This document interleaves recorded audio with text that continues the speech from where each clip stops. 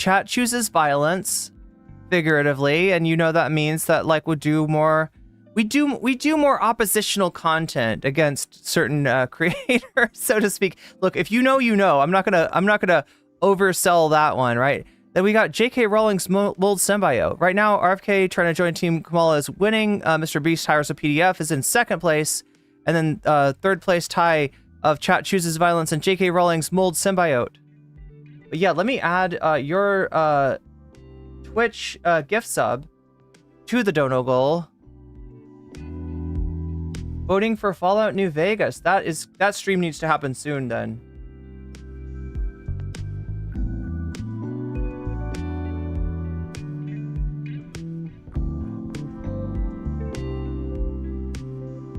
It's choosing diplomacy, but Israel style. That's great, Shakespeare. That's great.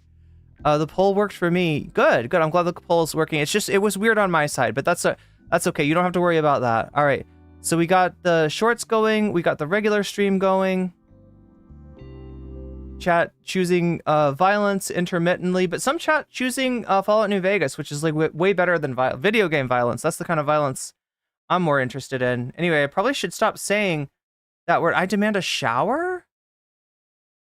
Like, did I take a shower on stream? Did I take you with me to the shower and stream from there? I need a waterproof phone for that. Let's see if that's on Throne. Let's see if that's on Throne.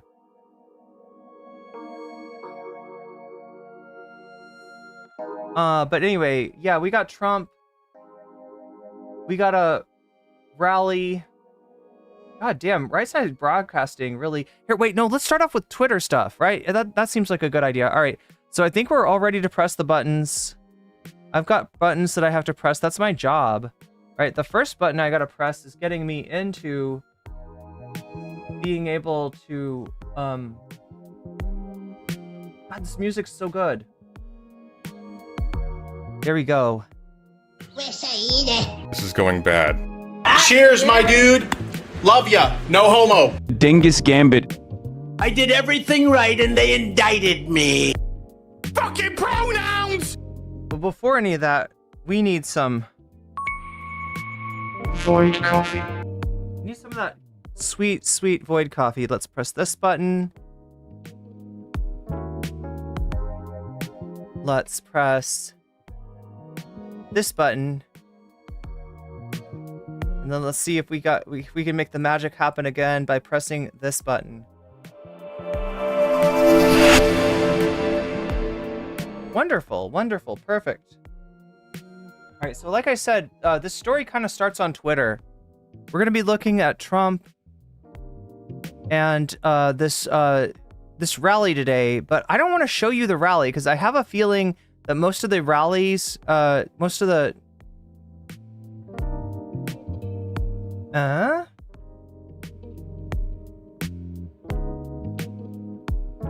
gonna have to type in this, aren't I?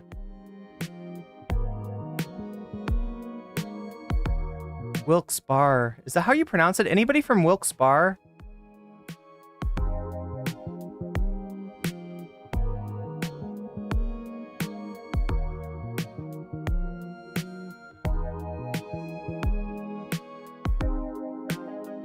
All right, so take a look. There's Trump's audience. Well, this is kind of backwards, isn't it? So first we got a picture of the audience. Now, you know, this is as the rally is going on. Audience is exiting as he rambles incoherently.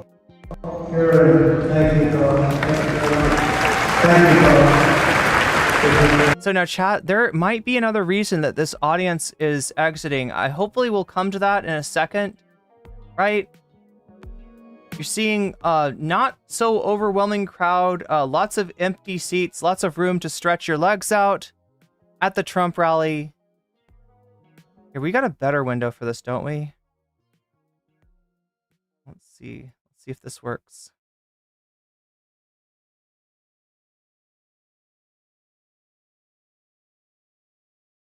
I think we're good here. Yeah, that'll work.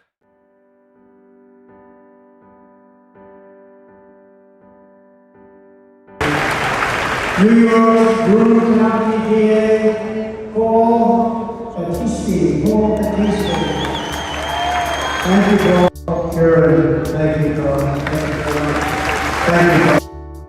yeah, we got people leaving the stadium. What else do we have? Tim Waltz fills up an entire stadium in Omaha, Nebraska. Donald is failing to fill even a small arena. Trump's rally starts in 3 minutes. And this is the crowd. This is 3 hours ago.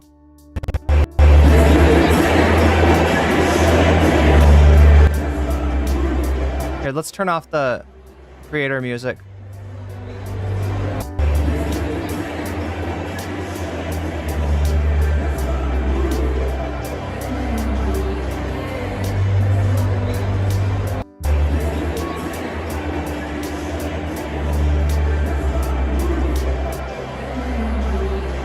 No, why you got the music?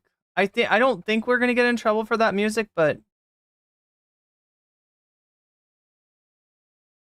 wait, he's in Pennsylvania? Spice Girl. Welcome, Raiders.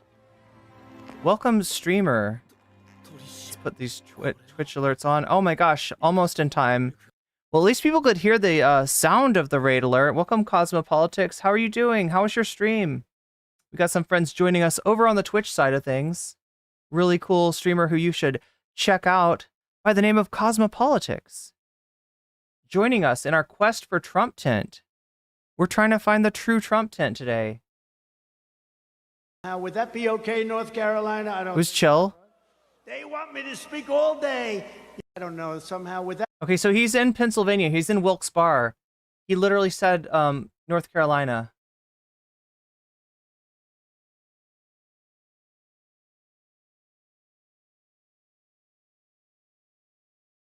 I have to say, Miriam, I watched Sheldon sitting so proud in the White House when we gave Miriam the Presidential Medal of Freedom. That's the highest award you can get as a civilian. It's the equivalent of the Congressional Medal of Honor, but civilian version. It's actually much better because everyone gets the Congressional Medal of Honor. That's soldiers.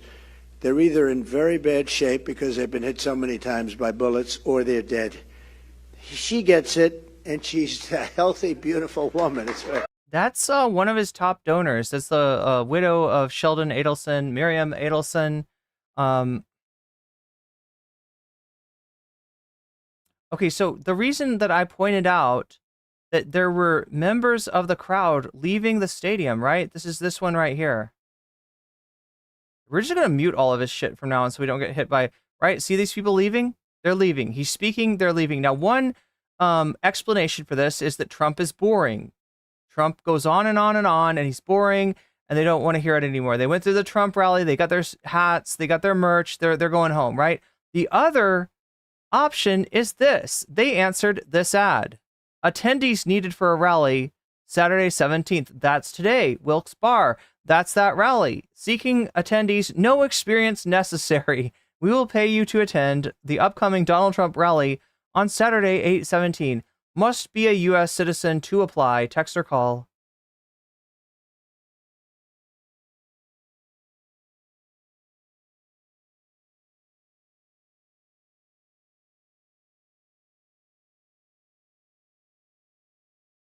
This is the Harris Waltz rally here.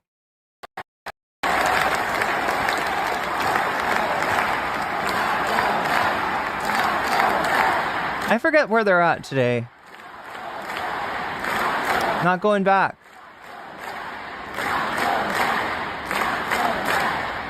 And it looks like a capacity crowd. Kind of reminds me of like a VTuber concert because they got the flashy things. I guess with the VTubers, they'd have the like the glow sticks that you. Trump is behind the kid behind Trump's magic ear. It seems nice. What is that? Okay, I don't know. Oh, now check this out. This is Right Side News, I think. Right Side Business Network? I don't know. RSBN. This is a right-wing network. So, like, they're at the Trump rally. We saw how much empty space there was, right? Listen to their explanation. I would say, you know, like you said, behind us there's a whole area that's like roped off, so you can't even, nobody's allowed there. But there's only one little section on that side, one section on that side. I will say some of the mainstream media have said it's 60% full. I said it's more like 85 right now, 85%. Not because you can't count the area that's not allowed to be used. You can't count that. So, and it's only one section. So there's only two little sections, and then of course all the way up there. So here's what's happening. I would. Anyway, yeah, you can see that. That's their explanation.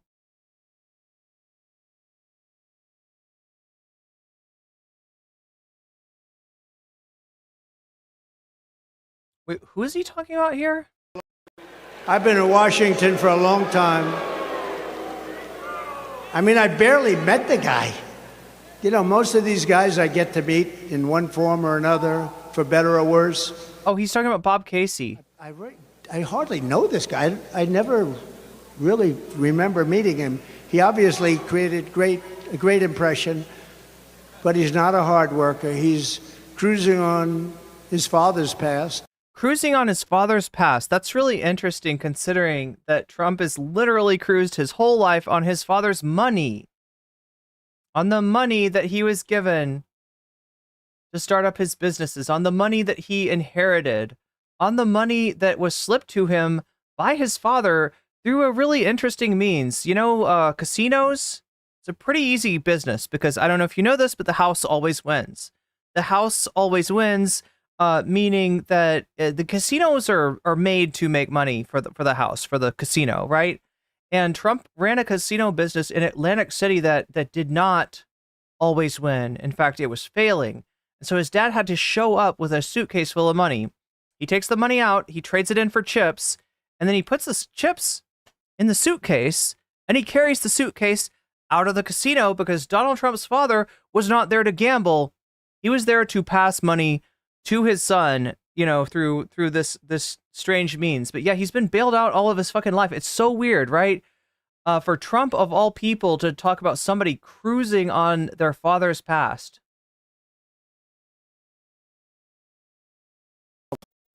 They're all horrible. These are horrible human beings. But who treats me the worst? ABC fake news treats me the worst. And that's where they want it, where her best friend, it just came out the other day, nobody told anybody about this, is the head of the whole deal, right? But I'll probably say, I'll take it. Because you know what? Wait, but he already said that he'll take it. Do you know what this is? This sounds like him trying to back out. Like, this was the debate, if it's the September 10th one, this was the debate that he agreed to with Joe Biden, then backed out of when Joe Biden quit the race. And then after Kamala was giving him shit about him, calling him a coward, he agreed to again. But now he's got cold feet. Which one is it, Donald? Are you going to show up for the debate or are you not? Here we go. Yeah, that's the same Craigslist ad. Tim Walz. Okay, it's Omaha, Nebraska, where Tim Walz is right now.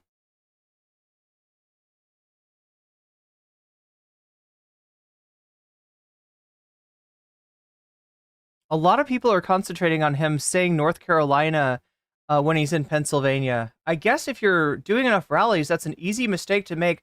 But chat, Trump has not been doing that many rallies lately. He used to love this stuff, but now it feels like he's lost a step. He's lost his energy. He's lost his mojo. Chat, it's almost like somebody's like sucked out his mojo. I don't know. Is that how mojos work? Can they be extracted with a large hypodermic needle? I'm pretty sure that's how mojos work. More empty seats. So, yeah, I mean, you get the gist of it, right? This is Omaha again. I think we already saw this one. Wait, did we see this one?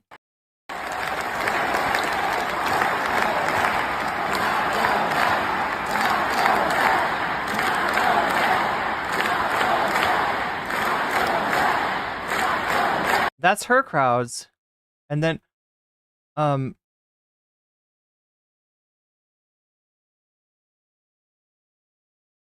these are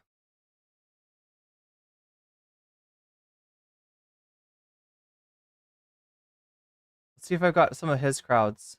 Oh, there we go. These are his. These are his crowds.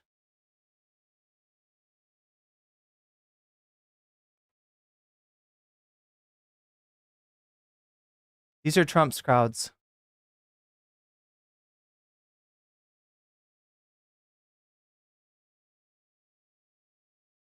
Have I heard of Vermin Supreme? Yeah, Vermin Supreme's great.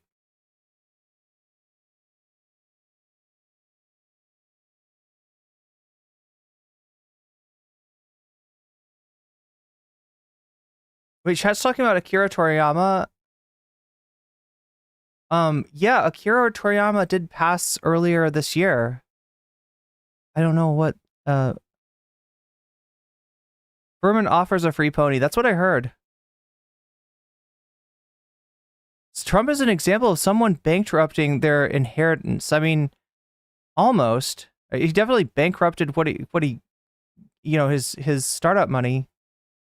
Good Citizen says Joe Rogan is not funny. I mean, I'm sure he could be funny, but usually you're laughing at him and not with him. Oh yeah, we live in a simulation. That's right. These aren't real. None of this is real.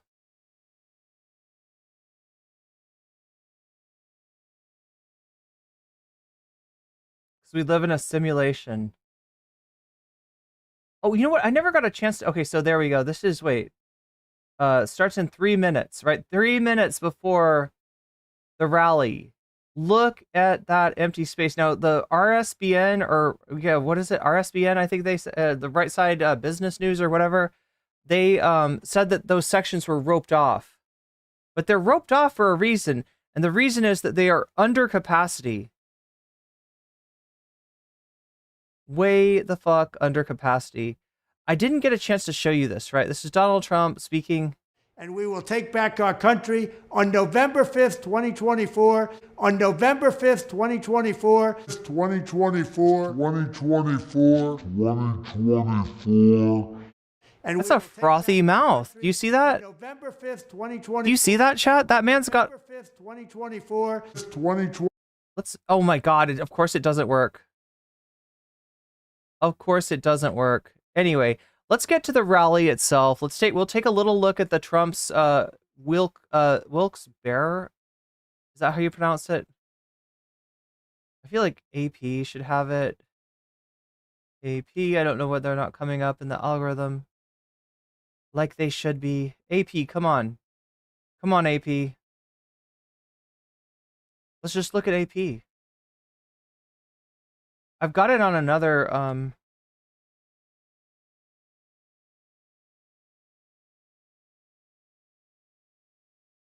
a trail.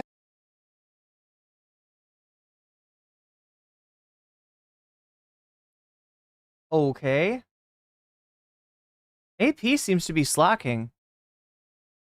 Anyway, we'll leave this open because they got the 2 days ago New Jersey press conference. Which one are we looking for? Oh no, that is the New Jersey one.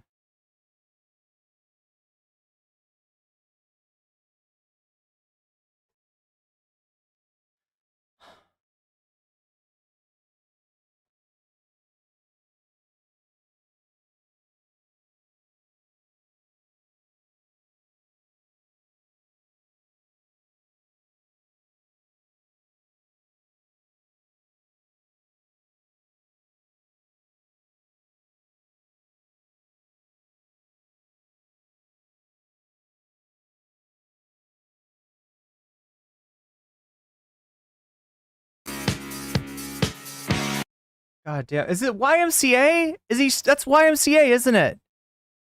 Trump is starting with YMCA. That's what the trolls came for, the YMCA. That's why they're here. They're here. They're now. They want to dance to the YMCA, but they can't because it's copyrighted. I'll get in trouble, chat. I look, Shorts. I know that all you trolls, you want to hear YMCA. You want to see Trump do his little dance, his little thing where it's like he's kind of like pumping his hands in a interesting and familiar way. What is he doing there?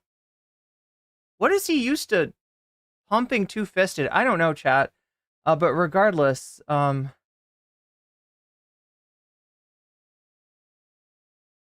Let's bring our big, beautiful boy out here. We got, that's, God bless the USA, right? He's like vibing. He's vibing. Wait a minute. Yeah, so this is Wilkes Barre.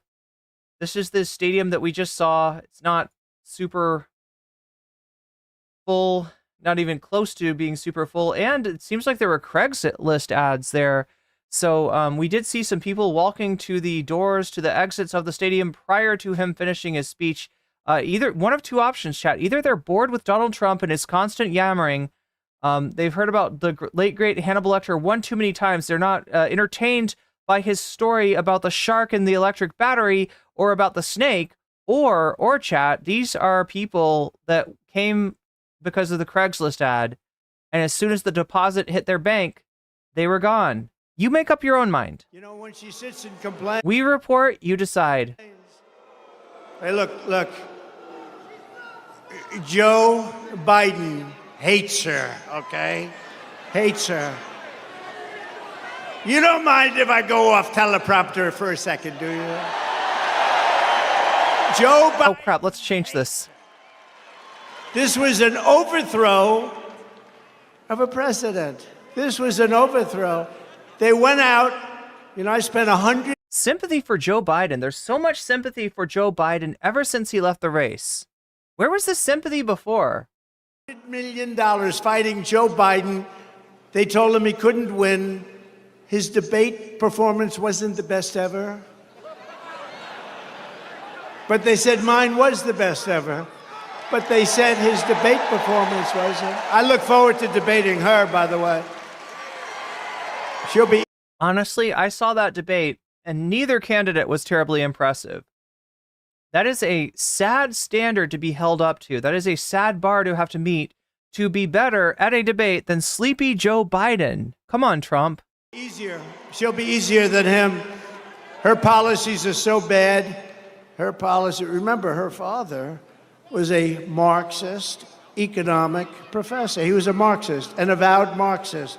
This is not what we want in this country. Yeah, fuck professors. Like, come on. Education? Fuck that. That's nerd shit. And think of it. Does anyone here feel richer under Kamala Harris and Crooked Joe?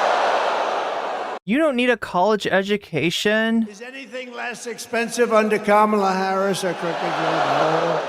No. It's been devastating. Inflation has been devastating under this group of people that have no idea what the hell they're doing. Are you better off? Shakespeare says the fact that even Nick Fuentes gave up on Trump says a lot. Well, we'll be going over, maybe not Slippery Nick, but some of the other right-wingers who have not necessarily given up on Donald Trump, but are expressing frustration with his strategy, are expressing frustration with his campaign, are really worried as they do not want to see Waltz and Kamala take the presidency in November. They're really worried that that seems to be the road that everything is headed on. Who said that hat is a choice? God damn, that's a choice. God damn. Is that a femboy? Am I just imagining things? Femboys for Trump, chat. Femboys for Trump. Why are there no Johnny Joestar femboys? I feel like this might be one. Off with Kamala and. But Johnny Joestar doesn't wear a cowboy hat. He just wears like a hair rag with a horseshoe on it. Biden than you were under President Donald J. Trump. Shorts is always a workout. That's true, especially today. I don't think so. You know, they do polls on this stuff, and I'm at like 93%. I said, so why are we having an election? Wait, you're at 93% of what? They didn't have an election. Why are we having an election? Wait, what's he talking about? I gotta see this. He's talking about his primary, maybe? People that have no idea what the hell they're doing. Are you better off with Kamala and Biden than you were under President Donald J. Trump? I mean, it depends on if you've erased 2020 from your memory. You might be tempted to think that, right? Because the whole country went through something pretty fucking major around 2020. and shit has not been the same since. You might be tempted to think that if you can just write that whole year out of your memory, or better yet, if you can trick yourself into thinking that presidential terms are every 4 years, right? So 2020 must have been Joe Biden's. Joe Biden must have been in office in 2020. I don't think so. You know, they do polls and this stuff, and I'm at like 93. Do I even like Trump? I love Trump. Trump is great. I love that this guy exists. I love that merch like this Trump Vance cowboy hat exists. I love that femboys for Trump are a thing.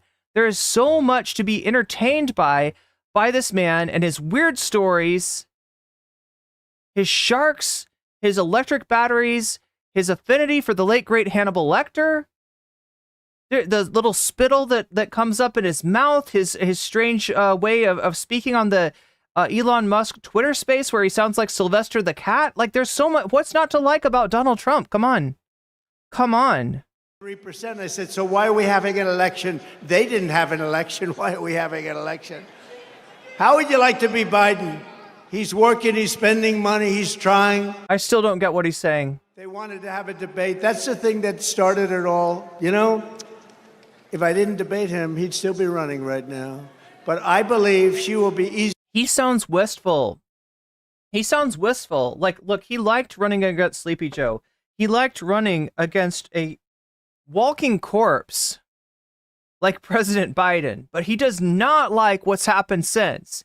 He does not like that within the space of like less than a month, he went from being the massive favorite in the markets, in the polls, in everything, the massive favorite to win the election in November. He went all the way from that to being the underdog, which he is now. He is now not favored. He is not winning the general election. He is not winning the swing states. He is losing on every possible metric that one could be losing on, including his rallies. This thing that he used to flex. Well, nobody's got rallies like me. Sleepy Joe can't do rallies like me. Sleepy Joe throws a rally. He's lucky if 2,000 people turn up. I throw a rally, the whole stadium, the whole freaking stadium. And look at him now. Look at this man now. Let's take a look at his whole ass stadium. Look, oh shit, that's not, nope, don't look at this. Don't look at that. Nope, pay no attention. Pay no attention. Pay no attention. Omega Star says his cold black heart is broken. That does seem to be the case at this moment. That does seem to be the case. Again, chat, I'm going to keep track of your donos. I will read those at the, you can keep making them. I just turned off the alerts for now. So if you don't hear your alert, don't worry. I'm going to get to that. Super chats over $5 though, I'll pay attention to immediately. So if you want to say something, if you want to get my attention, if you got something productive to contribute, or really just want to ask me a question in real time, a super chat of $5 or more will get you there. Less than $5, I will read it at the end of, I'll try to read it at the end of each segment as we go along with our Trump tent. So I will get to you, don't worry. And just make sure that when you donate to let me know which of these topics appeals to you, right? We got 4 topics you can check over in the full stream chat. In fact, I should leave a link for those that are watching on, Shorts. I should leave a link for you so that you too can join in the festivities and vote for our bonus topic, right? Full screen, sure. That's what we'll call it, dash and then space. There's 2 ways to get my full screen stream. One is through YouTube. You remember the address for the other one. The other is through Twitch. Twitch.tv/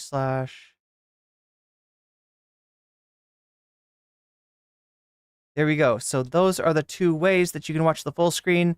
If you go to the YouTube one, though, that's where you can vote. So, yeah, let me know when you're donating which of these topics you want to see next, right? What do we have for today? Let me read it out to you really quick. We have RFK trying to join Team Kamala at 30%. We have Mr. Beast hires a PDF at 24%. We have chat chooses violence. That means you want streamer drama. You want streamer drama from me. You want me to dunk on my enemies live on stream, right? And we have J.K. Rowling's mold symbiote in tied in 3rd place along with that. So yeah, just make sure that when you donate, no matter what kind of donation it is, it's on if it's on YouTube, if it's on Twitch, if it's through donating to the wait, do we have this on here? Donating to Throne. Right now I've got a chair on there if you want to save my butt, literally save my butt because my chair broke, right? If you want to help me replace that, you can donate on Throne. There's a few other things on there too. Signups for Patreon, of course, and the links down in the description. Just make sure the key is, did I catch your gifted sub? I did, and I just needed to know where that was going, actually. But yeah, just make sure to let me know when you donate, where you want that money to go, and I'll put your money where your mouth is. You'll actually add points to the topic of your choice. Anyway, let's get back to the content. Let's get back to the Trump tent. Easier to beat than him because she's a Fallout. I gotcha. left lunatic. And with him, he never really believed it. Of course, I don't know if he knew anything. I'm not sure. But he didn't really believe it. She totally believes it. She wants to destroy our country. With 4 more years of Kamala, your finances will never recover. They will only get worse. They're only going to get worse. The stock market, and you have some of the most brilliant people on Wall Street saying this, the stock market is only up because they think I'm going to win. And if we don't win, according to many... I'm sorry, Trump, but I got to undermine you here. You're not favored to win by the betting markets. People that you're not favored to win. That went out the door. I don't know how old this guy has to like go in terms of to find like, you know, positive press. He's like crypto posting here. He hasn't been favored by the markets for a very long time. But like, here's what he said. The stock markets are going down because of Kamala and because of Obama, and everybody's going to be poor because of them, right? And then the stock markets corrected. They went back up. So then he's like, well, no, they're only going up because the stock market believes that I'm going to win, even though you're less favored to win than you were before when you said that, right? You're going down. Your poll numbers are going down. Your chances of winning are going down, right? It's not looking good. It's like, look, if I were to quote my good friend President Sunday, I would say this is going bad. This is going very bad for Donald Trump. Many people, including one of the greatest Wall Street... The latest, the greatest. Prognosticators, the Hannibal Lecter, folks. He's the greatest Wall Street prognosticator. He'd like to have you for dinner. He'd like to have you... Sorry.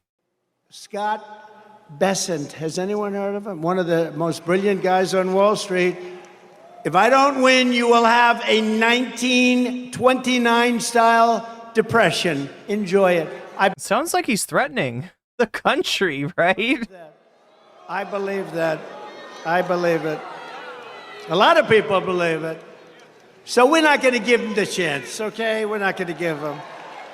And you're staying... Them boys for Trump back there. It's going to be ruined anyway. She's totally anti-fracking. She's been anti-fracking and anti-drilling, anti-oil and gas from practically the day she was born. All of a sudden, a couple of months ago, she said, oh, I'd love to have fracking. Now, she won't have fracking. Vote Trump, and your incomes will soar, your savings will grow, young people will be able to afford a home, and we will bring back the American dream bigger, that we are going to bring it back. Bigger, better. Front row Joe. Are you saying you're going to build back better? Bigger, better, and stronger than ever before. We're going to bring it back. Look at all these front row Joes over here. They're all front. It's very easy to be a front row Joe at this particular event, chat. Again, this is the event that he's at. The cameras are focused at a very particular spot here. You can see how tight those cameras are, right? We're really zooming in because we don't want to see the bigger picture of the rally and of the Trump campaign itself. That's where he's at. Yeah, there's a lot of front row Joes. It's not too hard to be you can come right to the front row. It's not too hard. We have a couple of groups here. They're at about 222 events. Front row Joe, stand up, wave your hands. You guys are great. Patriots. But I have another group from a place called North Carolina. Has anybody ever heard of North? We love North Carolina. The beautiful ladies over there. This is number, what? 217. So this is number 217. And supposedly, they're happily married. How the hell does that work? Look at them. They're beautiful, and oh, there's a husband. Are you a husband? Who are you married to, husband? Oh, that was a wise choice. Beautiful, very nice. How do you handle it, right? How do you handle it? But they're great women, and they've been with us from the very beginning. They were with us from the beginning in 2016, when we had the 4 greatest years this country has ever had. They were with us then. Thank you very much. North Carolina. We're doing well in North Carolina. Thank you, darling. It's nice to not have. Okay, now wait. That was the other thing. North Carolina. Does he think he? Let's. Is this the thing that everybody's clipping? Are they from North Carolina? They were with us then. Thank you very much. North Carolina is from the beginning in 2016, when we had the 4 greatest years this country has ever had. They were with us then. Thank you very much. The 4 greatest years. You can say the 3. Again, the whole trick with Trump is he's trying to get you to forget that 2020 ever happened. He's trying to get you to forget what his leadership in a crisis is really like. He would like you to forget that. He would like you not to remember that. It is not convenient for you to remember that. North Carolina. We're doing well in North Carolina. Thank you, darling. It's nice to not have to travel to California and other places, right? Again, I don't know. Twitter's saying that he thinks he's in North Carolina. I guess that wasn't super clear. I don't know where else he's taking his prompt from, why he's bringing up North Carolina. This is a Wilkes-Barre rally in Pennsylvania. Yesterday, Kamala laid out her so-called economic plan. She says she's going to lower the cost of food and housing starting on day 1. But day 1 for Kamala was 3.5 years ago. Oh, is that how it works? Jeez, I didn't know that. Oh my gosh. I was under the impression, Donald, that vice president was a mostly ceremonial position, with the major exception to that being that if you're the vice president and there's a tie in the Senate, you get to be the tiebreaker. That's your role. That's what you do as vice president. I was under the impression that the vice president had very little sway, that there was nothing that the vice president could do in terms of telling the president, hey, I think we should run the country like this. Hey, your Gaza policy sucks, right? That even if the vice president does have a different opinion, there is very little the vice president can do. The vice president does not have the power because the vice president can be replaced by the president. The vice president serves at the president's behest. Oh, is this because his vice president? Is this because his vice president famously refused to help him steal the election, that he thinks that vice presidents are really fucking powerful? He actually put his vice president in a position where Mike Pence would lose his reputation, would be forever known as the person that threw us into a constitutional crisis. And Pence, despite the fact that he's an extremely rabid evangelical right-winger, didn't want to fuck up the country that bad. Didn't put his ego over the country. Did not want to be seen as somebody that was that much of a sore loser that they're going to try to dig their claws into the White House and refuse to leave. Yeah, that's why he thinks vice presidents are so damn powerful. Why didn't she do it then? Because she wasn't president? This is day 1305. We're at 1305. So why isn't she doing it now? Why doesn't she get away from her nice little place with her wonderful husband, go to Washington and do it now? You could do it right now. Why does she go to the convention? Because it's a rigged convention, obviously. She got no votes.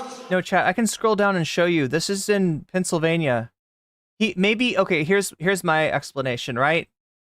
maybe he's got one scheduled in North Carolina and he's just mixing it up in his head because his brain doesn't work very well. Do you get what I'm saying? His memory's not serving him like it used to. He is experiencing the effects of his advanced age, and it's starting to show. He had 14, Sleepy Joe had 14 million votes. She got no votes. She failed. She was the first one out. She failed. He's combining the 2024 primary, right? I think with the 2020 primary. She never got to Iowa. But he's still coping. He still thinks he can run against Joe Biden somehow. He's finding any way he can to work Biden into his speech. Joe, Biden is not your opponent. It's Kamala Harris, and she's kicking your ass. You might want to wake yourself up, pull yourself out of your afternoon nap, and actually, I don't know, try to win the presidency? Or better yet, do the responsible thing, do the thing that's best for the Republican Party, and drop the fuck out. Because you, much like Sleepy Joe, are too old to run for president again. Great state, Iowa. We're going to win it big. The farmers love Trump, and I love the farmers. But she never got to Iowa. She was the first one to quit, and now she's running for president. I don't know. Somebody's going to have to explain our system to our many enemies all around the world. They're watching this saying, this place doesn't make a lot of sense anymore. Everything Kamala Harris says in her speeches is a lie. She gets up and just lies. I was watching her yesterday. There is a lot to explain about the American system, and it is pretty weird, especially the parties. And people don't realize this about both of the parties. They are private clubs. They are brands, right? They are stamps of approval that different people can vie for if you agree with their politics, right? You run in the primary, you get voted on, but then if the person who wins the primary decides that he is actually too old to run again, that he can't do it, that he can't keep Medicare and COVID straight, he mixes those two concepts up in his mind. He can't keep Kamala Harris, vice president, and Donald Trump straight. He mixes those two concepts up in his mind. He can't keep Volodymyr Zelensky and Vladimir Putin separate in his mind. He mixes those concepts up that maybe he can't run for president again. And so he drops out. So what's supposed to happen? Do we default it to the Republican then? What happens? What happens is that the delegates vote, right? And they pick a candidate, the same thing that happened before. Only now the person that won the primary is not on the ballot, so they've got to vote for someone else. And when they look at their options, they choose Kamala Harris.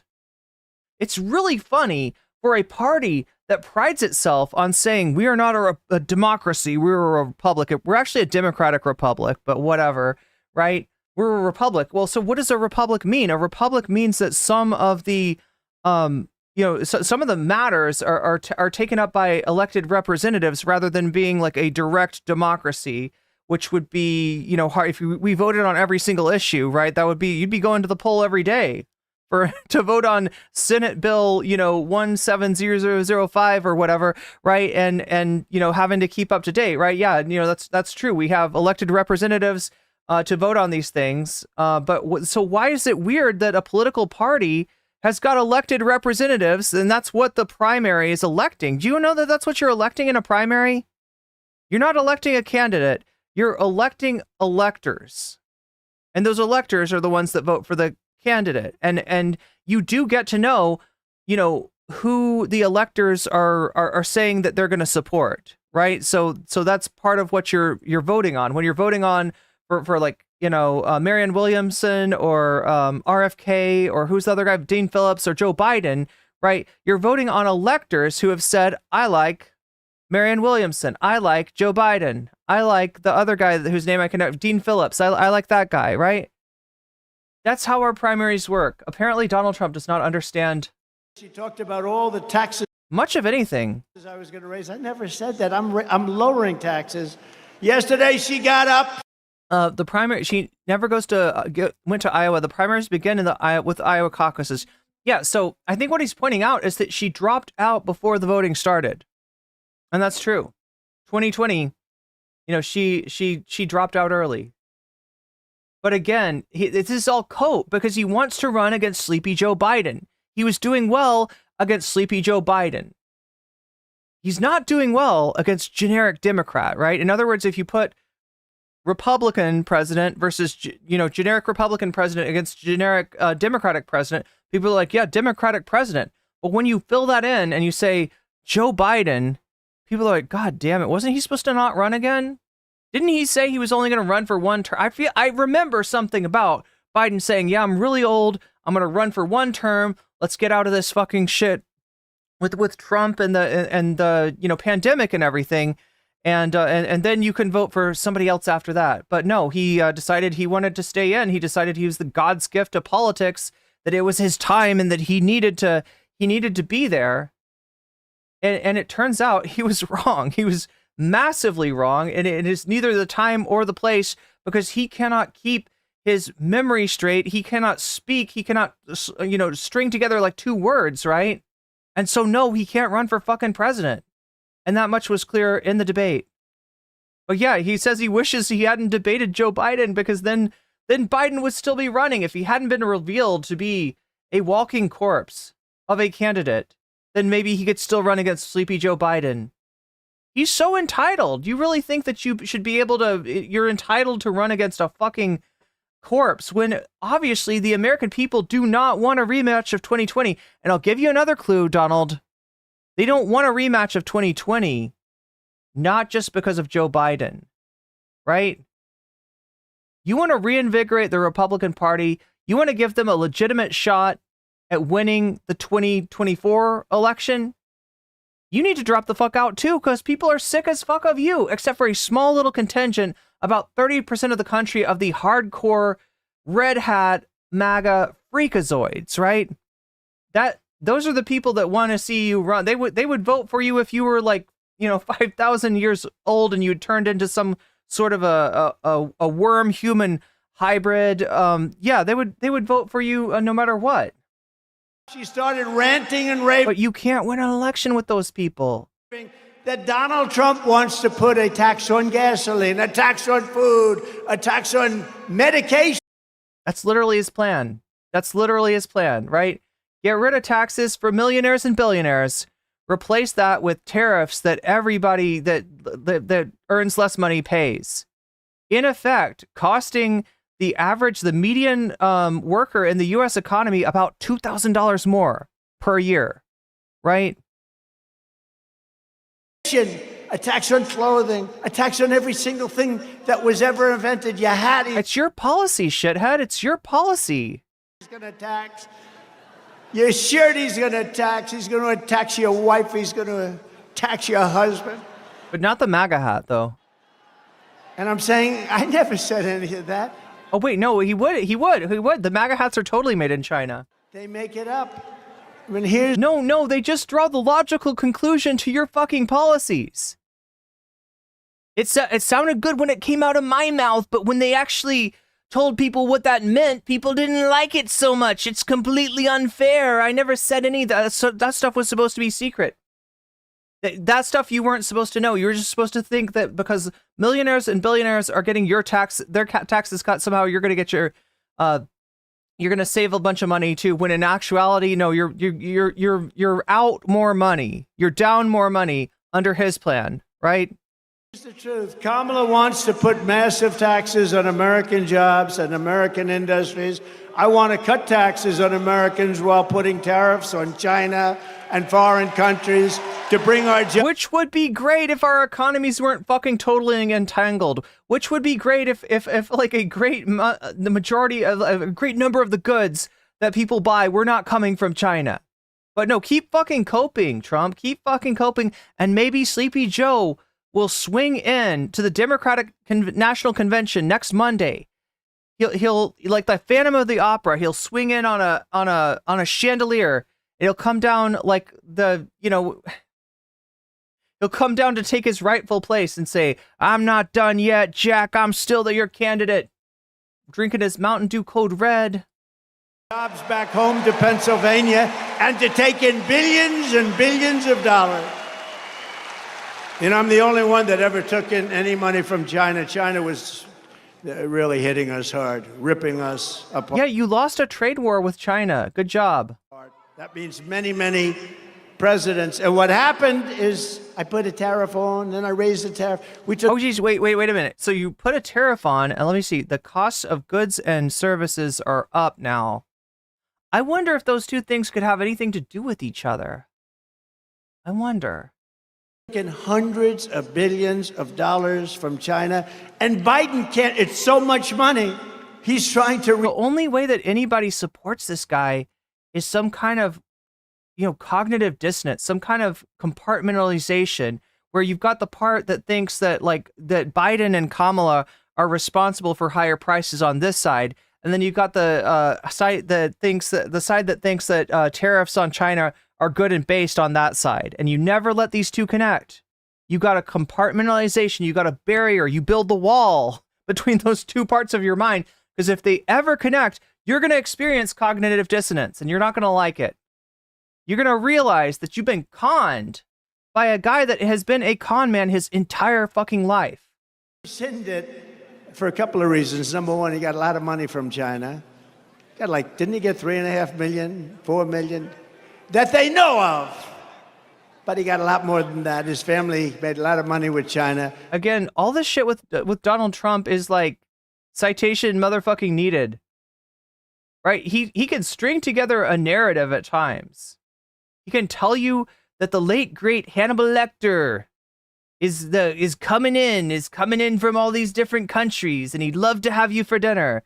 He can tell you that all these other countries are opening up their asylums and they're letting in Hannibal Lecter, but he can't show it. He can't prove it. He doesn't know what he's fucking talking about. He can tell you that the immigrants are causing the crime rate to grow up, but when you actually look at the rates of crime between undocumented people and citizens, you see that citizens actually commit crimes at a higher rate. So no, immigrants are actually lowering the crime rate, right? It's so... He wants to get rid of the tariff, but he can't because there's so much money they can't do anything with the budget. A tariff is a tax on a foreign country. That's the way it is, whether you like it or not. A lot of people like to say, oh, it's a tax on us. No. If you're buying the goods and services, yes. If your economies are intertwined, yes. If your source for lots of goods that you need to buy is another country, then yes, that is a tax on the fucking consumer. What the fuck do you think? This is basic capitalism. No.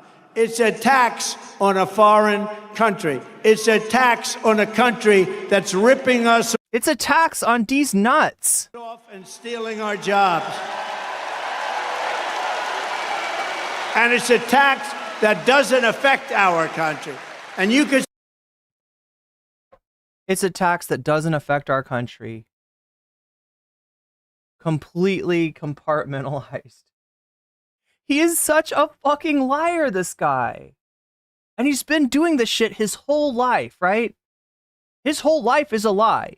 His whole brand is a lie. The fact that people think that he's a good businessman is, in fact, a lie. What has he done as far as business? He was a real estate magnate. He fucking lost his ass on that, went bankrupt. He was a casino owner. That's a pretty easy business to do. That's a pretty sweet spot to get. Like I said, the house always wins. You've seen movies like Casino where they're just skimming money off the top, right? There's lots of money to skim. But Donald Trump somehow loses his ass in Atlantic City, has to be bailed out by his dad. The only thing that this guy has ever done that he's been successful at is be a reality show star. In other words, lie about who he is. Lie about everything. Create a fake situation in order to entertain the masses so that the networks don't have to pay writers to write a show because, yeah, reality shows write themselves. See hundreds of billions of dollars of tariffs on other countries also. I took in hundreds of billions and nothing happened to us. They make less money. And you know what? Our jobs come back. Nothing happened to us. Prices are way too high. Nothing happened to us. People can't afford shit. Which is it? Which is it, Donald? Because there's no tax if they build their factory in Pennsylvania. There's no tax if they build their factory in the United States. So what do they do in order to avoid paying the tax? They say, let's build a place over here. No tax. Come on over. Wait, okay, so then I guess we should be all doing really well and wages should be way up. Oh, wait, they're not. Oh, wait, they're not. Oh, wait, wages aren't up. Wait, what's up with that, right? Wait, no, wages haven't been up since the 70s if you adjust them for inflation? So you're telling me the American worker who is producing vastly more wealth for the companies that they work at, right, whose productivity has gone way the fuck through the roof, you're telling me that these people that are making more money for their employers are not getting cut in on some of that money since the 70s? You don't say. I love it. Just hire up people. That's all you have to do. It's very simple. You know, as we speak, and this really goes to Michigan more than you, but I look at Michigan and South Carolina, a lot of other places that do the auto stuff, and they are building some of the biggest auto factories in the world right now. In Mexico, right off our border, they think they're going to make cars, not pay any tax, and sell those cars into the United States. Not going to happen, not with me. They're building some of the biggest auto plants in the world. So look, if you were hoping that maybe after the pandemic, when car prices, used car prices, new car prices went through the roof, if you were hoping that maybe car prices might come down a little bit, you might be able to afford one, I'm sorry. This guy's just gonna raise prices on you. And you know who owns those auto plants? Like the idea that like the industry just all of a sudden moves, right? That you put a tax incentive in place and a country which has had all of its industrial infrastructure just stripped out of it since the 70s. All right, if we're being real. So deindustrialization came to the United States in the 70s. And it's just they're just gonna move all the factories and they're gonna move all the everything, and it's just gonna happen overnight, and all of a sudden the American worker's doing really well. No, the American worker's doing really well for their bosses. The American worker's making a lot of money for the companies that they work for, but they are not taking home any of that pay. Because we have lost the will to regulate American corporations. Because guess who owns the government? Guess who's owned the government since the 70s? You get money in politics, and your politics gets dirtier and dirtier and more corrupt. And this guy came to office in 2016 to do what? Drain the swamp. To get rid of the corruption. But chat, he is the corruption. And he's not just the corruption, he is the metastasization of the corruption. He is the crystallization of this corruption. He is the worst of the worst, the most corrupt of the most corrupt. And in 4 years in office, trashed the fucking country. Turned the Supreme Court into a corrupt, illegitimate organization with his nominees. And what did that cost us? Well, shit. If you're in certain states, your reproductive autonomy, because there's no Roe versus Wade anymore. And so now states can do what they want. We got the states' rights when it comes for, and some of those states' rights are the rights to pull you over if you try to go to another state to get an abortion because your state has outlawed that, or your state has some weird regulations around that. They will literally like pull you the fuck over and arrest you. They're built, they're made, and being built in Mexico. You know who owns them? China owns them. He loves saying China. We're back to China. You got to say it right, though. It's China. You got to say it like that. China's very smart. I had a good relationship with President Xi. When COVID came, that was the end of that relationship. But I had a very good relationship. But we took in hundreds of billions of dollars from China. Think of it, Bush, Barack Hussein. Did you ever hear of Barack? Barack, what? Have you heard of him? What? Oh, excuse me. What did you just say? He's very smart. I think of it, Bush, Barack Hussein. Did you Barack Hussein. Did you forget his name? ever hear of Barack Hussein Obama? Have you heard of him? Did he say her? What is Trump yapping about? There are those that think he is currently running the country. Does anybody think? I don't know. I don't know that that's true. We know it's not. I don't know that that's true, folks, but I'm going to throw it out there anyway. There is those that have said that Barack was not born in this country. Oh, wait, it's standing right in front of us. It's him. It's him. It's him. It's him.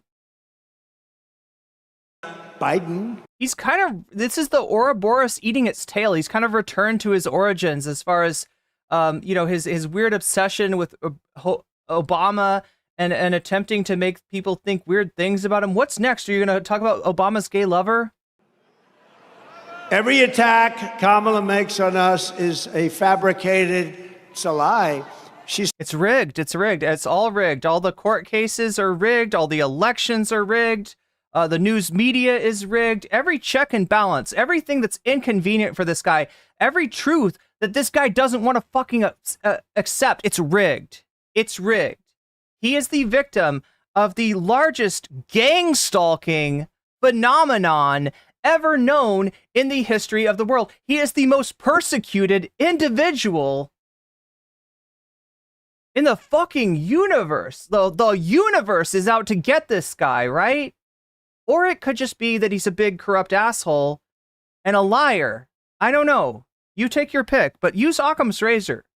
Choose simple, right? Because that's the most likely thing to be true. Sort of a bad story. And you got to really do some mental gymnastics if you want to justify this asshole, this narcissist persecution complex. If you really want to buy into that, right? If you really want to buy into his delusion and go down that syphilis rabbit hole with him, go stare into that fucking void in his eyes, right? You're really going to have to do some major mental gymnastics, but I'm sure you're up to it, Trumpies. I'm sure you're up to it, MAGA. You ready? Let's go. Tell her. She doesn't know how to tell a story very well, but she gets caught. She gets caught up in her own words. She's not a very good wordsmith, they say. I don't know. We're going to find out. We're going to have a debate at some point. They gave me the word. She's not a good wordsmith. Then why are you losing to her?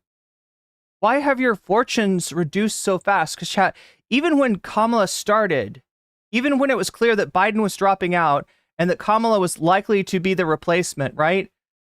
She wasn't beating Trump in the beginning. Trump was still ahead.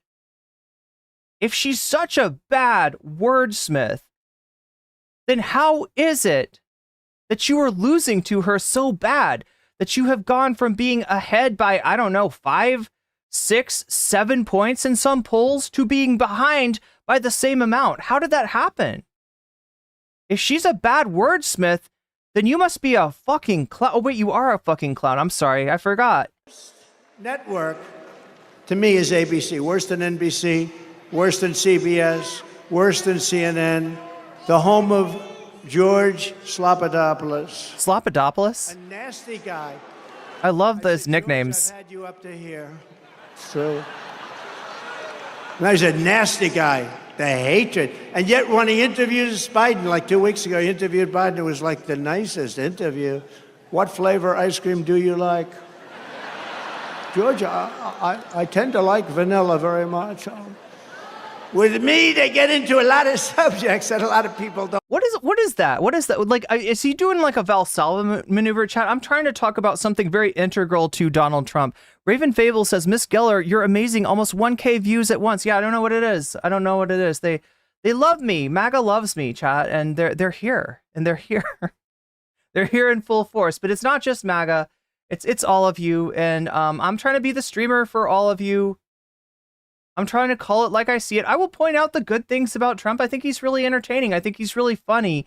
Most of the, laughs, I got to admit, are laughs that I'm having at his expense, right? But I appreciate that this mutant that is Donald Trump exists. right? He's a lot more funny as an entertainer. He would be a lot more funny as a reality star than somebody like actually wielding the levers of power in the government, right? But chat, it's not going to be long until he has to find something else to do with his time, and maybe he'll go back to his reality show. But yeah, thank you, Raven Fable. Stolen election? Oh no. Oh no. Have we got some delusion in chat right now? Are you still coping about the 2020 election that Donald Trump lost? I asked you.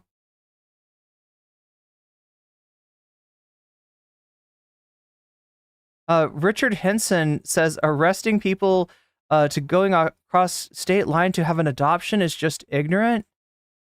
I'm not sure what you're saying about that, Richard Henson, but I'm talking about an abortion.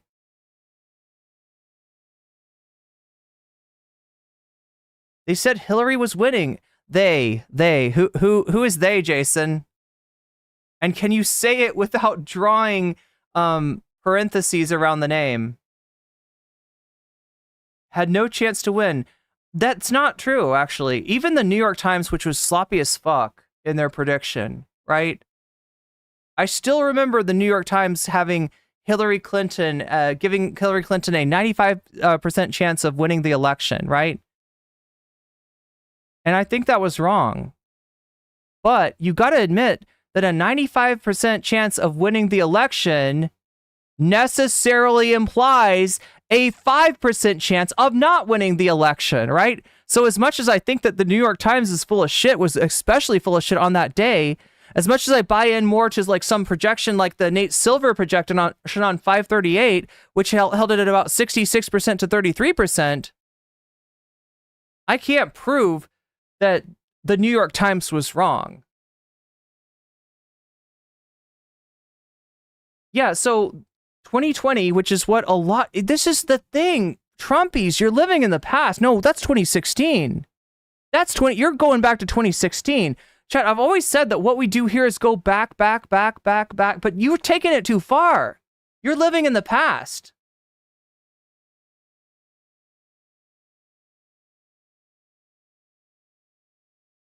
'16 is what you're talking about, right? That's an election that Hillary Clinton won the popular vote by 2 million over Donald Trump.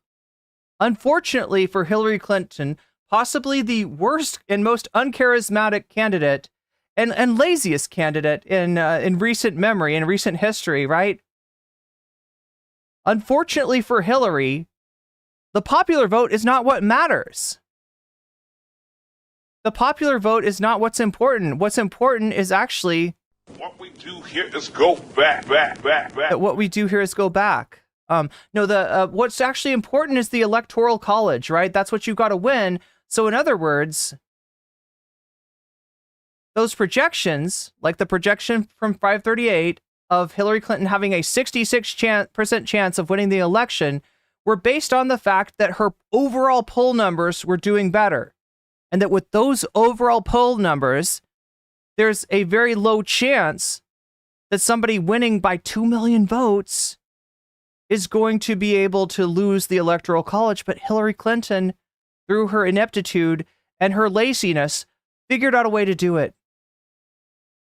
She'd gone to Wisconsin, things might have been different for her, right? Instead, she took the union vote for granted. Oh yeah, those unions, they always vote for the Democrats and we can treat them like shit and we can throw them under the bus and they're still going to vote for us at the end of the day. You like my Hillary Clinton? You think that I just make fun of Trump? Fuck no. Fuck no. Fuck no. I make fun of a hell of a lot of Democrats, especially Hillary Clinton. Especially Hillary Clinton. But yeah, she's a loser. What can I say? I will not argue with that. Hillary Clinton is a fucking clown. And if she wants what's best for the Democratic Party, she will stay silent as much as she possibly can. The less that people see of Hillary, the better. He still wants to talk about Hillary Clinton. He still wants to talk about Joe Biden. He still wants to talk about 2020 and yes, 2016. I don't think there's any reason to give him that chance. There's no reason to give him that opportunity. But I don't blame you for trying, chat. You gotta with Look, if you're holding out hope for this guy, you got to clutch onto anything you can. In 2016, reliving the glory of when 4chan memed Donald Trump into the presidency using the magic of Keck. I guess that's all you got. I guess that's all. That's what you're down to. I don't like talking about, but ABC's the worst, and that seems because they won't do it on Fox. They've turned down the Fox. You know, I've approved 3 debates. They've approved 1. The only one they've approved was their network, and now it came out in the New York Times, of all places, that the head of the news and the head of the whole thing practically is Kamala and her husband, lovely husband, best friend. Again, thanks, mods. Are best friends with Kamala and her husband, and I'm supposed to do the debate. But you know, with Biden, they thought I wouldn't do it, so they offered me something that I couldn't accept. I look like someone who would use 4chan. Thanks. They said the debate is at CNN in front of no audience. So far, I'm 0 for 2. And I see they didn't want to do the debate. That would have been a good idea if they didn't do it, but I was going to accept anything. And I guess we'll do it here too, right? We'll accept anything, because otherwise she's not going to debate. She doesn't want to. Oh, wait. Did we hear him trying to weasel his way out? Chat, is he being a weasel again? Weasel. This guy's a weasel. This guy's a weasel. This guy's a weasel. He accepted that debate twice now, right? He's accepted that debate from Sleepy Joe, that debate with ABC that was going to happen on September 10th. He accepted that from Sleepy Joe. Kamala replaced Sleepy Joe, and he said, I don't know, I'm not gonna. He pulled out. He fucking got cold feet. He was a coward. He ran like President Sunday. He ran from that debate, and then only when everybody called him on it, when everybody called him a fucking coward, did he say, okay, I'll do the debate, right? And now he's trying to back up. Listen to what he said. We saw this in the clip earlier, right? That would have been a good idea if they didn't do it, but I was going to accept anything. And I guess we'll do it here too, right? We'll accept anything, because I guess. No, you've already agreed to it, right? It's not an I guess unless you're trying to pull out of it. Unless you're gonna weasel your way out of it once again. Otherwise, she's not going to debate. She doesn't want to debate. But they said CNN and no audience, and we want to have you sit down. I objected to that. They wanted us sitting behind a desk. I said, give me a break. We have to at least stand for the American public. Wouldn't that be nice? I love the American public so much. I would never sit down when I could stand for the American public. So that was the only thing. And I would have done it if they insisted. Is it because he sits down weird, do you think? He does everything weird. Like, he drinks weird, right? Chat, when I drink, you know, it's something like, it's water. It's not that hard to drink. But when Trump drinks, it's kind of like this. Look, this is how Trump drinks.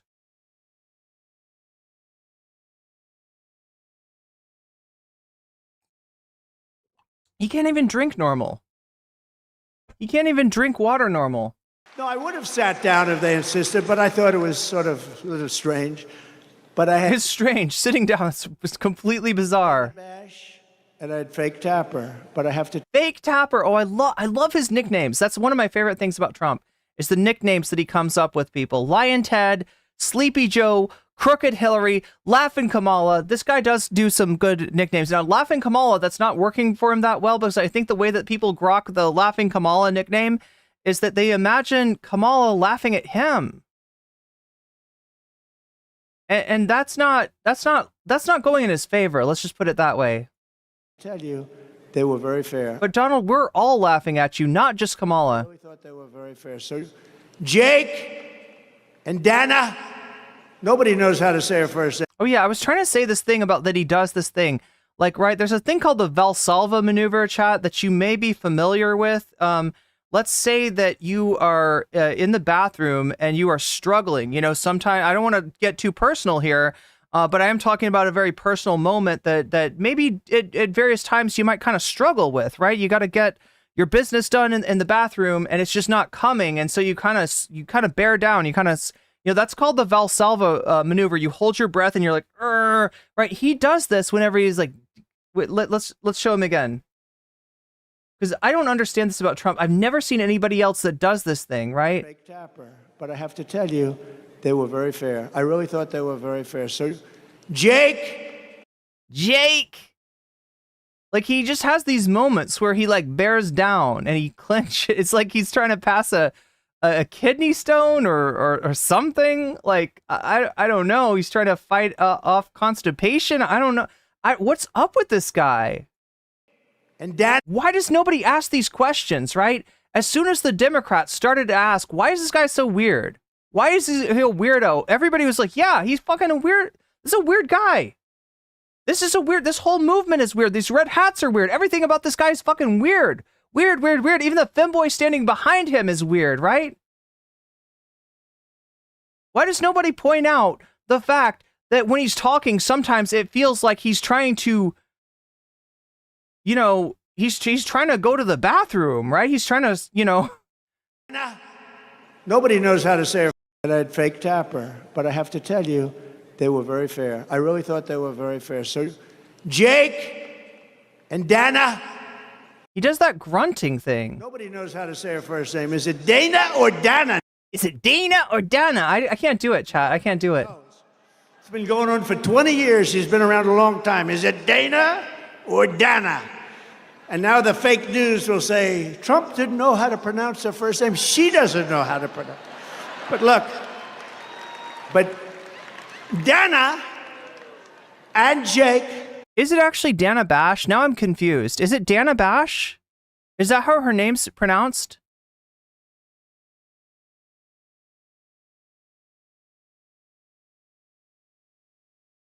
Is it Dana Bash? Should I look this up? Is it actually Dana? Now I'm confused. Can anybody confirm this for me?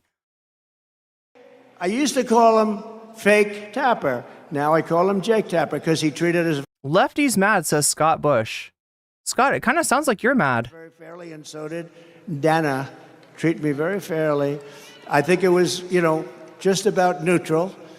But he kept saying, he gave very short My TDS is showing, his diaper is showing. Come on, try harder. answers. Try harder. Really doing too well. And I kept saying, I'll take it. But what happened? Sir, you have 92 seconds left. This is not what he wanted to hear.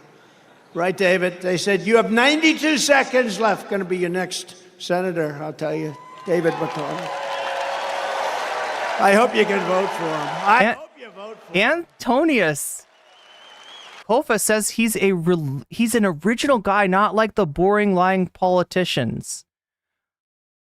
I mean, that's an original spelling for politician, but I'll give you that. He's not boring. I will give you that. He is in no way boring. There's nothing boring about this guy.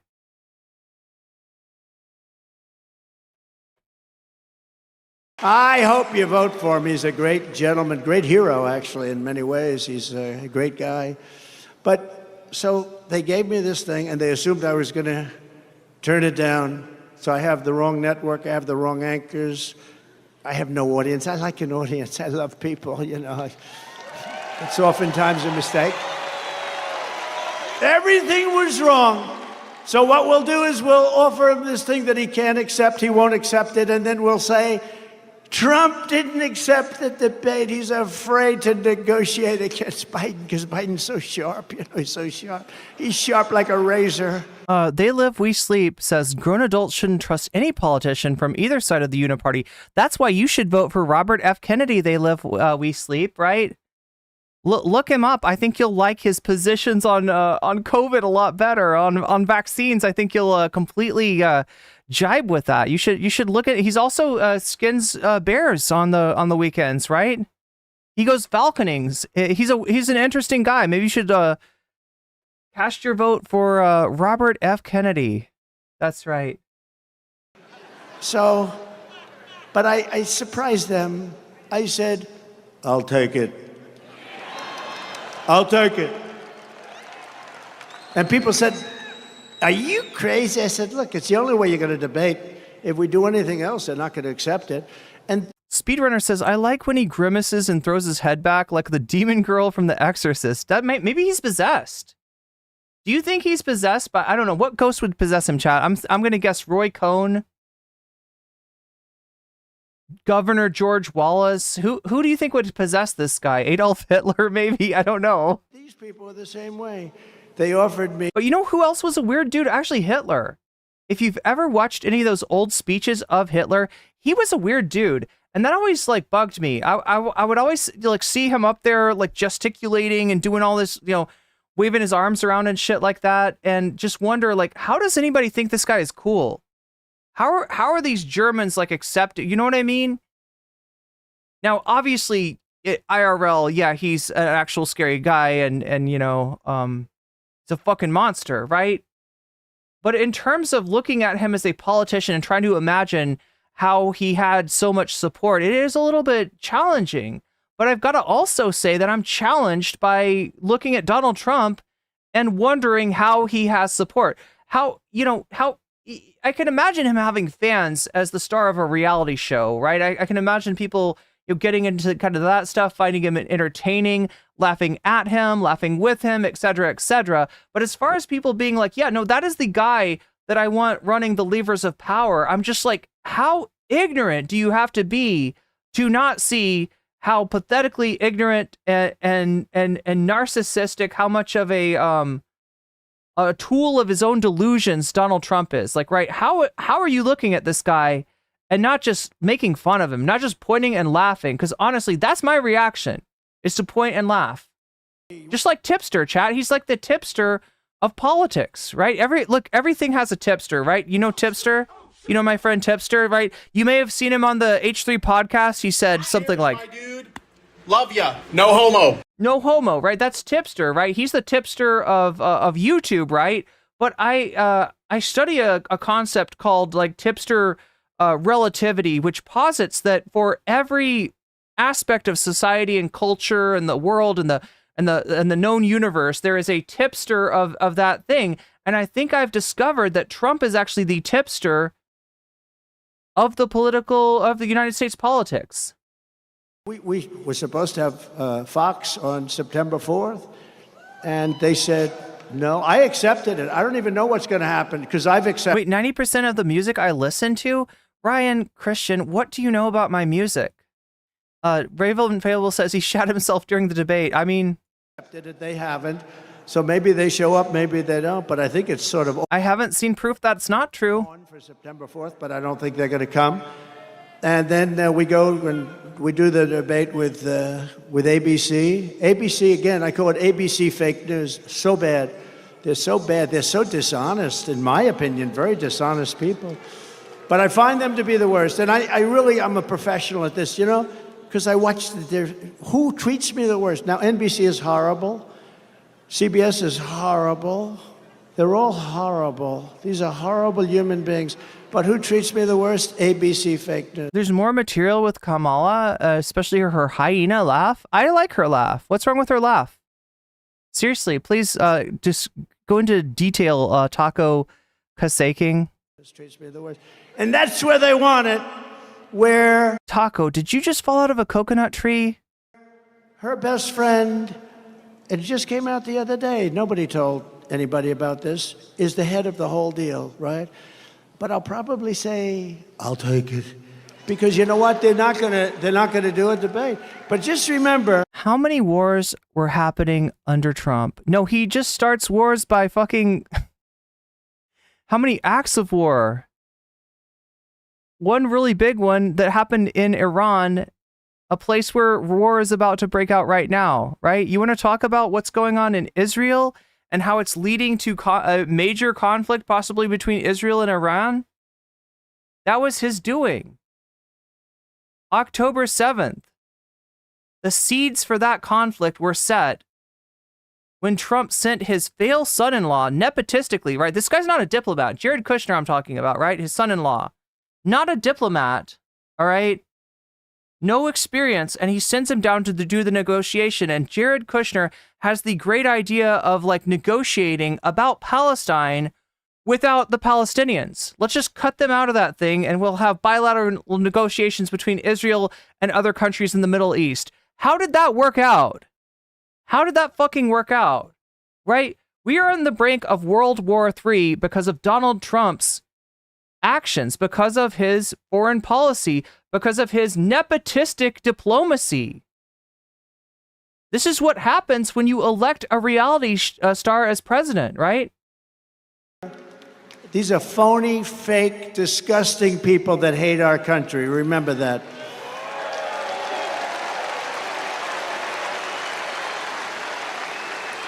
And also remember that every attack that we make on Kamala is something that she said on tape or something. That's been happening for 70 years. I'm sorry, slow start, but that's kind of a fatalistic viewpoint on it, right?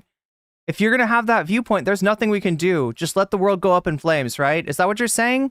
I don't think that's what we want to do. You've got to understand that everything you do, especially when you have as much power as the president of the United States has ramifications, has effects, has possible blowback. Everything we do, we're interconnected with the rest of the world. So you can't just give up on it and be like, oh, geez, people have been fighting down there for, well, I guess it's just going to be, terrible. There's going to be lots of people dying. No, you don't do that. You try to set up a situation where both sides have partners for peace. There are people, you find the people that are willing to work to strive for peace, to actually offer like a decent, compromise there, and to not set people up with like poison pills, as has been done so many times to the Palestinian people. The conflict has been going on for 70 years, has been because the Palestinian people at so many different times have not had a partner for peace, have not had somebody on the other side of the negotiating table, even when you had a Yasser Arafat, even when you had somebody that was willing to come and negotiate. And even now, as negotiations are going on, you've got Bibi Netanyahu, whose political fortunes, whose ability to avoid legal action against himself rests on continuing the conflict, on keeping the war going, on being able to present himself as a wartime prime minister, right? The second that stops, Netanyahu has to face the music of the Israeli courts. The second that stops, we have to start talking about the ICC and its judgments against Netanyahu. And look, this isn't just a Donald Trump problem. This is a Joe Biden problem as well. I told you, I'll tell you when I think the Democrats are full of shit too. And I think that Biden's policy in Israel, in Gaza, has been abysmal. And I only hope that Kamala Harris can separate herself from that, because we know sure as fuck Donald Trump is going to be a disaster, right? Trump and his fucking fail son-in-law's diplomacy is what got us in this mess in the first place. That's why we're dealing with this shit in the first place. I am not about to give him another 4 years to try it out, see how much he can mess up the Middle East in that. So yeah, please try harder. Please try harder, people that think that Donald Trump, Drone Donald, is the candidate of peace, right? This guy droned civilians. Fuck you. That she's actually done. All of these attacks are things, because she said all of it. She said, I don't want fracking in Pennsylvania. She said it hundreds of times. I don't want it anywhere. Then a couple of months ago, when the polls are showing that she's getting clobbered, well, actually, nobody actually thought they were politically correct. They wanted to be politically correct because they wanted, they had 11 different people, and they put her name in to be number 12, and they had a vote. She came in last. So she picked somebody. Think of it. How about the guy she picked? How bad is he? Right? How bad? Yeah, Stephen Henley knows what I'm talking about. The Abraham Accords, exactly. That guy. David, where did these people come from? He recently signed. Abraham says Obama droned people. Abraham, is that a problem for you? Is that a bad thing? Obama droned people. Trump droned more. Trump droned more. So what are you saying? Because if what you're saying is that both parties fucking suck, if what you're saying is that we don't have good leadership in Washington, I'm given to agree with you. But if what you're trying to say is that somehow Trump is better, then you are full of shit. You are either ignorant or you are dishonest. And I don't know which, and I don't have time to figure out because I've got 1,000 other people in this chat that I'm trying to talk to. But I mean, nice try. Bill, in a state that I love, but a state that hasn't been won by a Republican because it's a corrupt state, But the people are not corrupt. The people are great. Since 1972 has there been one? Think of that. And I thought we won it twice. Obama drone specifically a wedding. How many weddings have been attacked by Israel in the conflict that Donald Trump started through his failed diplomacy? How many playgrounds have been bombed? How many children are lying dead under that rubble? Do you really want to talk about this? Does Grateful Ed only care about U.S. citizens getting droned? I believe that Donald Trump has as well. I said, there's no way. Do we really have deadheads in here? I didn't know deadheads were on YouTube Shorts. We lose Minnesota. But he signed a bill for all young men's bathrooms and men's bathroom have to be equipped with a tampon selling machine. Abraham says, come and help me in Palestine next week if you want to help people. Abraham, do you think they would let me into Israel? Because getting into Palestine, from my understanding of it, the first step is you gotta fly to, Tel Aviv or somewhere in Israel, right? Do you think Israel's letting me in the fucking country? You really think that's happening?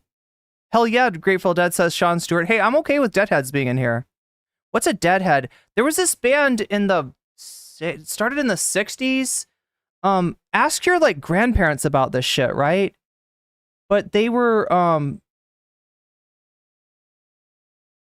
big into psychedelics, right? They used to throw these parties called acid tests, and I mean you can guess what the meaning of that is, right? Where they would play I don't know, it's this weird folk blues kind of, electric guitars and shit, but some roots music. And people would just trip. They would trip, right? At these Grateful Dead concerts. And so the band started touring all around the country because they couldn't make a good album. I'm sorry, Deadheads. But I'm right about this, all right? I'm right about this, right? They never made a good album, the Grateful Dead. But they did concerts and they loved playing for people and there was so much energy. And people loved to come to their shows, and this whole culture developed around them where people would follow them. You know those old VW buses and shit? You know what I'm talking about? The old ass VW buses? They would get into those VW buses. They would follow the Grateful Dead around the country. It's kind of like Fish. Yeah, folk rock. If you know Fish, it's similar, but really the Grateful Dead sort of started what Fish continued, and Widespread Panic and a bunch of other bands like that. Country music for people who take LSD. Yeah, basically. I probably shouldn't say that 3-letter acronym on stream, but you know what I'm saying.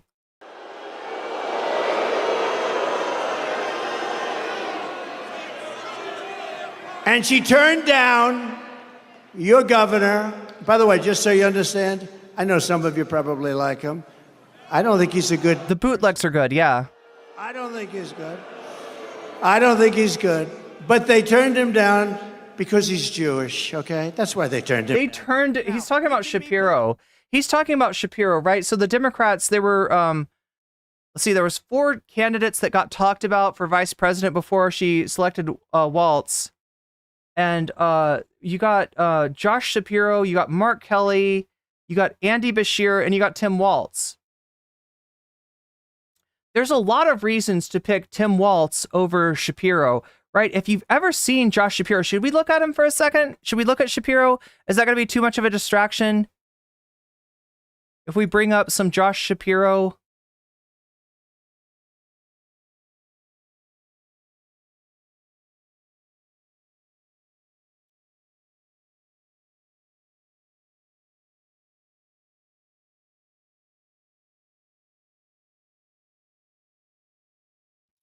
Oh my God, YouTube's just fucking me today. Can we try Josh Shapiro? Thank you. All right, look. We're going to take a little, tell me what you think. Tell me what you think, because people say that this guy bites Obama style, right? You know how Obama speaks? People say that this guy's like an Obama copycat, right? But he's from Pennsylvania. That would have been an advantage to some degree, right? Shapiro being, I think, the governor of Pennsylvania, maybe would have helped Kamala out in Pennsylvania. Now, as we can see, and as we looked at in looking at the polls, she's doing fine in Pennsylvania, so she apparently didn't need him, right? There's 3 states that are crucial to any plan of victory. I call this like the core strategy for Kamala Harris, right? That is winning Wisconsin, Michigan, and Pennsylvania. And this guy's the governor for Pennsylvania, so there's like an argument that could be made that he's like a really good choice, right? He's from one of the states. Waltz is from Minnesota. Minnesota is a state that the Democrats are going to win no matter what, right? So that's kind of the argument. Why do you pick a guy from Minnesota when you got a guy from Pennsylvania? And that would have been, oh, it must be, you know, it must be because of his religion. No, it's actually not. It's because Tim Waltz appeals to voters in all those 3 states. Tim Waltz is a lot more real than this guy. And, you know, all of these candidates were out there making speeches about Trump, making speeches about Kamala, and, you know, kind of auditioning, right?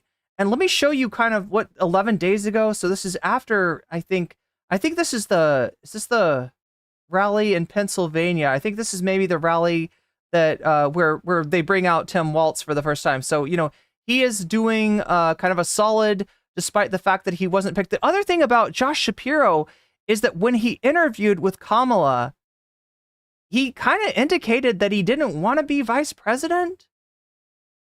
That he didn't want second fiddle. He wants to run for president someday. So, you know, it's kind of a weird thing to say at a job interview, but he said it. And, and he even called back to be like, oh, I just don't know if I can leave Pennsylvania. Right. So, I mean, there's a lot of reasons that he didn't get picked, but let me show you what I think is the main reason, right? The main difference between Tim Waltz, who we can take a look at, and Josh Shapiro, who was a candidate under consideration, maybe even one of the top 2 candidates, depending on the political pundit you ask. Let's take a look at how he speaks. I love you, Philly!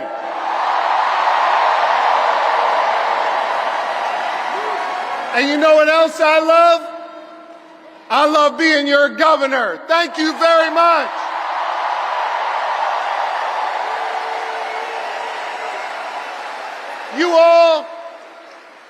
Y'all fill my heart. And I love you so much. Do you hear it, chat? Do you get it? Do you see the Obama-ness about this guy? And he didn't used to talk like that, right? Obama's probably, you know, the most charismatic, political candidate of our lifetime. That's not me saying I like Obama. There's a lot of criticism I actually have for Obama and for his administration. But as far as a speech maker, as far as somebody that could get a crowd hype, as far as somebody who could inspire their their voters, right? Obama was great at that shit. And so I don't know. I guess, you know, Shapiro kind of found somebody that's got a style that works, and he's emulating it. You've seen YouTubers like this, right? We call them clones. But anyway, we also got Tim Waltz for a comparison to this guy. That's Tim Waltz. That's the guy that she chose. That's his wife. There's a hug in case you think that he only does handshakes with his wife.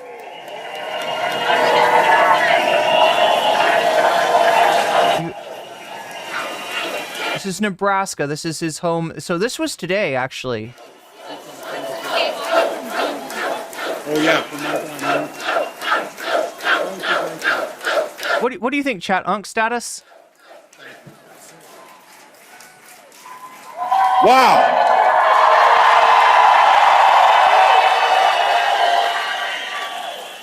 Well, hello, Nebraska.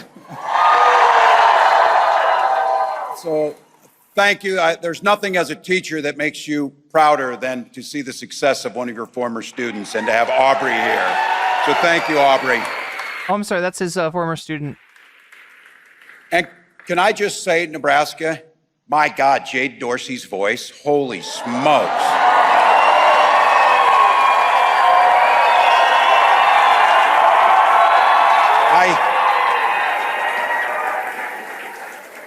I don't want to get ahead of ourselves, but maybe she will need to do something in January too. So.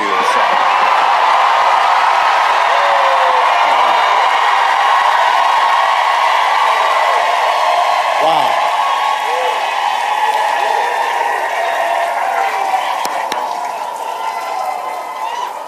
Wow. Anyway, it's Donald Trump's belief, or at least that's what he's stating, that this guy was chosen over Shapiro because Shapiro's Jewish, right? That this was some kind of an anti-Semitic choice by the Kamala campaign.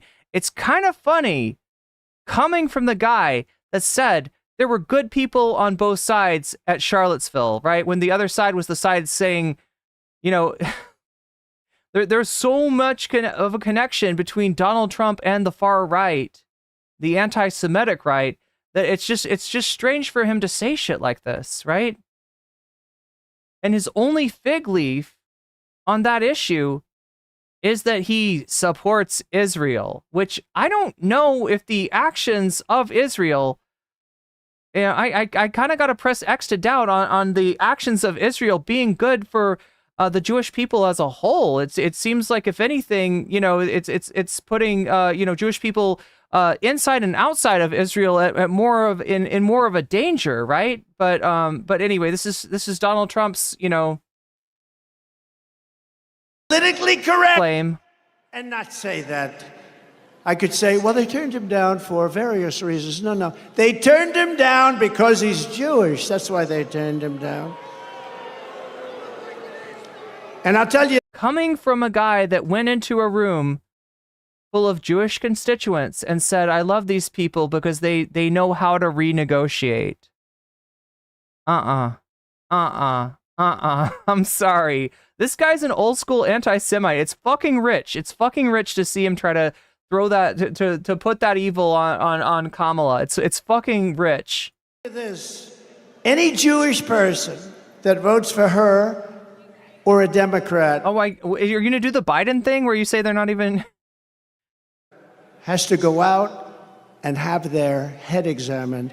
Because if you see what's happening with Israel... Well, again, he's literally criticizing most Jewish people in the country, right? Most Jewish people vote liberal. This is a known fact, right? So this is him, you know, trying to accuse the other party of being anti-Semitic, all the while insulting Jewish people. Anyway, and Jewish people right now.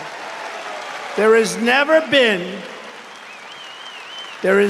been a more dangerous time since the Holocaust. If you happen to be Jewish in America, there's never been anything like it. I'm seeing things, I can't even believe it. And we want to bring about unity and peace and everything else. It looks like they're going to have nothing but riots out there in Chicago.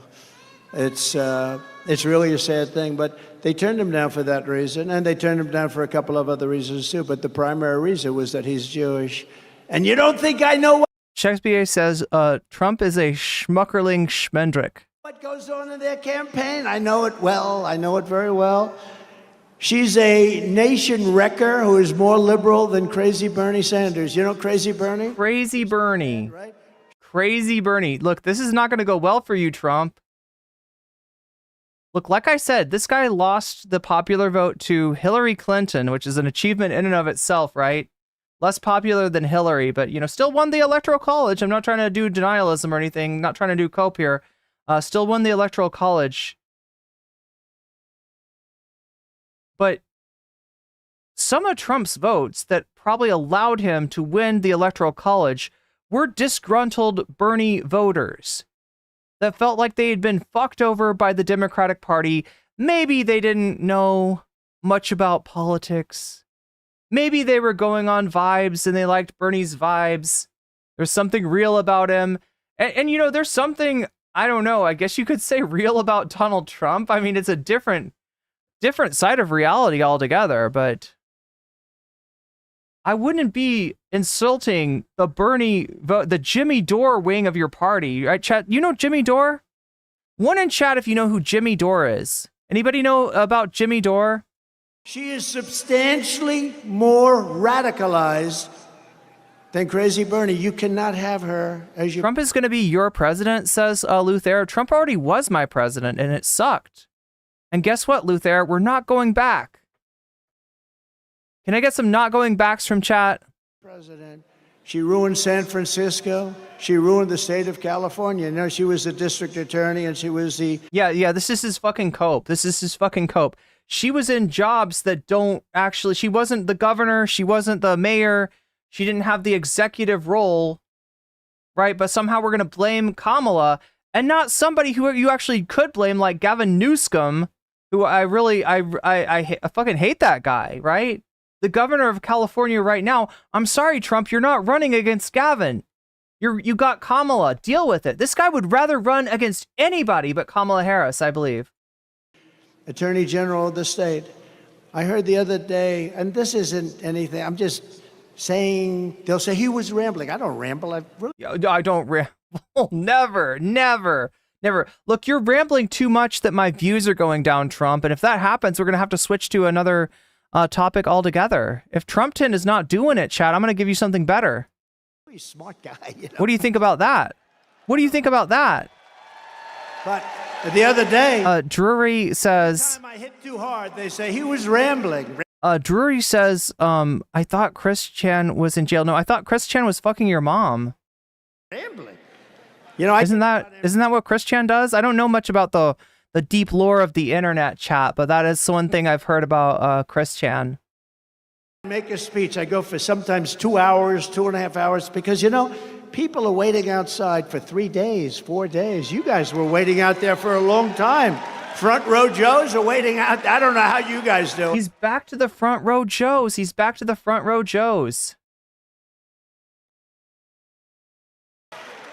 And I feel I have an obligation to speak in a certain way and speak a little bit longer. You know, how would you like it?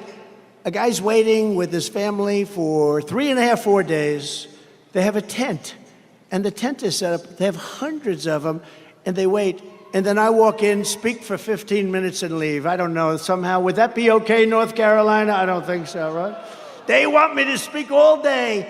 You know, when I leave, I did one. Okay, so, chat, I'm sorry, I gotta call his bullshit on this one, right? They want me to speak all day. Let's take a look at who wants him to speak all day. Look at this. They want me to speak all day, he says. As his empty stadium empties more. Do you see that, chat? He's not done speaking. He's not done speaking yet. Trump is still talking, right? And they're leaving. They're going for the exits. I'm sorry. No, they can't. Look, you're starting to bore my audience, Trump, and that's a very dangerous thing. That means we might not stay with this content for very much longer. We've got some other things to talk about today. 15 minutes, and I'm leaving, and they're screaming, "No, sir, more. We want to hear more." I said, "I can't." Look, Kane Sports says not filling up the stadium is a fail.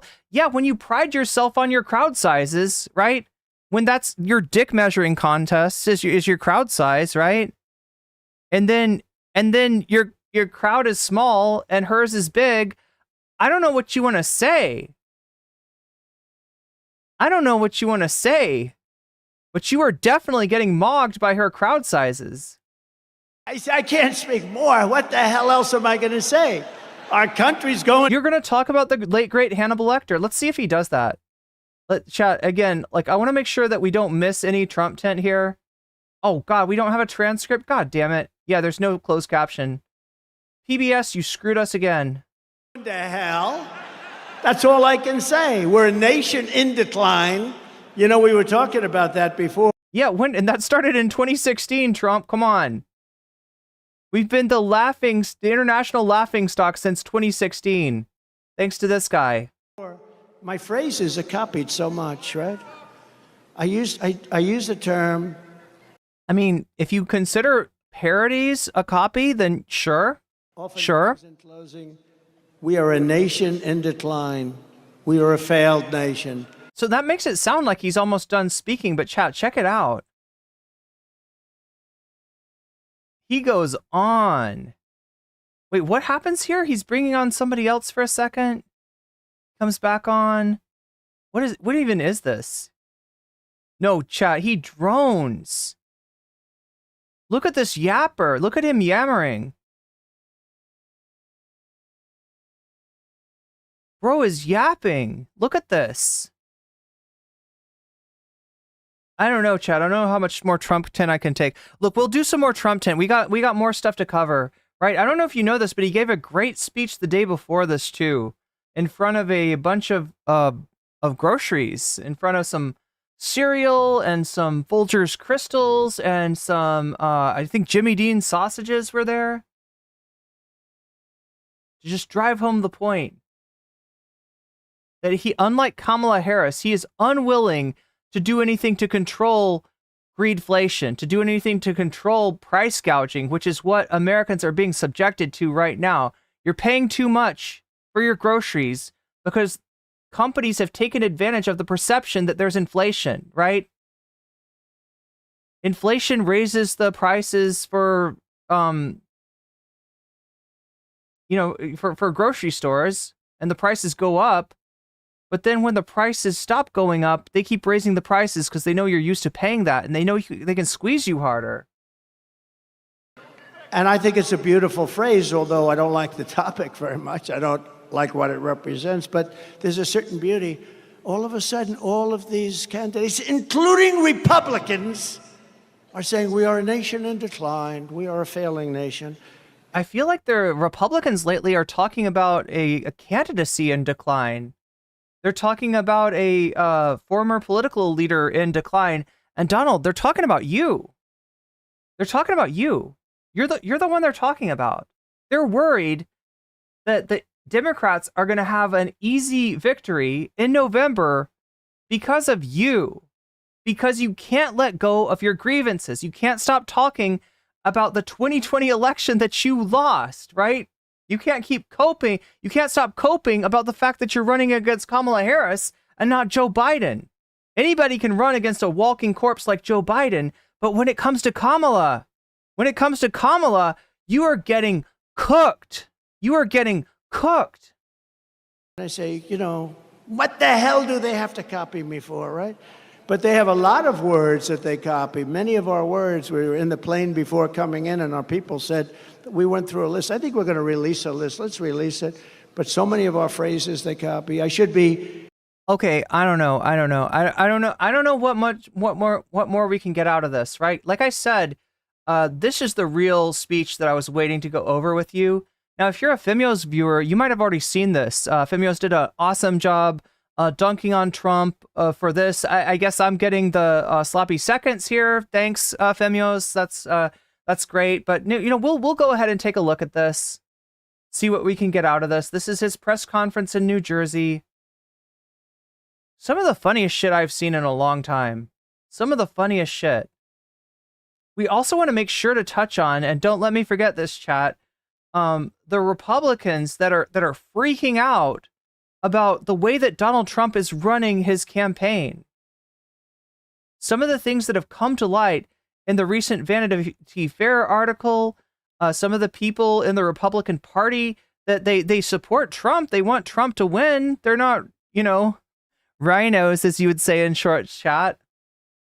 They're not. They don't have Trump derangement syndrome, but they have Trump anxiety syndrome. Let's just TAS, right? Where they're worried that Donald Trump is becoming his own worst enemy. They're worried that Donald Trump and his campaign are emulating more like Sleepy Joe Biden's campaign from this year and Hillary Clinton's campaign from 2016 than, his one successful campaign where he didn't quite win the popular vote. He wasn't quite the popular guy, but he did come close enough to win the Electoral College. And that is a moment that may not happen again for him. All right. Now, I said I would read the super chats, and I meant it, okay? I meant it. Shakespeare says, Rebellio contra Presidium Sunday. Thank you for the super chat, Shakespeare. Izzy Sanchez says, Viva la Revolucion contra Presidente Domingo. Wow, we're talking about presidents in chat, right? Thank you for that. Izzy Sanchez also says, we got a story of two presidents today. We do indeed. We're going to be talking about another president, my president, Sunday, after this Donald Trump, after this Trump tent. So remember, when you super chat, when you donate in any of the ways that you can donate, that goes for signing up for a membership, that goes for gifting memberships, That goes for just about anything that you might do. That goes for donating to my Throne account to help me get better equipment for stream to raise the production value. If you value that, that's down there in the full scale stream and like right up here in the short stream, right? Or signups for Patreon or anything on Twitch in terms of subs or bits, right? When you do any of that stuff, you can let me know where to put your money. What of these topics that we're doing today? And if you want to see the topics, you can go over to the full scale stream. We got 95 votes. 34% say RFK is trying to join Team Kamala. That's what you want to see for bonus content. 25% say Mr. Beast hires a PDF. That's what you want to see for bonus content. 21% says chat chooses violence. 21% are choosing violence. 20% are choosing J.K. Rowling's mold symbiote. We've got a pretty close election that we're running right here, but you can vote. Get your vote in. Get your vote in. Just click that link. If you're watching on Shorts chat, you can click that link to come over to the full scale stream. Again, when you donate, let me know which of these topics interest you, and I will be happy. I will be more than happy to put your money where your mouth is. And we're now at 26% out of 100%. That's more than 1/4 of the way towards the dono goal. If we get fully towards the dono goal, if we get to 100%, you will unlock extra content. And right now, it's kind of looking like RFK joining Team Kamala is what's ahead. Whether you think that's a good idea or a bad idea, just make sure that when you donate to let me know what topic is interesting to you. And I will actually add your donation as a percentage to the topic of your choice. Carlos Wildride says, we are a failed nation. Of course, he sees us as a failed nation. He's one. Yeah, we're an empire in decline. That's true.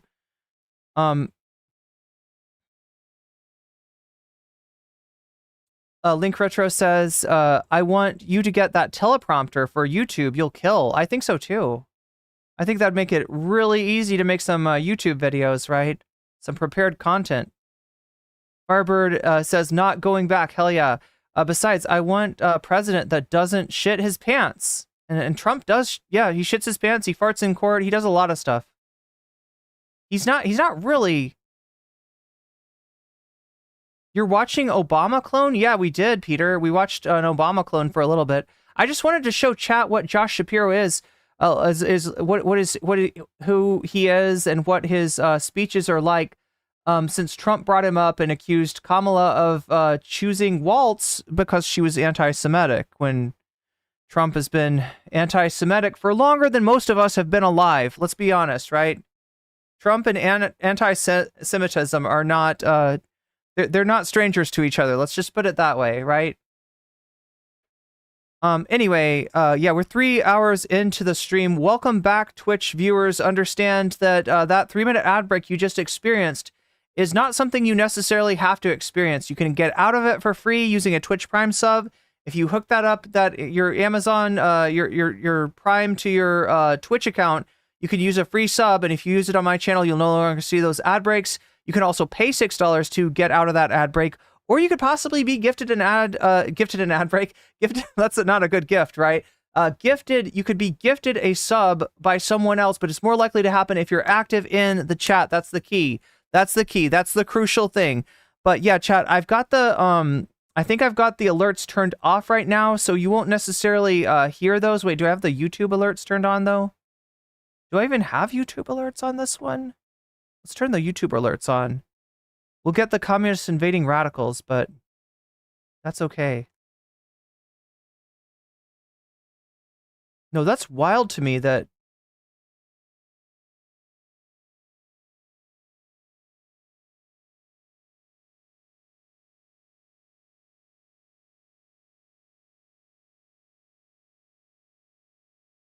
anyway, like I said, we got another Trump speech. This one's going to be a doozy, right? He's gotten a lot of feedback from this one, and it's really not good. It's really not good. It is somewhat of a response to Kamala's speech on inflation, and not just inflation, but greedflation, right? There's inflation when things happen like there are supply chain issues, when things happen like there is an increased amount of money, like there was in the pandemic, through the stimmy that Trump enacted, which honestly, if you're asking me what policies of Trump do I like the stimmy. I like that he put $2,000 in people's pockets during the pandemic, right? And I mean, unfortunately, the reason he did it was a very self-centered, a very greedy, self-serving reason. But I like that he was kind of forced to do it anyway, right? That's a good policy. But the result of that policy is going to be that there's more money chasing fewer goods during the pandemic. That's what made the inflation go up in the first place. Now, like I said, chat, there's inflation and there's greedflation. And greedflation is when companies get greedy. Because it was so peaceful up here, but now there are freaking communist invading radicals. The companies get greedy when they see that people are used to paying higher prices. So peaceful up here, but now there are freaking communist invading radicals. And so they raise prices even more. They raise prices even more, right? They know they can get away with it, right? So they raise prices anymore. They get greedy. And this is a bad time for companies to get greedy. This is a bad time for capitalism to do what it does and offer perverse incentives to people with the means of production to victimize and fuck over all of us that work for a living, that work for a wage, working class people, right? And look, I don't care if you're a professional managerial class, six-figure earning Ivy League trained person, you are still a worker and you are still disposable, right? Just like the rest of us. And it is part of my job on the stream to make sure that you are conscious of what your class actually is, because there's not a lot of class consciousness in this country. There's not a lot of talk about class. They would rather talk about anything else. They would rather make you afraid of trans people or immigrants or whatever the villain du jour is, right? Rather than actually make you realize that it's not a people, it's not a person that you have to be concerned about. It's actually a system. It's actually the mode of production, which exploits you on both ends, right? I talked about before, you're paying too high of prices at the grocery stores. That's true, right? I'm also going to say that you're getting paid too little at your job.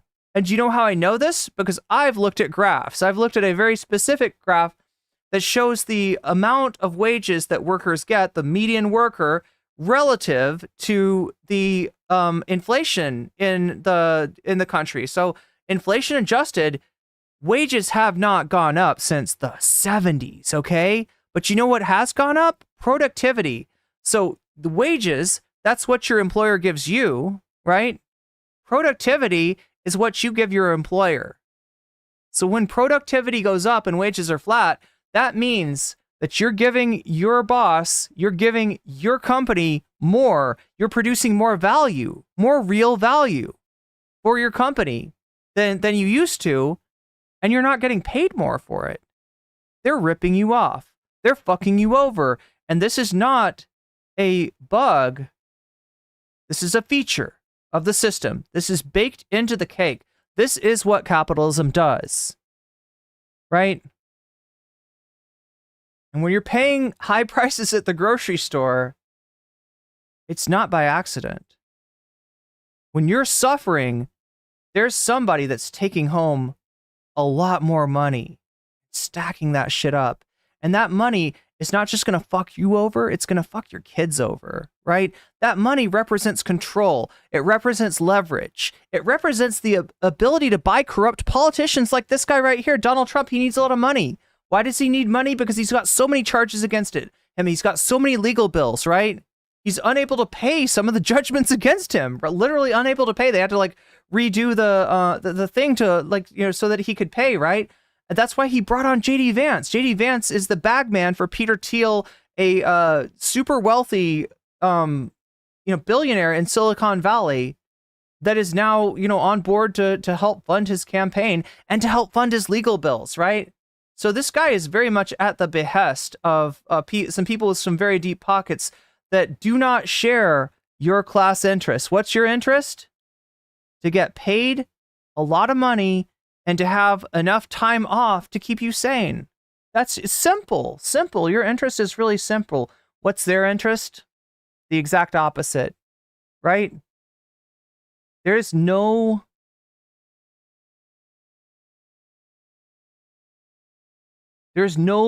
way to resolve your interest and the interests of capital. But now there are freaking communist invading radicals. Oh, wait, there is one way. Somebody proposed this way once, right? So you see, we're talking about the mode of production here, like how things work, how things are produced, right? What's the mode of production, right? Right now it's capitalism, but before it was feudalism. And feudalism is a mode of production that people all around the world have thrown off, right? So what I'm telling you is that it's changed before. If it's changed before, that means it can change again. But first things first, chat, we're not getting ahead of ourselves, all right? If we want things to change, we got to start being conscious of things like class. We got to realize where our interests actually lie. And we got to stop going after these, like, boogeymen that capitalism keeps putting in front of us to try to distract us and be like, oh no, your enemy is this person. Oh no, your enemy is that. It's the immigrant. It's the gay person. It's the trans person. It's this, it's that, right? It's the other, right? No. Your enemy is not any person. Your enemy is a fucking system that exploits the hell out of you. And if you want it to stop exploiting the hell out of you, the first step is to be conscious of who you are, what you do for a living, and where your interests lie. And understand, whose interests are in direct contradiction to yours. So anyway, I like to lay a little bit of this in when we can. We do a little bit of theory. I mix it with some Velveeta cheese to make sure that the vegetables go down nicely. But you need your vegetables. You need your vegetables too. So yeah, we're going to get back to this Trump content. And, like I've got the alerts. Wait, no, do I have the alert? I think I have the alerts on, actually.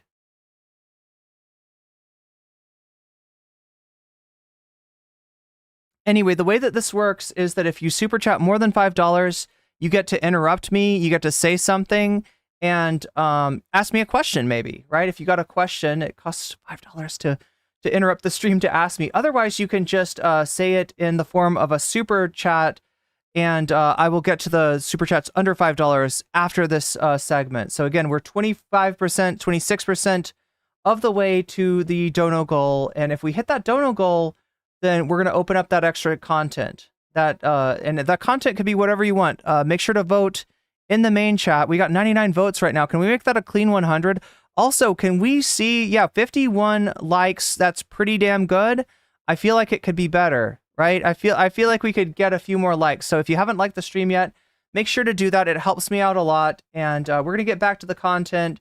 Just make sure that if you do donate while I'm doing this, let me know in the description, or let me know in your comments which of these subjects you want your donation applied to, and I will put your money where your mouth is, and chat will tell me where to put that money exactly. So we're gonna dive right back into the Trump tent, see what's up with this guy. Things to talk about, or we have some. Here he comes. Here he comes. Did he try to make this look like the White House Rose Garden on purpose? Is that the idea of this? I think he's in New Jersey. Thank you very much. Thank you, everybody. Nice to see you. We have a lot of interesting things to talk about, and we have some very specific things. So we'll take our time. We have plenty of time. I think you have plenty of time. I hope you like the weather. What is up with Trump and audio? It's very nice. Nice place. Nice location. Nice place. Nice location. Hey, at least he's not talking like Sylvester the Cat anymore. And I do thank you for being here. And we don't have very much heat, so I'd say it's perfect weather for this. The rain is not imminent, based on the fact that there are no clouds. So it's really nice. It's really nice. And let's go over some big facts and some very substantial truths about where we stand as a country, because we're a failing nation because of the way it's been run for the last 3.5 years. We're a failing nation. We're a failing nation because we don't have enough pickle relish. He's got salmon there, too. I don't know. This looks like a kind of bougie grocery haul, right? That's expensive, right? People are coming into our country by the millions and millions and millions. We have no idea who they are, where they come from. but We have no idea what kind of coffee they buy, if it's Maxwell House, if it's Folgers. They're eating Johnsonville brats or Jimmy Dean sausages. We have no way of knowing that. also a failing economy.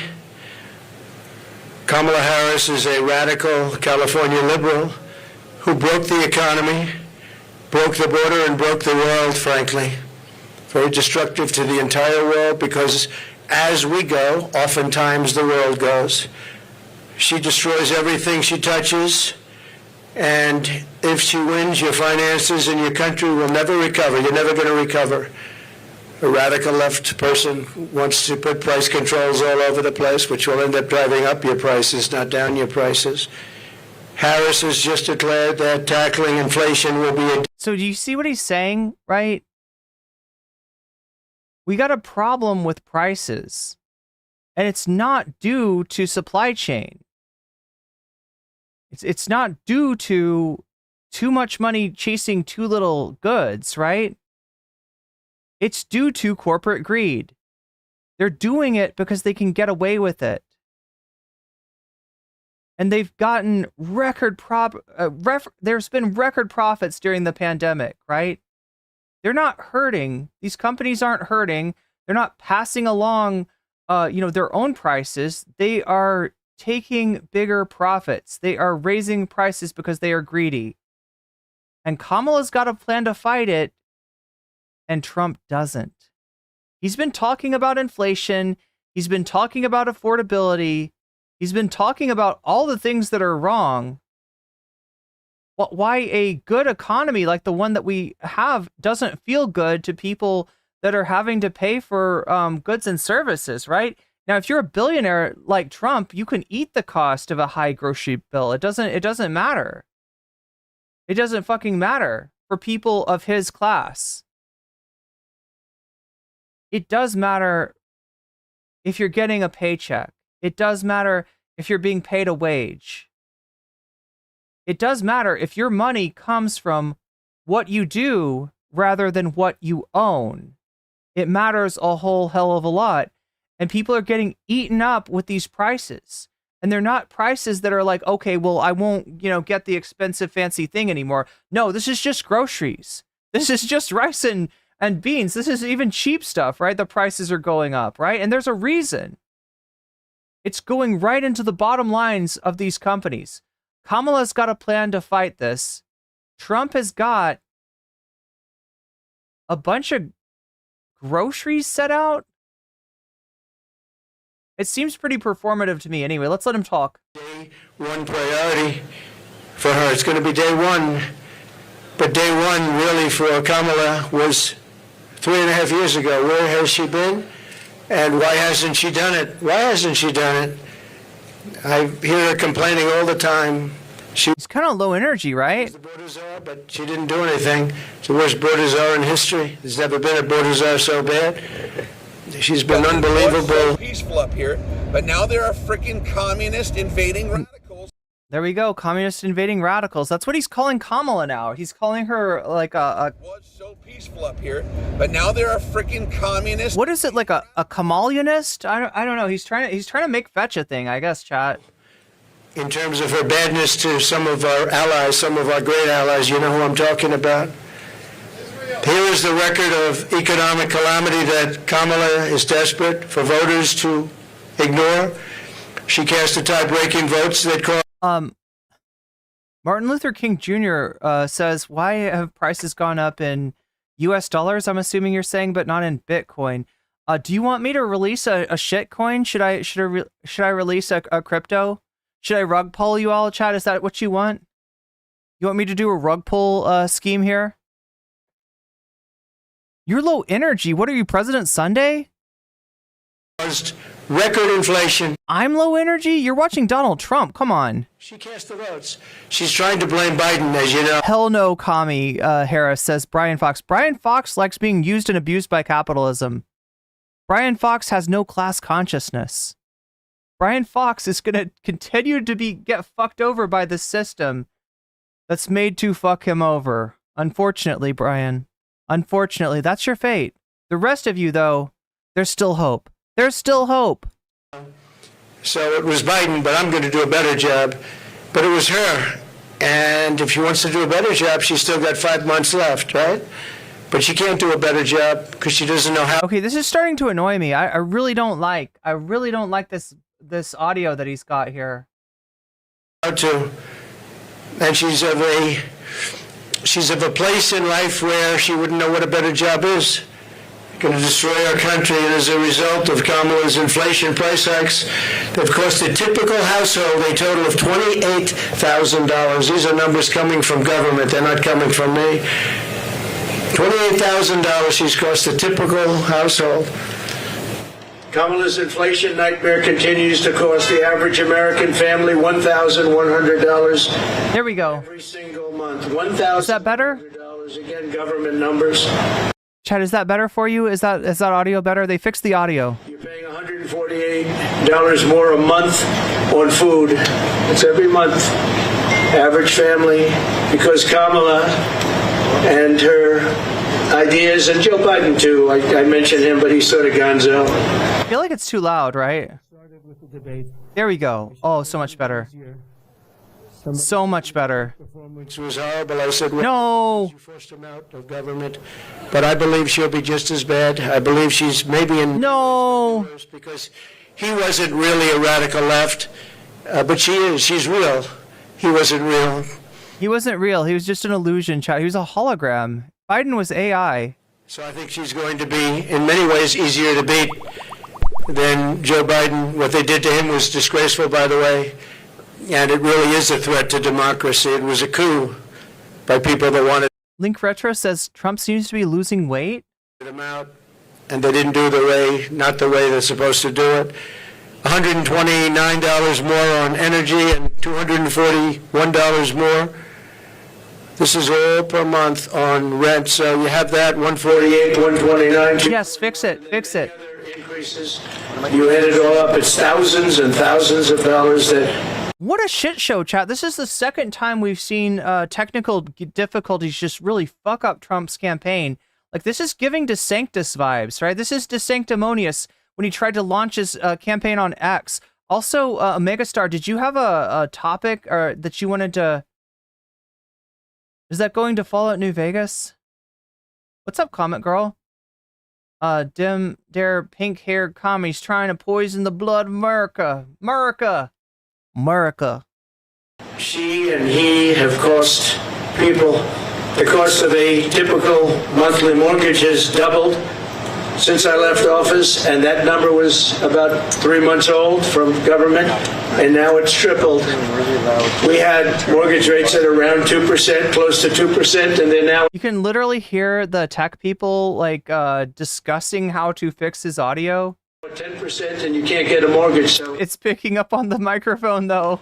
That means it's a lot higher than 10%. I'm going to turn him down. Whatever they want to give over the money, and that's a lot more than 10%. So when you think about double... Look, is that better? Quadrupled or more than that.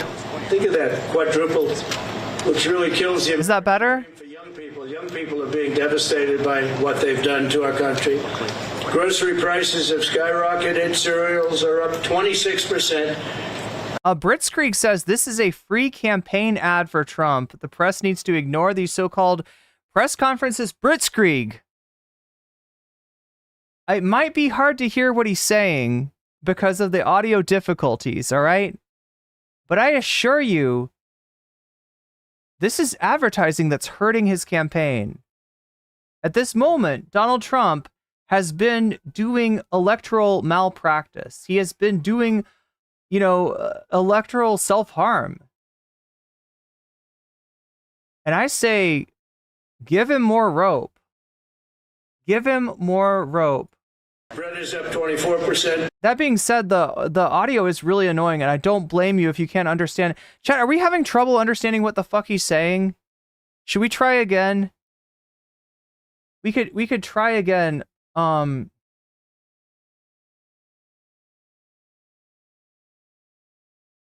think I've got another. Here we go. Let's try this. See if these people love Trump, so maybe they've got his audio going better. This is right side. So peaceful up here, but now there are freaking communist invading radicals. This is right side broadcasting. And it's copyrighted music. But now there are freaking communist invading radicals. All right, let's see if this is better.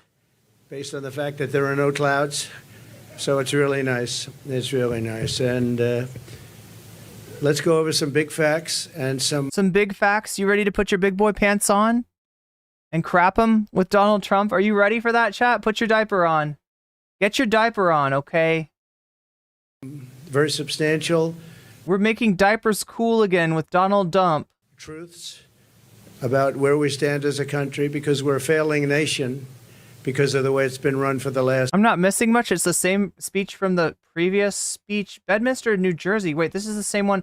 The only thing that I don't like about this one is we can't see the spread. Right, Chad? Did you notice this the spread that we got in? Like, right, we got... In fact, if they pull back a little bit more, I think you'd see we got honey bunches of oats over here. We got Folgers Crystals in Maxwell House. We got Johnsonville Brats. We got some salmon. Like I said, this is kind of a posh haul from whatever grocery store they got this from. I hope that they gave this food away, but given that it's Donald Trump, you can bet that they didn't. You can bet that they threw this food away. They wasted it, right? Butter is up 30. But anyway, we're not going to deal with that. We're going to deal with this. 3.5 years. Because I want to make sure that you can hear all of his beautiful words, all of the beautiful words that he's speaking. We're a failing nation. People are coming into our country by the millions and millions and millions. We have no idea who they are, where they come from. But we're also a failing economy. Kamala Harris is a radical California liberal who broke the economy, broke the border, and broke the world. He seems depressed. He seems down. He seems low energy. Like, this is not the Donald Trump that we've gotten accustomed to, is it? Frankly. They've broken the world. The entire world is broken now. Destructive to the entire because of California. World, because as we go, oftentimes the world goes. Oh shit, look at this. Look at this. We're going to do some advertising. Oh my God, chat. Now I feel bad about this. What do we do? Do we need to put something over his advertising? I'll see if I can find an image to throw on there. She destroys everything she touches. Excuse me? If she wins, excuse me? Who is the one with the Midas touch for turning everything he touches into shit? This guy has bankrupted multiple businesses. This guy has had to be bailed out by his father multiple times, right? Everything, with the exception maybe of The Apprentice, that this guy has ever touched has turned to shit. And you want to say that she destroys everything that she touches? Okay, go on. Your finances in your country will never recover. You're never going to recover. A radical left person wants to put price controls all over the place, which will end up driving up your prices, not down your prices. Not down your prices. It's driving up the prices. That tackling inflation will be a day one priority for her. It's going to be day one.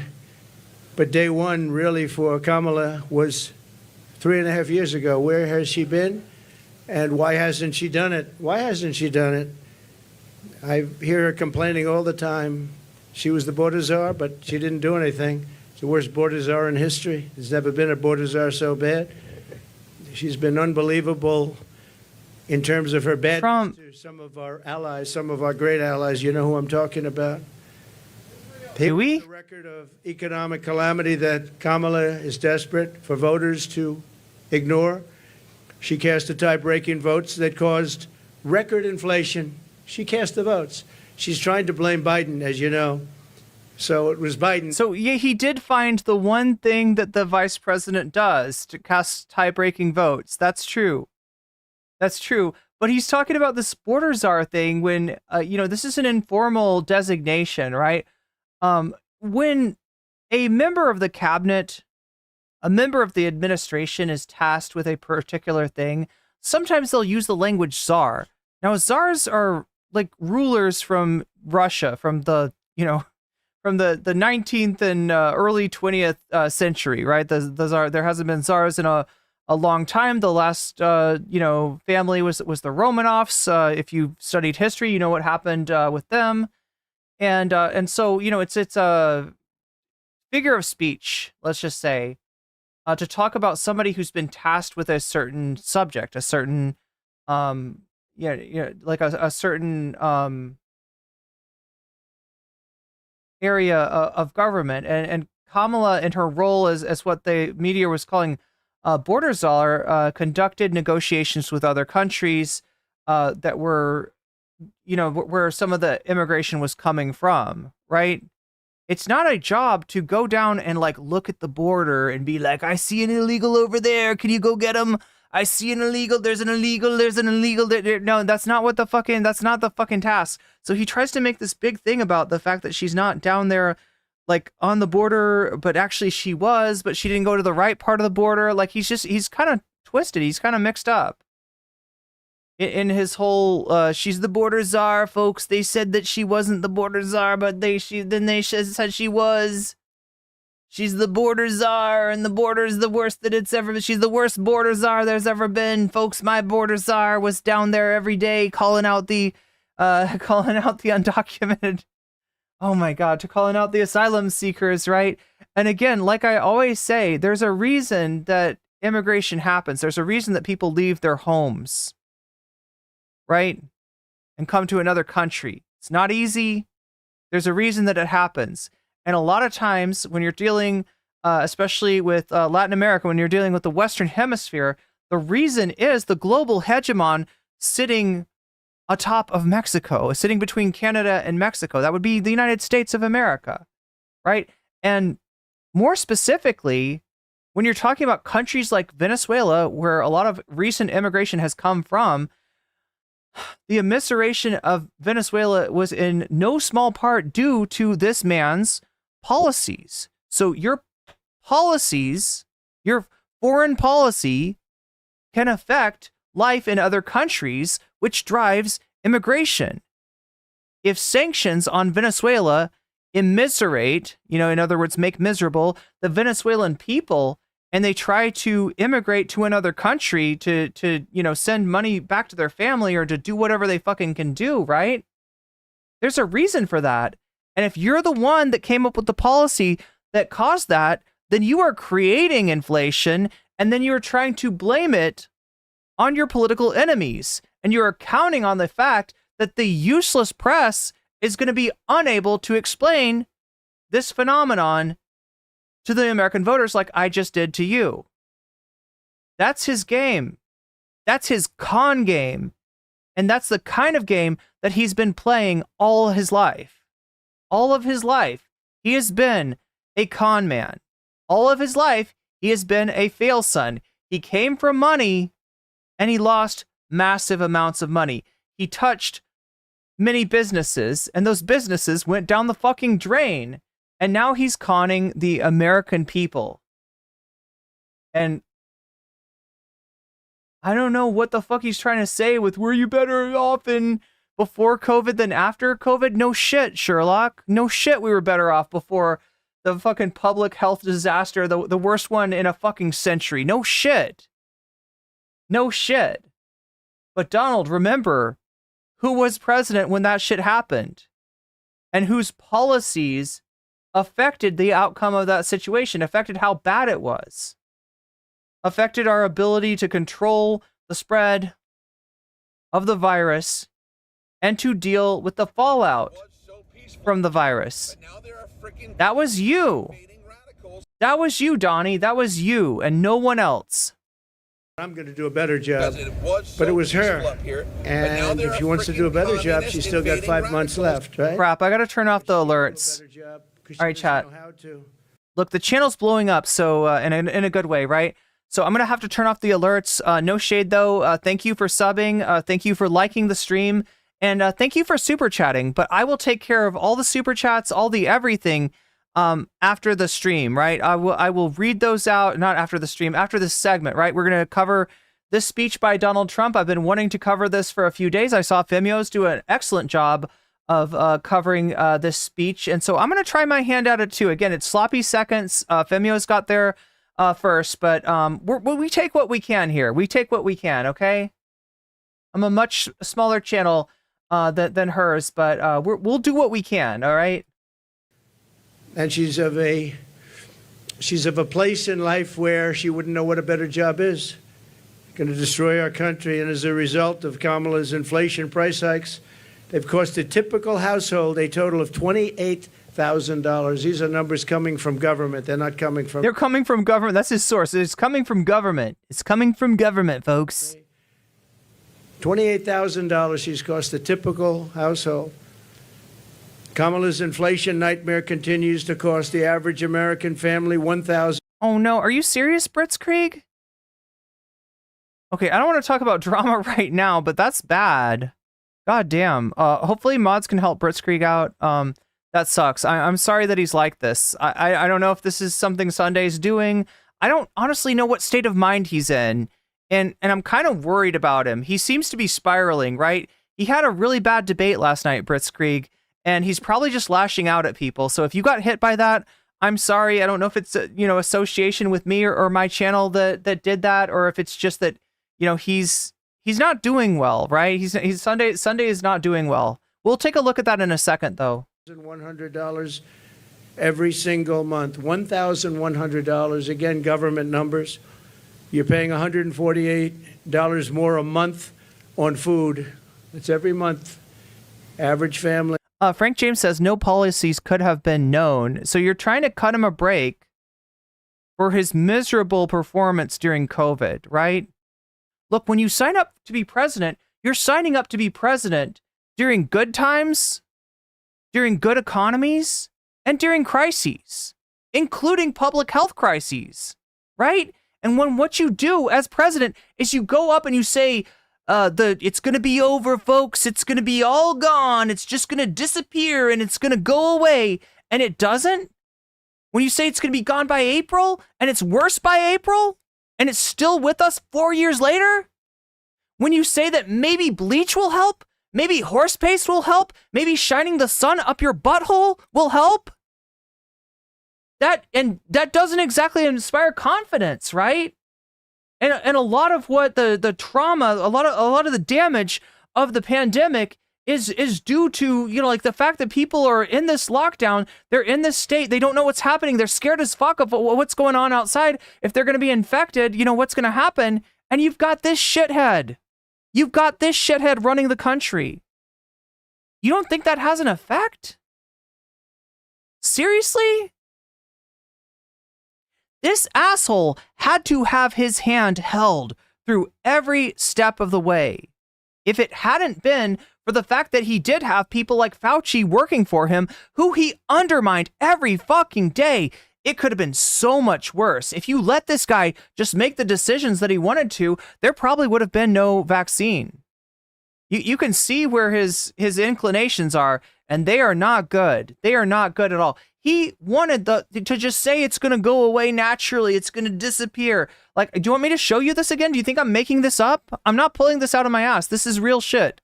This was Trump's reaction to, his first real test, his first real crisis, which, yeah, if you're electing a president, part of what you're electing a president for is how they're going to handle a crisis like that. So please miss me with that shit. Miss me with that, okay? Anyway. Because Kamala and her ideas, and Joe Biden too, I mentioned. Paul Meltkoff, do you want me to show you? I feel like I've shown this before. I feel it's going to be old hat for some viewers. I feel like they're going to be like, why are you showing me this again? Are you asking me once again to go back? Is that what you want, Paul Metcalf? Would you like to go back to 2020? Because I don't think that's what any of you Republicans want. I think that going back to 2020, looking at what happened, remembering, erasing that memory hole that we have made from probably trauma, because it was fucking miserable. I think that would be monumentally harmful to the Republican perspective. But if you want me to, What we do here is go back. I will go back. I am willing to go back if that's what you want. If that's truly what you want.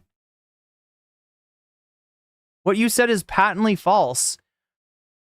Source, I made it the fuck up. Not that I made it the fuck up, but you made that the fuck up. Anyway, let's see. Trump pandemic will be over. There's a whole ass compilation that we've looked at, right? 13 times Trump said the coronavirus would go away. Let's go. Let's go. So I'm making this the fuck up, right? I'm making it all up, right? It's not real. Trump never said that. What I said was patently false. You want to be debunked in real time, chatter? Here you go. We're talking about having to do, a lot of people think that goes away in April with the heat, as the heat comes in. Typically that will go away in April. I've spoken to President Xi. They're getting it more and more under control. So I think that's a problem that's going to go away. But when you have 15 people, and the 15 within a couple of days is going to be down to close to zero. And do you know what he's doing, chat? He's coping and seething. That's what he's doing. He's literally coping. He's literally coping. There's no information to say that this problem is going to rectify itself, right? But he's coping and seething and hoping that this won't negatively affect his campaign. That's a pretty good job we've done. That's all he's worried about is his own fucking skin. He doesn't care about you. He doesn't care about me. He doesn't care about anything but getting elected again at this point. And we saw what the outcome was that. He got some comeuppance. We had some schadenfreude. It was really, kind of enriching, let's just say, to see this guy fucking go down. And we're going to see him go down again this November. One day it's like a miracle. It will disappear. It will disappear. There we go. And from our shores, it could get worse before it gets better. It could maybe go away. We'll see what happens. You have to be calm. It'll go away. It'll go away. It'll go away. This is 2020, chat. Spoiler, it didn't go away. It still hasn't gone away. We've got some pretty big peaks. And I gotta say that the fact that it's so fucking endemic, that it's so with us, that it's gonna be a part of our life for the rest of our lifetimes, most likely. I put that on Donald. I put that on Trump, right? To have a president undermine his own Surgeon General time after time after time is a policy disaster. And Trump presided over such a policy disaster. It will go away. Just stay calm. It will go away. We need a little separation until such time as this goes away. It's going to go away. It's going to go away. It will go away. You know it is going away. It's going away. March 30th, 2020. And it will go away. And there you go. It's going to go. Hope and seethe. Hopefully at the end of the month. And if not, it hopefully will be soon after that. But hasn't your thinking on this evolved? It is going away. I didn't say it, I said it's going away, and it is going away. You were saying things like, I think it's a problem that's going to go away within a couple of days. It will go away. But I think what happens is it's going to go away. This is going to go away. It's going to go. It's going to leave. It's going to be gone. It's going to be eradicated. And it might take longer. It might be in smaller sections. It won't be what we have. You are coping and seething. You just can't accept what you're seeing. Yes, you're coping. Cheers, my dude. Love ya. No homo. Thanks a lot, Trumpster. Thanks a lot, Trumpster. Yeah, his coping and seething has hurt all of us, all right? It's time to wake up from that. Look, if you thought that politics were fucked up and corrupt in 2016, and you were looking for an alternative to the Uniparty, I sort of understand that. I myself have been disappointed by both Democrats and Republicans. But at this point, can we not wake up to reality? Can we not realize that everything about the experiment of electing a reality star as president has been an utter and complete failure, and we are all worse for it? Can we please wake up from the Trump delusion? Can you get over your Trump derangement syndrome? Because if you support this guy, you're the one who's fucking deranged. I'm sorry. I'm sorry. This is the truth. The truth might hurt, but it's going to be better in the long run if you fucking face the truth. And find the right. There we go. RSBN. But he's sort of gonzo. It all started with the debate. I should have been a little bit easier. He's still coping. He's coping and seething that he does not get to run against a walking corpse. The walking corpse that is Sleepy Joe Biden, right? He was all ready to roll through to an easy win in the election, and he probably would have. If Biden had not gotten over his fucking arrogant ego then yeah, we would probably be looking at Trump leading in the swing states, Trump leading in the general election, and we would be looking to a landslide. If not for Trump, then for, Senate and Congress, for the Republicans, right? It would be a fucking disaster. Thank God he agreed to that debate. Thank God that debate happened. Thank God Sleepy Joe showed himself for what he is so he could be replaced, because he had no business running for president. Somebody said, your debate performance was horrible. I said, why? Because you forced him out of government. But I believe she'll be just as bad. I believe she's maybe in many ways going to be worse, because he wasn't really a radical left, but she is. She's real. He wasn't real. So I think she's going to be, in many ways, easier to beat than Joe Biden. What they did to him was disgraceful, by the way, and it really is a threat to democracy. It was a coup by people that wanted him out, and they didn't do not the way they're supposed to do. That's not what a coup is. A coup is the thing that you attempted in Venezuela, right? The thing that you tried and failed in Venezuela, that's a coup. That's a coup, right? What happened with Biden was that his own party put pressure on him to leave. He said, I got this. I can handle this. They said, fuck no, you don't. You're going to lose. You're going to lose. You're going to lose. You're going to lose. You're going to lose.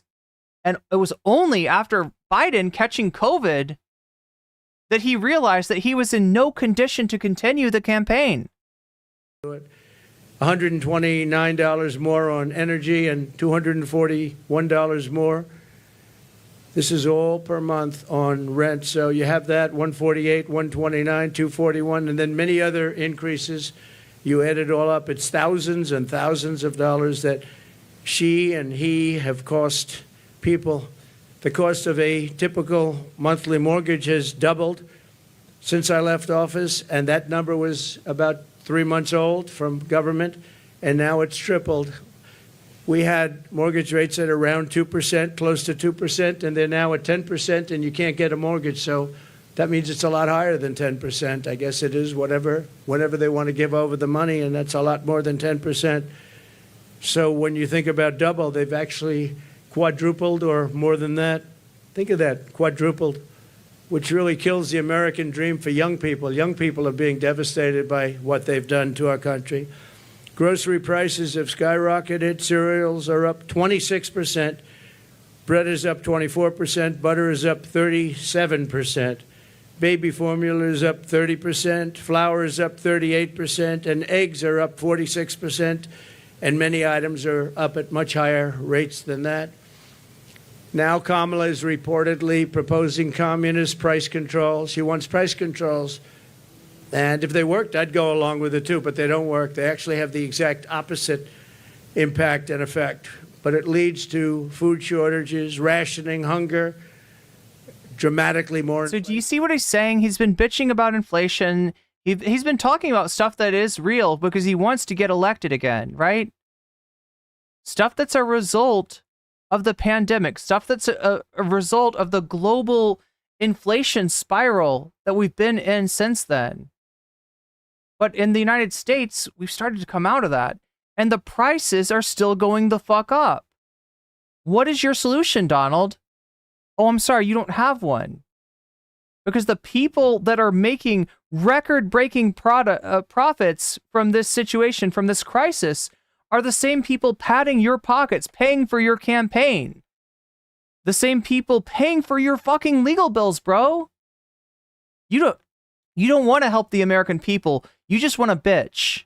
You just want to blame, and you want to whine, and you want to shit your pants and make the rest of us smell it. But guess what, Trump? We've smelled those pants, and we are not going back. We are not going back to that shit show that was the Donald Trump administration. I'm sorry. Their Inflation Reduction Act, by the way, was a disaster. It's what caused the inflation. Their Inflation Reduction Act was a con job. They actually admitted that it wasn't really for inflation that they did it. They don't know why they did it, but they named it the Inflation Reduction Act, which was a very nice name. Got approved based on that. Unfortunately, people didn't understand it. I understood it. I said that's going to cause tremendous inflation, and it did, among other things like energy. She's running on the Maduro plan. We call it the Maduro plan, like something straight. Again, chat. Again, he's posting his L's, right?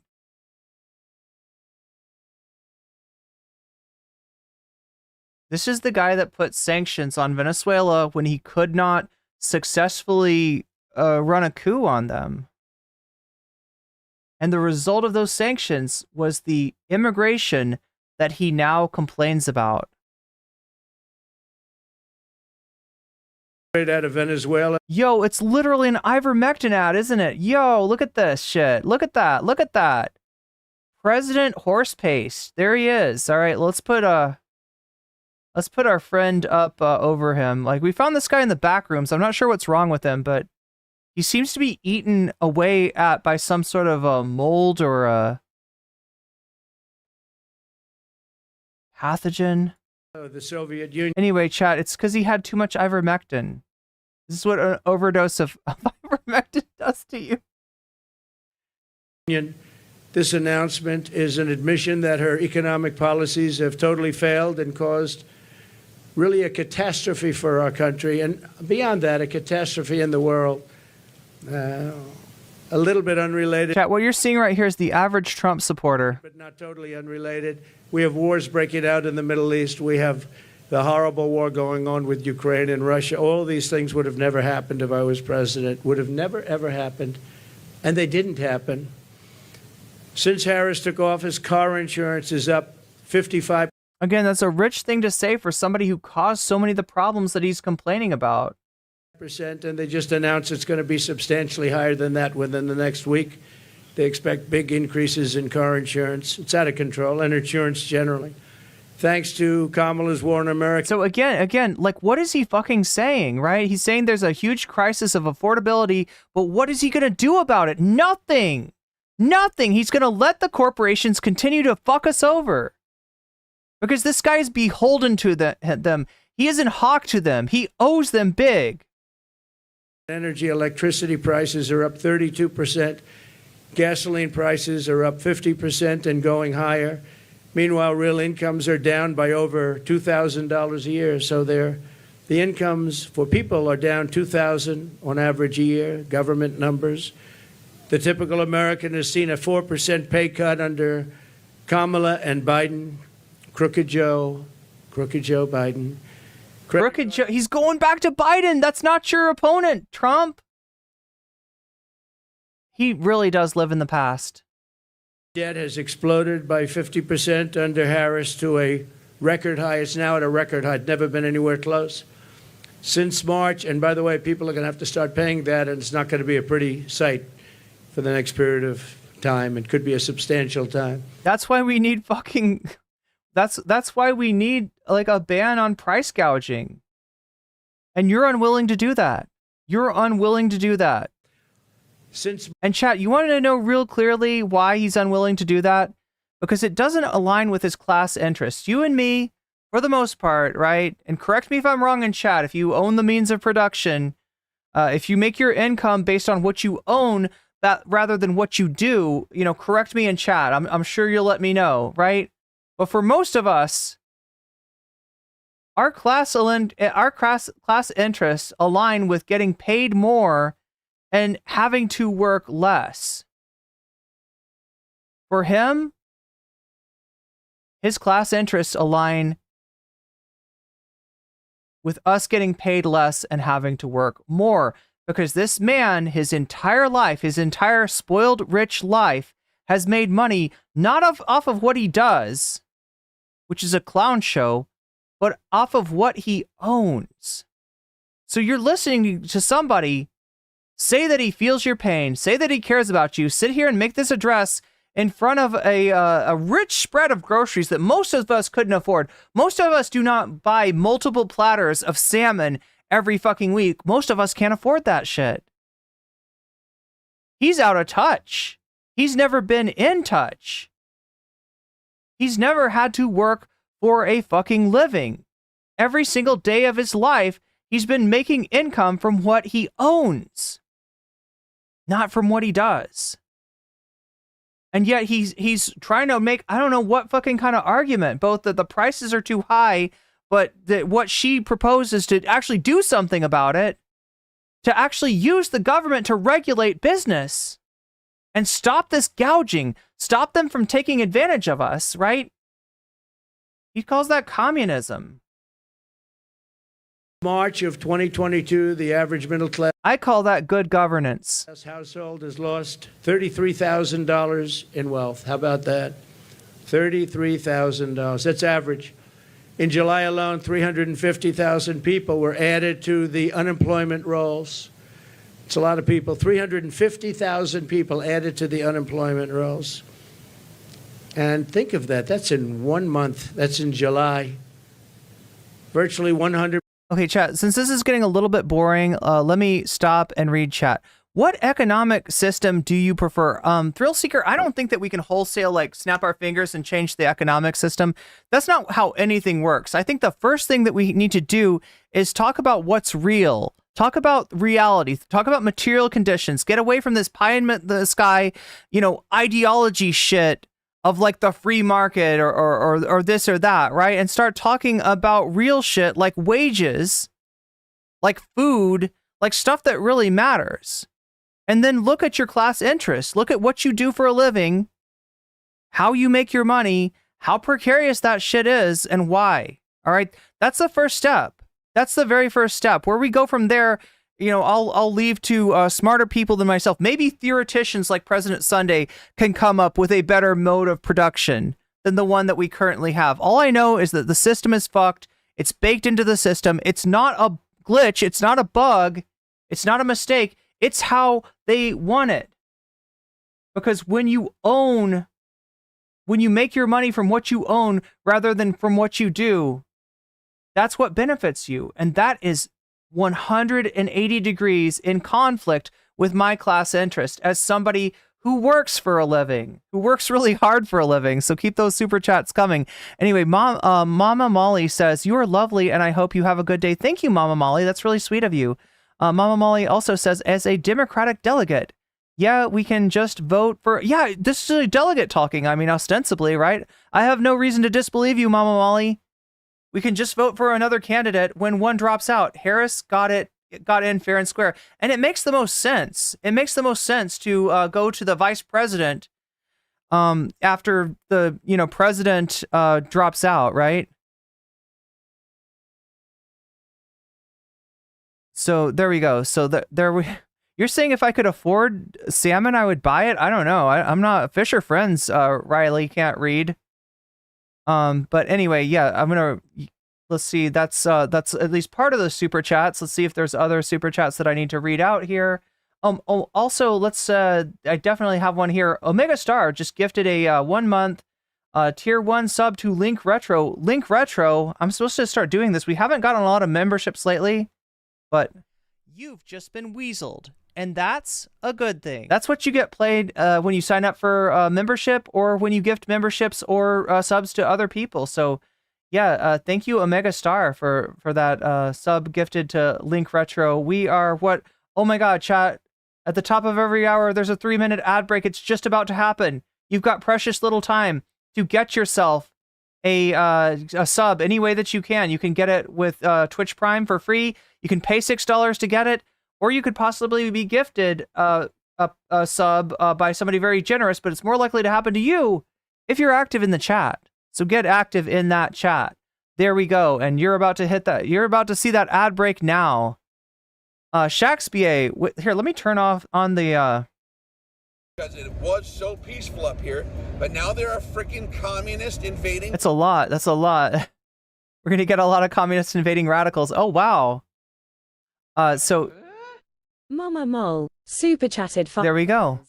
As a Democratic delegate, yeah, we can just vote for another candidate when one drops out. There we go. In fair and square.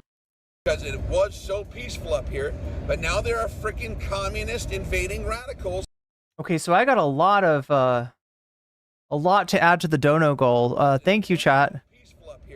What's more helpful, a sub or a dono? Actually, a Patreon sign up, probably the most helpful. There's a lot of ways that you can donate to me without going through Twitch or without going through YouTube, and those are probably the best way. But whatever way's most easy for you, right? I don't want to. Beggars can't be chewed. I mean, I'm not exactly a I didn't choose my words too carefully there, but like, again, you're the one that's donating to me and keeping me viable as a content creator. So whatever way is easiest for you. But yeah, Patreon signups are probably a really good way to go. As are there should be a Cash App and a PayPal in the description. That is a way that doesn't take out much money from Throne. Oh my gosh, chat. That's a good question. That's a good question. I need to think more about that. But Shakespeare, thanks you for the 5 gifted memberships. Furry one, you've just been weaseled, and that's a good thing. Mango Del Rio, you've just been weaseled, and that's a good thing. Random Girl 3PO, you've just been weaseled, and that's a good thing. Rowan 1334, you've just been weaseled, and that's a good thing. And Q Queen B, you've just been weaseled, and that's a good thing. That's a really good thing. So thank you for oh yeah, that reminds me, I need to read my I need to thank my Patreons. Let's do that now. So I'm adding your Shakespeare, I'm sure you've chosen violence. Am I correct in that?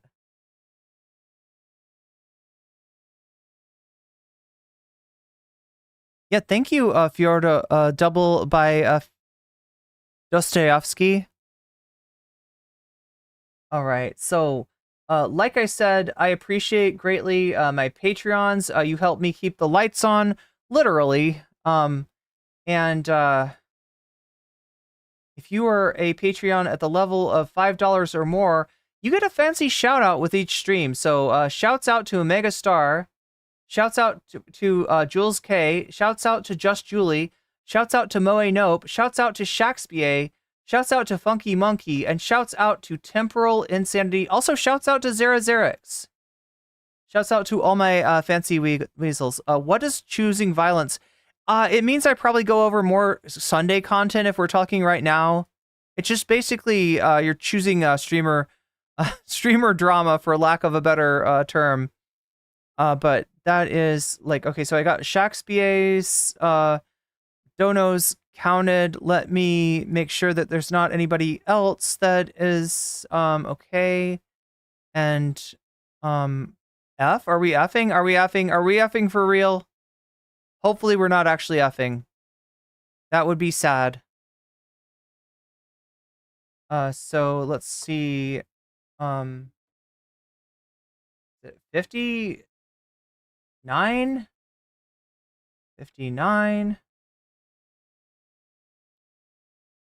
We're 59% of our way towards the dono goal. Again, if I'm not, if you think I've missed your dono, let me know again. Remind me, and I will try to put your money where your mouth is. As far as when you donate, you get the ability to direct that. Yo, Blitzkrieg with the violence, $50 for that is super chatted $50. Violence. That I love how it says violence too. It's a sassy British voice saying. Violence. Violence has just gone. The chance of violence has just gone up by 54%. Thanks to Blitzkrieg. And let me see. Let me make sure I got Shakespeare's choice in as well. Yes. Shakespeare is also choosing violence. I'm sorry, I misspoke. 69% chance of violence today, chat. That's pretty high. That's pretty high. The chances. Look. We're hitting that dono goal. We're hitting the back walls of that dono goal, and chat wants blood. So if you want blood or you don't want blood, when you vote, make sure to let me know which of these topics interest you, and I will put your money where your mouth is. But yeah, right now there's a high chance of streamer drama being broken out today. So and that there already is because of the thumbnail. So it's probably a good day to do it. Anyway. Let's get back to the Trump tent. That's what you're all here for. I'm assuming no. Oh my God, no. It went back. God damn it. Like, chat, I always say, you know, I'm like a broken record. What we do here is go back. But like, you know, I'm not trying to go back. We won't go back. We refuse. Let's see if I can find where we were in the speech. And the only reason the stock market has gone up, even though it had some bad moments. Okay, let's go back. That's actually kind of interesting. Harris gave work permits and Social Security numbers to more than 3 million illegal immigrants to steal jobs from Americans. So think. To steal jobs from Americans. Chat, any farm laborers out there? Anybody got your jobs stolen? Any, let's see, slaughterhouse factory workers? Get your jobs stolen? Really? Is that where he's going to go with this? He's so full of shit. He's so fucking full of shit. Look at that. And, you know, they're having a lot of problems with Social Security. I'm going to be the one to save Social Security. But yeah, thank you, Brits Greek, for the super chat. Social Security, because under their system of putting all of these people into it, it's going to blow up and fail. If she's elected, Social Security will fail. It'll be a blow up like you've never seen before. It'll be a bankruptcy of the entire system, probably the nation itself. You don't have to imagine what a Kamala Harris presidency would be, because you're living through that nightmare right now, and it is a nightmare. It's a nightmare. And you're going to stop inflation, but we're going to have a crash, and we're going to have a crash like a 1929 crash if she gets in. You saw a gentleman yesterday who got up, one of the top analysts in the world, frankly, and said that if Trump isn't elected, he predicts, and he's predicting you have a stock market crash like 1929. He also said the only time and the only reason the stock market has gone up, even though it had some bad moments recently, maybe. Okay, so chat, this is wild. This is wild, right? If you don't know, like, I think it was like a week ago, or maybe it was like earlier this week. Wait, we're at Saturday. Yeah, earlier this week, I think on Monday. I don't even remember when it happened, right? But the stock market went down. Now, this is called a correction. It's not called a crash. It's not called it's not anything else. It's a crash, right? And it's a crash that the market recovered from. So when it happened, he said, laughing Kamala has ruined the economy. Crazy Joe Biden, the Biden and Kamala, they've ruined the economy. We're going to have a big thing. Right. And then it goes back up, and he's like, oh no, it's going up because they know I'm going to get elected. Chat, if we've looked at this a number of times, right? The markets, right? What people are betting on, what people are putting money on as far as who's going to lose and who's going to win, it's favoring Kamala. And it's been so for a little while now, right? He's full of shit. He's full of shit. Nobody thinks he's going to win. In fact, his own party, I'll see if we can bring you some of that. His own party is worried that this guy's going to lose. They're trying to get him to do different things. Now there are freaking communist invading radicals. This speech was a disaster. The speech where he tried to mog Martin Luther King's crowd sizes in his I Have a Dream speech. He said January 6th, we had more crowds than Martin Luther King, right? That didn't do well for him. His disastrous appearance at the National Association of Black Journalists fucked up for him. Like, right, he's been taking L after L after L after L. He had to give back the Cybertruck and the watch that Aiden Ross gave him. It's just L after L after L after L, right? And people are like, they're worried. The Republicans are really worried.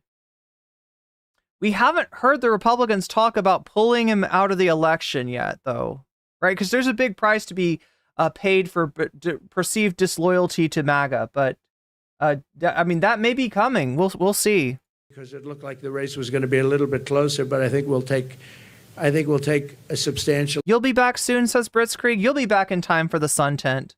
We'll do some sun tent today, Chad. Apparently, I'm not the only one that President Sunday is pissed at. It sounds like he's banning like chatters. It sounds like he's banning like just people trying to watch his stream. You saw the polls come out today. We're leading in most of the polls, but you'll have a.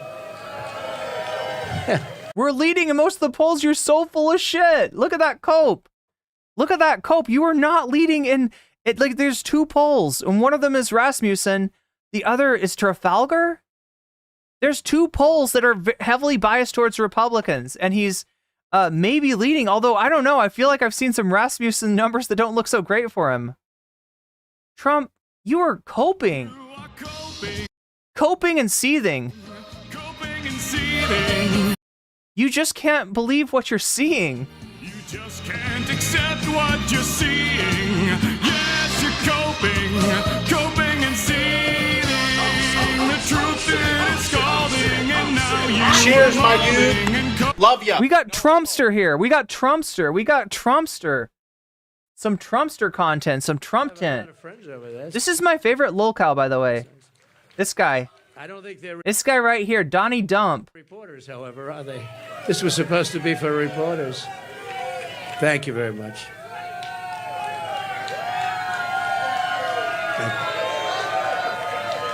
Thank you very much. Look, we can look at the polls again if you want, all right? You're not going to like what you see, though. If you're a Trump fan, if you're a fan of Trump, if you're a fan of this guy, you are not going to like what you see.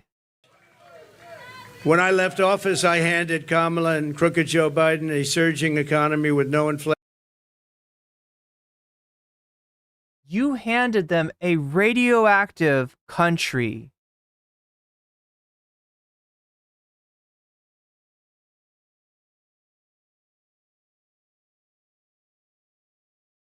You handed them a post-COVID economy. You handed them a flaming fucking disaster. And to the extent that Biden, because it is Biden, not Kamala, right? She's the vice president, has been able to put out those flames, it's, you know, commendable, right? Biden has done some things right. I don't like a lot of his policy. I think especially his foreign policy is straight up dangerous and monstrous and inhuman, right? He has sat there and continued to arm a government that's been declared criminal by the International Criminal Court, by the ICJ, and he's continued to arm them with weapons that they are using to kill civilians, right? Biden's done a horrible job on a lot of stuff, right? I got a lot of criticism, I got a lot of smoke for Biden, all right? But in terms of giving the U.S. a soft landing economically, he's actually done a pretty good job. Like, he wants to erase 2020. Like it never happened. Like it wasn't his problem. Like he had nothing to do with it. Motherfucker, you presided over a huge crisis which you failed to handle. And a lot of the problems that you handed to Biden come from that. That he's so full of shit here. This guy is so full of shit. The 30-year mortgage rate was around 2%. Gasoline had reached $1.87 a gallon. We actually had many months where it was lower than that. But we hit 187, which was a perfect place, an absolutely beautiful number. Real income surged by more than 4,200. The ICJ says, Scott, who cares? I don't know, people that are against war crimes, which apparently Scott is not. Apparently Scott is a big fan of war crimes. Apparently Scott looks at like the acts that were done during World War II by the German government and says, based. Have we got some groypers in here? I don't even know, Chad. That sounds like some groypers. That sounds like some groypers. $1 a year.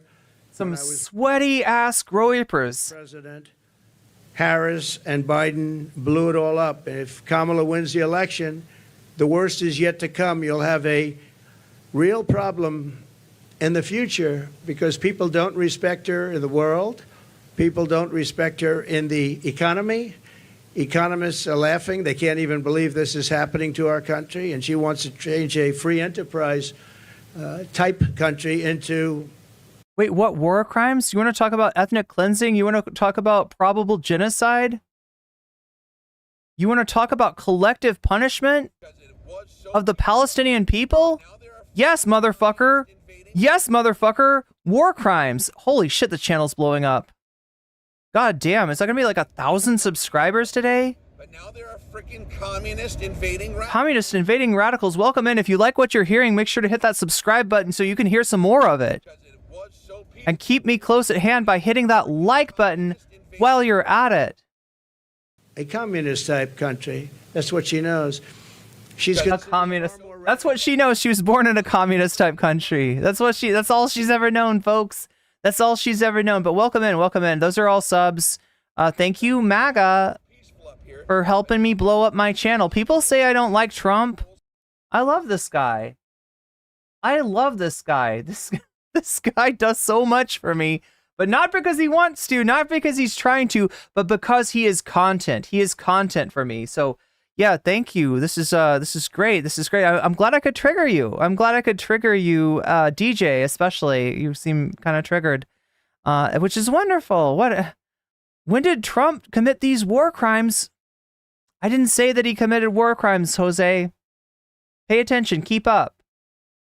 What Trump did do was send his failed son-in-law, who has no business doing any sort of international negotiations, no experience whatsoever, sent this person to Israel to negotiate bilaterally between Israel and other Middle Eastern countries that resulted in October 7th, after which we have seen the proliferation of war crimes against the Palestinian people. Please try to keep up, Jose. Than Bernie Sanders. That's all you have to know. Far more radical. And she picked somebody that's far more radical than Bernie Sanders. He approved a bill recently, tampons in boys' bathrooms. He wants tampons in boys' We got the tampon Tim. Folks, he wants tampons everywhere. He wants can I show you this? I feel like there's a Kyle Rittenhouse. Let's see if I can find the Kyle Rittenhouse tweet. Oh my God, chat, my computer's so slow. Hey, thank you to Throne Gang for getting me that the 16-bit RAM sticks that'll hopefully make my computer go a lot faster. Kyle Rittenhouse, not Rittenhouse. Tampons.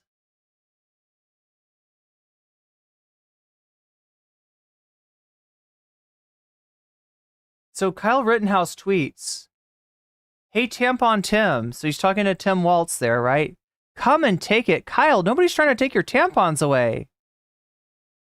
Yeah, why does he need tampons, right? Why does Kyle Rittenhouse talking about come and take the tampons? Look, come and take it. No tampons, please. Yo, they are getting dunked on. They are getting dunked on. Come and take my tampon. Look, Kyle, you're not beating the allegations. I hate to say it, all right? I don't love the fact that you're being transvestigated just because you said you wanted to vote for what, Ron Paul? Ron Paul, yeah, Joe Biden too old, but Ron Paul just fine, right? We're gonna vote for Ron Paul instead of Donald Trump. I don't think you should be tweeting like this, Kyle. You're gonna make the transvestigators go wild. They're already circling you, Kyle. They already have weird theories about your your shoulder to waist ratio, your Q angle, your collarbone, the shape of your face, all kinds of weird things that they're saying are feminine. And they're trying to say that you're not a biological male. And you saying, come and take, you can pry this tampon out of my cold, dead hand. It's not helping. It's not helping at all. But anyway, back to Trump. Back to Trump. If we can find him, here he is. It's terrible. It's terrible. But that's the person that she picked. Surprising pick to me. I was shocked. He's also got one of the worst run states. Many people are leaving the state, sixth most. And from her state, she destroyed San Francisco. She destroyed, as the Attorney General, she destroyed California along with Gavin Newsom. And San Francisco, was a great city 15 years ago. Now it's considered almost unlivable. You can't live there. And what they've done to that great state with the beautiful weather like this weather, they have this weather all the time. And they have the ocean, they have the sun, they have everything good. But what they've done to it is a shame. And because there's too many tampons. They put tampons everywhere. And it just like the proliferation of tampons everywhere you go in San Francisco. Going to do the same thing to our country. It was Silicon Valley assholes ruined San Francisco. Absolutely. Policies. They had a recent article, and I didn't know this, but you're allowed to rob a store as long as it's not more than $950. You're allowed to rob a store, folks. They let you do it. When you're rich, they let you get away with it. Heard of that? You can rob a store. You can rob a store. Go out and try it now. Yeah, you should tell your followers to go out and rob a store. You can get away with it. He called him Newscum. I mean, he's right. Fuck Gavin Newscum. Fuck Gavin Newscum. Look, Chad, I told you there's a lot of Democrats I don't like. Newsom is one of them. Newsom is one of my least favorite Democrats out there. The school board decides what to put in bathrooms. Yeah, it's weird that he's being weird, Jay. It's Trump being weird again. It's Trump being weird. I think what he's actually talking about with Tim Walz, though, is that Tim Walz put, or there was something about tampons in like unisex bathrooms, right? I don't think there's even a connection that they're trying to imply. But hey, look, trans guys exist, all right? They are amongst you, MAGA. And, sometimes they need a tampon. So let them have it. Deal with it. Deal with it. I'm sorry. This is reality. I know you want to live in your special little world where trans people don't exist, but they do. And you're going to have to fucking deal with it. You're going to have to fucking deal with it. Don't make me put the ironic 2014 chuggy ass, like 8-bit sunglasses on with a deal with it meme. Don't make me do that, fucking that tired ass thug life meme from 2014, the one that Adam Friend had killed by overusing the fuck out of it. Don't make me. Thieves going into stores with calculators. I will tell you to deal with it. I will tell you to deal with it. That's what they're doing. They're calculating how much they're going to steal, folks. They go in there with a calculator. They're stealing stuff and they're calculating it out. Oh my God, this guy. People think I don't like Trump. People think I don't like Trump. I love Trump. Trump is so good for me. Trump is doing so many good things for all of us, but not as president, all right? As official lolcow of the United States. He is all the content you could possibly want rolled into one. He is every lolcow, DSP. You take all the lolcows, tipster, boogie, roll them all into one, and you get Trumpster. You get Trumpster. Less than $950. You get Trumpton. $50 they can rob it and not get. The uneducated always resort to name calling. Special Eddie. It was so peaceful. Are you talking about Trump? Communist invading radical. Let's leave Special Eddie. Let's leave Special Eddie. I think he's talking about Trump, right? Are you talking about name calling? Do you know what Trump is known for? Have you heard of De Sanctimonious? Have you heard of Little Rhonda? Have you heard of Crazy Bernie? Have you heard of Crooked Hillary? These are all nicknames that Trump makes up for his adversaries. Are you really going to come in here and tell me that name calling is something that the uneducated always resort to? Yeah, you're right. He is. Look, I mean, he's got a degree in shit, but he's just not. I think they just passed him through because he's rich. I don't think he's ever done a single thing in his life. I don't think he's ever done a single thing in school.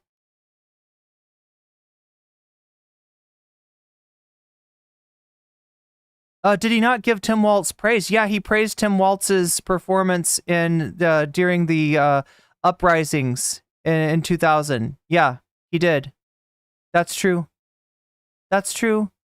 He's gonna win in a landslide. Good luck with that, Sean. Put some money on it, though. If you really think so, make a bet. Get into those betting markets. Okay, I shouldn't say that. You shouldn't gamble. I'm being parody satire here. Parody satire. Don't actually gamble. I would not. I don't know. I don't know if you're even old enough to gamble, but definitely Trump is a bad bet. That's what I'm really trying to say here. Anyway. Chill out, Caleb. Yes, you should chill the fuck out. I'll give you a chance to. There you go. You can chill. You can chill on mute. Everyone name calls. No one is exempt. I mean, Zachary Stone, that's a fine take. Actually, it's not, though. Trump name calls more than anybody else. What you heard me reacting to, though, somebody that was telling me that I was name calling Trump and that name calling is the resort of the uneducated. And I was just letting them know that that criticism applies to their parasocial daddy as well, to Daddy Trump. Trumpster. Charged. That was her that did that. Harris is campaigning on the largest tax. That's right, Narwhal by Nature. No one under 18 in chat. We are an 18-plus community. Increase in American history, including ending the Trump tax cuts, one of the largest tax cuts ever in our country's history. and working with families, a gigantic capital gains tax hike they want, and a new wealth confiscation tax. It's called wealth confiscation tax, which isn't going to make all of her supporters, you know, she's got some supporters that are wealthy people because they're stupid. Zaddy Trump? I don't know. I feel like it's more like unk status. People, but they're wealthy people. She said that a 70 to 80% tax rate is, quote, a bold idea that should be discussed and studied. 70 to 80%. Okay, let me blow your mind here and let you know that during the good old days, right? If you ever talk to boomers and they say the good old days, they say that things used to be better, they're usually talking about the 50s, right? And what they really want is like they like that women couldn't get divorced. They like that, like, you know, gay people were like oppressed more heavily, could not exist, could not be out of the closet. You know, there's a lot of things that they like about the 50s that aren't so great. But during the 50s, one thing that they had was a tax bracket, a top bracket of taxing that was called confiscatory, right? And that was to say that once you start making more money than a certain amount, the top bracket, you get a 90-something% tax rate. That was under Republican President Dwight Eisenhower, a president that Trump has praised, right? And, you know, economically speaking, those were some pretty good years for the United States of America. So don't let him fool you into thinking that making the rich actually fucking pay, actually clawing back some of what they take from all of us. Don't let him trick you into thinking that that's bad for the economy, because it's not. It's not. She co-sponsored legislation to abolish very popular private health insurance, which 150 Americans rely on. Abolish very popular health insurance. So what he's talking about here is your right to be fleeced by your health insurance company. What he's talking about here is if you're poor, your right to die of a lack of medical care, right? This is the kind of rights that Trump wants to ensure. Dumping everyone onto inferior socialist government-run healthcare systems with rationing and deadly weight. Well, you can look at the actual results. You can look at the actual results that other countries get, the outcomes they call them, right? The United States, people pay the most for health insurance. Right now, U.S. athletes at the Olympics are seeing doctors, as many as they can, because guess what they do at the Olympics? They give them free health care. Just like they get in a lot of the countries that, you know, other athletes come from, non-American athletes come from. But the American athletes are like, oh shit, I can finally see a doctor. Oh shit, I can get this taken care of. You mean I don't have to pay a deductible? You mean I don't have to pay a fee? Oh my God. They're getting all the healthcare they can because our healthcare system fucking sucks. And look, it's better than it would have been if Trump had gotten his way and been able to abolish Obamacare. It's better than it was before Obamacare. They don't have pre-existing conditions. We do have Medicaid so that if you're completely poor, you can get your health care provided for. But there's a huge donut hole between the rich fucks that Donald Trump is talking about when he says the best insurance that money can buy. He's talking about like he's talking about millionaires, right? He's talking about Cadillac insurance, right? So you got the Cadillac insurance that maybe takes care of you. I don't know. I feel like still the health outcomes are not great. Right. And then you got, Medicaid, right, which, you're taken care of to some degree. I mean, it's not the greatest insurance of the world, but, we take care of the very poor. But everybody in the middle, you're getting fucked. And I don't know what statement of Kamala's he's dug back up. I know that she's said things about Medicare for all in the past, and I also know she's backed away from that. And that's not to her credit. That is very much something that makes her worse as a candidate. I would much prefer a Kamala that could stand in her truth and say that we need Medicare for all. But she's not saying that anymore. But I don't know what exactly he's dug up. But that's he's talking about what sounds to me like to be a much better healthcare system, right? And other countries have better outcomes. What are outcomes? That means that you're getting better care, you're living longer, you're healthier, right? Other countries that don't get fucking fleeced like we do in this country, that don't have their health insurance bound to their employer, right? If you are somebody that works as an independent contractor for YouTube and Twitch, like myself, right? You don't get healthcare from your employer. You got to go out there and find it for yourself, and it is expensive as fuck. So you're sort of bound to, this is part of how they get you. This is part of how they make you a wagey, right? You're bound to your job for your insurance, and if you lose your job or you try to do something on your own, or you try to become an entrepreneur, now you got to find this on your own. It's super, super expensive. So, right, I mean, like, we could do much better than the system that we have right now. But unfortunately, there's not a lot of appetite for that on the left, and there's not a lot of appetite for that on the right. There's certainly not a lot. Trump wants to go back. He tried to repeal it. He tried to he said repeal and replace. I don't think he was going to replace shit. I think he was just going to fuck people over like he's done all his life. Massively raising your taxes. She wants to take away your private health care. There are many people in this country who spend a lot of money on private health care. Well, at New Vegas it is. The best health care in the world, by the way. But they want to do it. They worked hard to make money, and they want to do it. Under her, you're not going to have private health care plans anymore. And you can be a wealthy person or a middle-income person, and you want to... So in other words, chat, if you're struggling with health care, these rich people that Trump's talking about that have worked hard their whole life in order to afford that, they're eating your health care. I don't know what else to say, right? They're living well so that you can live poorly. And that's how capitalism works in general, right? They don't fucking work hard. They own shit. They own shit. They own maybe even the company that you work for, and they exploit you. And that's what he means when he says they work hard. It's bullshit. It's bullshit. He's talking about the idle rich. He's talking about people that he fucking grew up with. Spend on a really good plan, better than a government plan could be, far better. And you're not going to be allowed. You're all going to be thrown into a communist system. It's a communist system. Thrown into a system. It's more fear-mongering. Where everybody gets health care.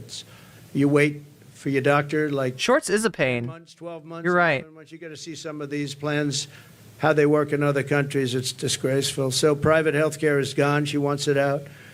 Now, she could change on that, and she might change on that. She's changed on everything, but I said, why you... I'm sorry, she... The allegation! Knows her why Jesus Christ, Bo Blacks. She had these policies and ideas for years. I'm trying to hit the right button here. I hit the wrong button. That's what happens. We got Bo Blacks. We got Bo Blacks yelling, talk about the allegations. She has changed. She has changed, right? She's been a coward. She had some pretty base takes back in 2020, and she's trying to walk them all back. That's a thing that Democrats do, and that's why the Democratic Party sucks. When they're running in a primary like she was, they're going to say Medicare for all, all right? Because that's what you actually want. That's what we actually need. But then when it comes to the general election, they're going to walk it back. And when they get elected, they're going to walk it way the fuck back, and they're going to find some asshole. They're going to find some rotating cast of villains, Joe Lieberman, Sinema, whoever, Joe Manchin, to vote against it and be like, oh, geez, we couldn't get the Medicare for all. We really tried super hard. We're going to have to give you a watered-down version of whatever the hell we promised you in the primaries. Right? This is just classically what the fucking Democrats do. Have you ever heard of the phrase Etch-a-Sketch?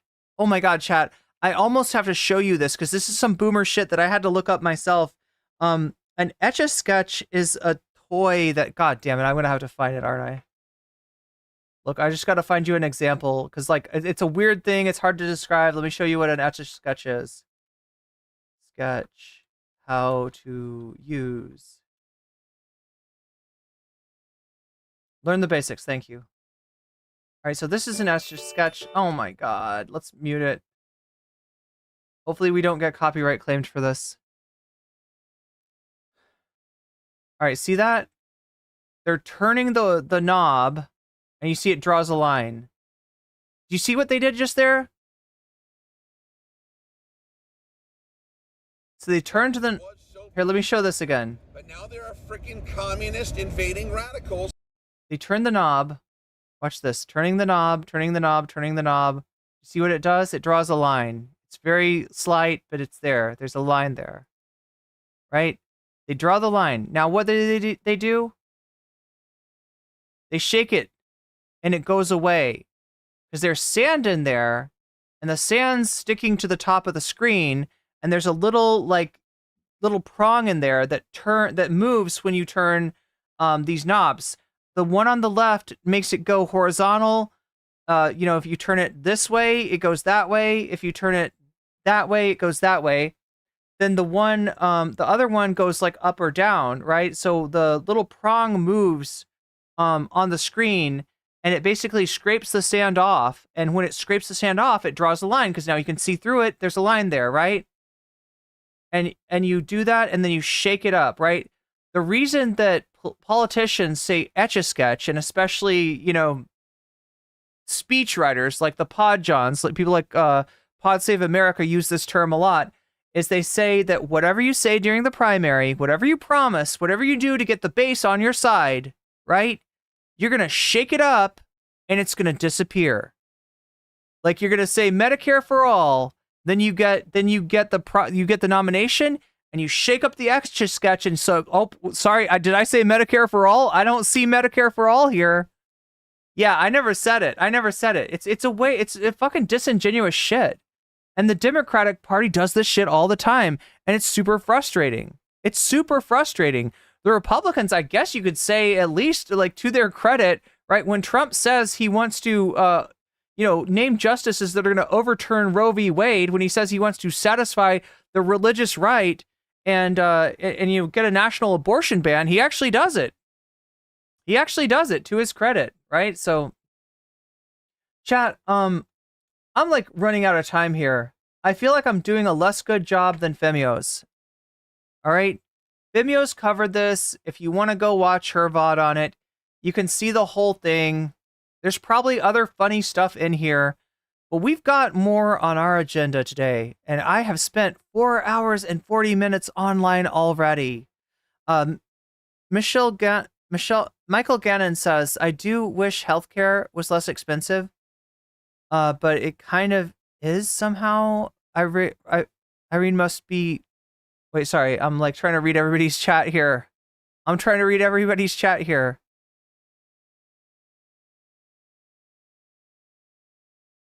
If you tell your hospital you want to see the bill, oh my God. Look, there's a lot that goes into healthcare, but in general, it is a human right, and your government should give it to you. All right? And that's how most other countries deal with it. And it works way better, both in terms of the outcomes, people being healthier, people living longer, etc., etc. People pay less for their insurance, and they get more benefit out of it than they do in the United States. Because in the United States, we've ensconced the healthcare industry. Even Obama, who was kind of elected partially on the idea that he was going to establish something in the in terms of universal healthcare, right? And look, I'll give him credit. The Medicaid expansion was hugely important. I might not be around. I might not be alive. I would not have gotten healthcare if it wasn't for the Medicare expansion. All right, so I'm thankful for that. But what he was elected to do, he watered down. And he did it on the behalf of big healthcare. Because cash does, in fact, rule everything around us. And that's the result. Is that you got a candidate that's talking about hope and change, and it turns out that all they're there to do is to slow walk whatever progress you voted for. That's the Democratic Party's job. And when people talk about a uniparty, that's where that's true, right? It doesn't mean that you get equal results voting for a Republican versus a Democrat. That's definitely not true. There definitely is one that's worse. But in terms of them both being in the pocket of the wealthy, of the corporations, yeah, it is a uniparty in that sense. Anyway, chat. Like I said, we've got so much to get to. Have I done a good job and read all of the donos? Who's winning Kamala? Do we want to really quickly hit the polls? Should we hit the polls? I like to keep us up to date on the polls. Yeah, there's Femios. You should follow Femios. Femios did a good job, a better job than I did covering this topic. So check out her VOD if you get the chance. What am I looking for? None of this. None of this. What am I looking for? I'm looking for. Let me type it. Let me type it then. Let's talk elections. Let's talk elections.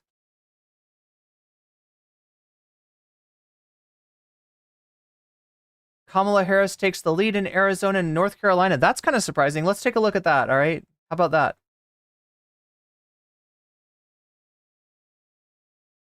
This is the channel that I go to for election information as far as the horse race goes. Okay, so this is probably what you want. Election prediction as of August 15th. That is 2 days ago, 2024. Let's take a look. It's Thursday, August 15th, 2024, and today we're going to be taking a look at... And then, I promise you, we'll get into the president's... We'll get into the sun tent. We did the Trump tent. We're going to get into the sun tent. Presidential election prediction. Now, this is my prediction right before the Democratic National Convention, and so I'm excited to see exactly how this changes in around 2 weeks' time. If you're new to my channel, welcome. I create election predictions right before an upcoming presidential or midterm election, and in the final 3 months of it, I do election predictions every 2 weeks leading up to the election, and in the final week, I do them just days out and the day before the presidential election. Now, the 2024 cycle has been one that has certainly been far more volatile than any of us could have even imagined.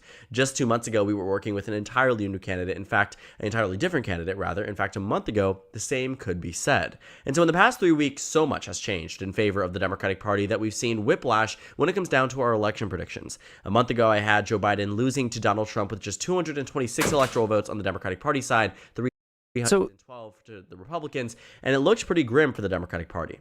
Today, the circumstances don't look exactly the same. And I released a prediction roughly 2 weeks ago. At the start of the month, August 2nd, I released my first ever Kamala Harris-Donald Trump election prediction. So this is what I was talking about, right? If we look at a month ago, things looked way different. When Joe Biden was the candidate, Donald Trump was in fact winning, and decisively. And I don't just mean he was winning in the national polls, which he was, right? Donald Trump has been dominant in the national polls over Joe Biden since October of last year. He was also winning in the swing states, right? Those swing states, just to remind us, Wisconsin, Michigan, Pennsylvania, Georgia, and Arizona and Nevada, right? These are the states that could go either way legitimately, right? Some people also say North Carolina. It's a little bit, it's going to be hard for the Democrats to win North Carolina. The Republicans are probably going to win North Carolina, but some people say North Carolina. There's different ones that people sometimes talk about, but the main ones, Wisconsin, Michigan, Pennsylvania, Georgia, Arizona, and Nevada. Donald Trump was winning in Wisconsin, Michigan, Pennsylvania, Georgia, and Nevada. And that spelled out, if it had remained the same, that spelled out a Trump victory, right? If the election had been held then a month ago, Trump very likely would have won the election. What a difference a month makes.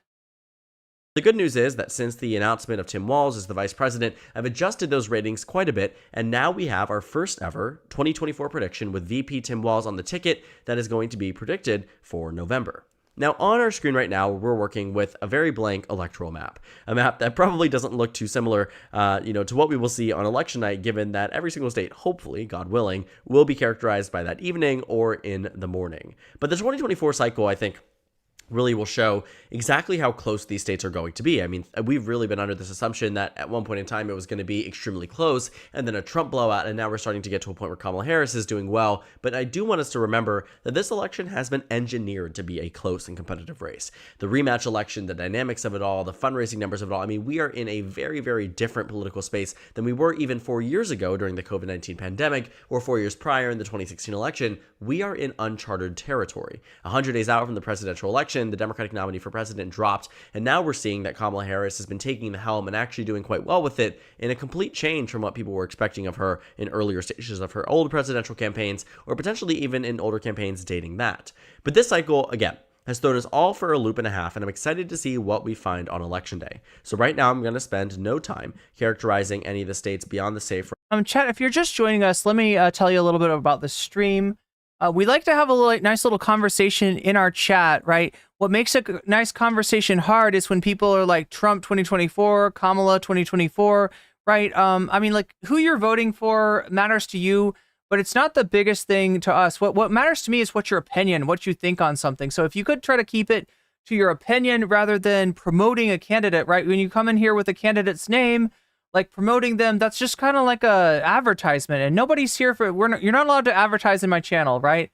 So yeah, your comment very likely will be deleted, and if you continue to spam, you will be deleted as well. So, but if you want to come in here and have a conversation, we would love that. We would love to see what your opinion is, what you think about the race, what you think about what's going on.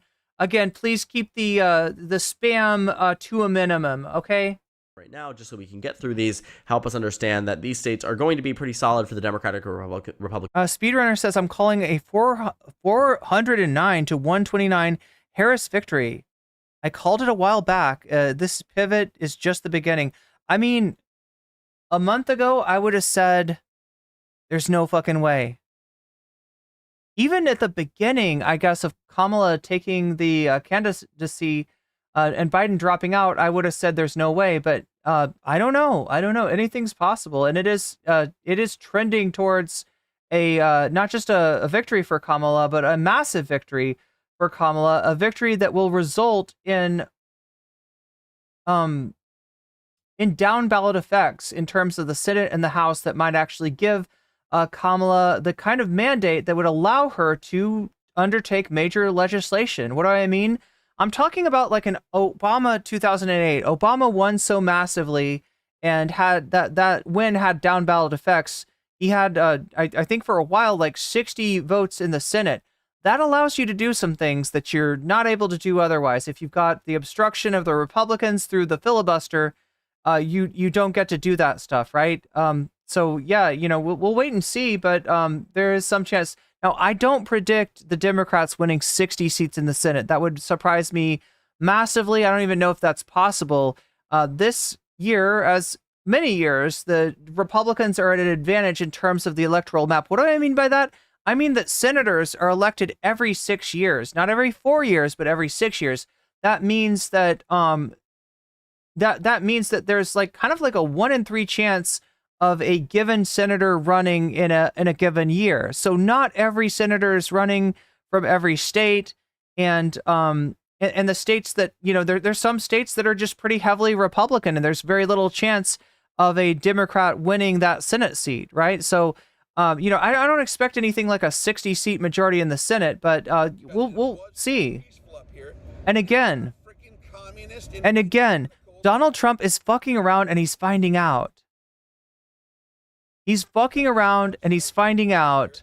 But now there are freaking communist invading radicals. How to turn, like I said, what was a massive lead a month ago into a pretty staggering deficit at this point.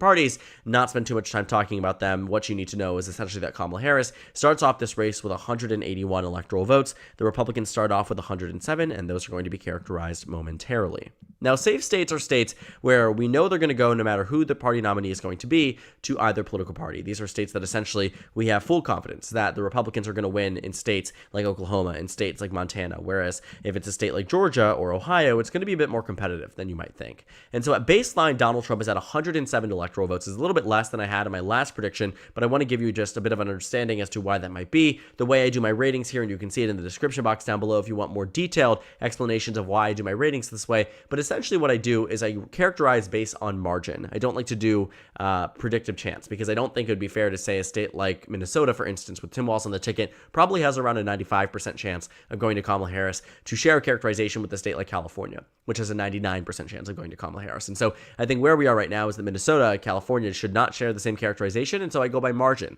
And so my tilt margins are anywhere between 0 and 1%. That means a state like Kansas, if it was to go to Trump by 0.5%, would be a tilt state. Lean would be anywhere between 1 to 5 points. So again, if Trump was to win Kansas by 3 points, it would be a lean state. Likely is anywhere above 5 to 15 percentage points, nearing that edge of safe. But So do you see what he's saying? There's tilt, that's a bear margin. There's lean, that's a stronger margin, and there's likely, meaning that very likely the state will go to this party, right? So Kansas, for instance, I can tell you right now, there's no shot that the Democrats are winning in Kansas, right? Iowa, on the other hand, I mean, it would be a really good night for Kamala Harris if they won Iowa. Ohio, same deal. Not bloody likely. Not bloody likely that the Democrats will win Ohio. Not bloody likely that the Democrats will win Florida.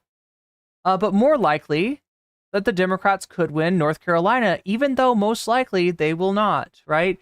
I told you what the swing states were, the states that are truly up for grabs: Wisconsin, Michigan, Pennsylvania, Georgia, Arizona, and Nevada. North Carolina is one that people sometimes put on that list, but it does trend pretty decently towards Republicans. Still in a position where, in a super different circumstance, could go to the opposition party, and then a safe state is a state that is decided by 15 points plus, pretty much locked down and solid, no chance, no matter the circumstance, no matter the situation, that a state like Kansas goes to the opposition party.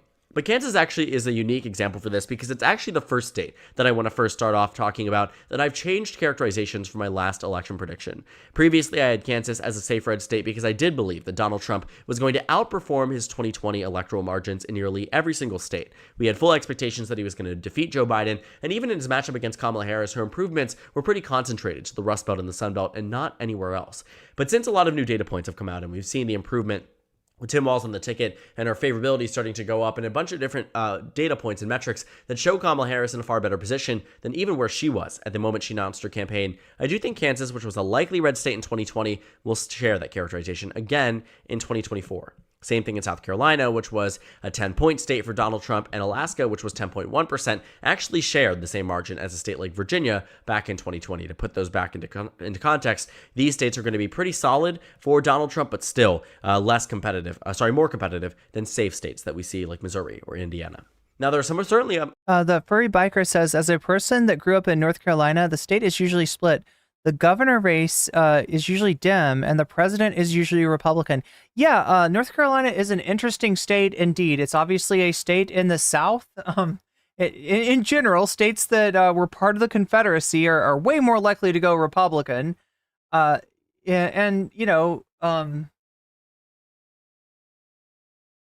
Carolina is one of those states. However, North Carolina is different than a lot of southern states in that it, Virginia would be the exception to that, right? Virginia was actually the capital of the Confederacy and has leaned pretty solidly blue for a while, right? North Carolina, though, what I want to point out about it is that it's got a lot of colleges in it. There's an area of North Carolina known as the Triangle or the Research Triangle, where, just people are pretty freaking educated, right? There's a lot of, well-reputed schools right there. And so for that reason, you've got sort of a split. You've got towns like Asheville, which are fairly left-wing compared to the rest of the state. And so North Carolina is more of a mixed bag than people realize. Some other Democratic states and Republican states that deserve likely characterization, so we're going to spend our time characterizing those. And I want to pretty much... Oh my God, Bun Wrong Ray with a pretty useless comment here. I hope everyone realizes that the Confederates was majority Democrats. Yes, Bun Wrong Ray. In the 1860s, the Democrats basically were the party of the Confederacy. That's true. That's true. Now, let me do some math here, all right? Let's do some really quick math. Calculator. I'm going to need my calculator for this, all right? We are right now, I don't know if you know this, chatter, but it's 2024 as of today, right? 2024 minus 1865. That's 159 years ago. That's 159 years. And as you may have seen, some people who in 2016... Technoepoch super chatted $5. Sunday is toxic. The zombies are blocking the map, Irene. The zombies are blocking. Oh, you're right. The zombies are blocking the map. Let's fix that. It's making it really hard for you to see. Let's get rid of the zombies. Is that better? Thank you for the super chat, by the way. That was very helpful. Okay, so yeah, 159 years ago, that's when the Civil War happened. Now, like I was saying, in 2016, there were people who were voting for Hillary that are now voting for Trump. Right? JD Vance actually was somebody who called in, I think it was 2016, called Donald Trump possibly America's next Hitler, or America's Hitler, right? And now he is vice president. So as we can see, the parties, they're not static. It's not like you are born with a stamped R or a D on your forehead and you stay in that party your whole life, right? So there's flux. We can admit that there's flux, right? And, you know, flux will do some things. There'll be a little bit of movement between 2016 and 2020, a little bit more movement between 2016 and 2024, and actually a lot of movement between like 2000. If you look at the Gen Xers and the Boomers back in 2000, where they were at then, versus where they're at now. Some people that voted for Al Gore now voting for Donald Trump. Some people that voted for George W. Bush now voting for Kamala Harris, right? So we got a lot of flux, and the more years that we put into this, the more flux that we see. Now, that's a minor effect, all right? That's a slow effect over time. What I'm about to describe to you is something a little bit more major, a little bit faster, right? And it's a process that the United States underwent, policy that the United States enacted called civil rights. Civil rights were enacted by the Democratic Party. This was a little bit of a surprise because, as somebody pointed out in chat earlier, the Democrats had been the party of the Confederacy. The Democrats had been the party largely of segregation. But over time, that changed. And when JFK and LBJ were elected, they began enacting more and more legislation, bringing about more and more civil rights. The Voting Rights Act, for instance, right? When LBJ undertook this bill, So peaceful up here, but now there are freaking communist invading radicals. When LBJ passed the civil rights legislation, he said, "We've lost the South for a generation." Right? The president. I'm going to pass these acts. I think it's important. And LBJ had been in the Senate, so he went in and he twisted some arms and shit. He's a guy from Texas, so not exactly the most likely candidate to undertake civil rights, but that's what they did. And when that happened, you had a division in the Democratic Party. You had people that called themselves Dixiecrats, like Governor George Wallace, who said, segregation now, segregation forever. They really strongly believed in racism. They really had that Confederate mentality still in them, right? And they made a play. Wallace ran for president. Wallace ran actually, I believe, even an independent campaign some of those years, right? And he didn't win. And those Democrats who believed segregation now, segregation forever, slowly trickled out into the Republican Party. Now, this didn't happen by accident, and this didn't happen just through the actions of the Democratic Party. This happened also through a strategy of the Republican Party known as the Southern Strategy. Let me see if I can find this famous Lee Atwater quote. Now, I gotta be really careful about this because this guy says like the N-word like multiple times. I gotta make sure it's bleeped. Southern Strategy.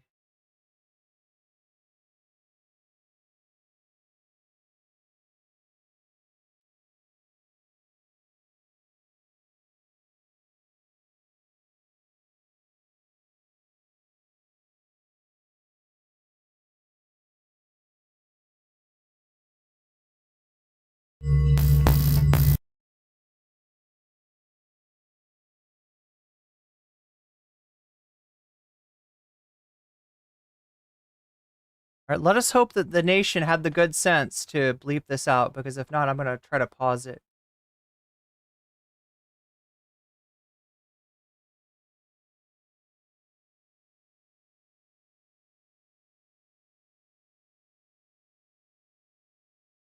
Here's how I would approach that issue as a statistician or a political scientist, or no, as a psychologist, which I'm not, is how abstract you handle the race thing.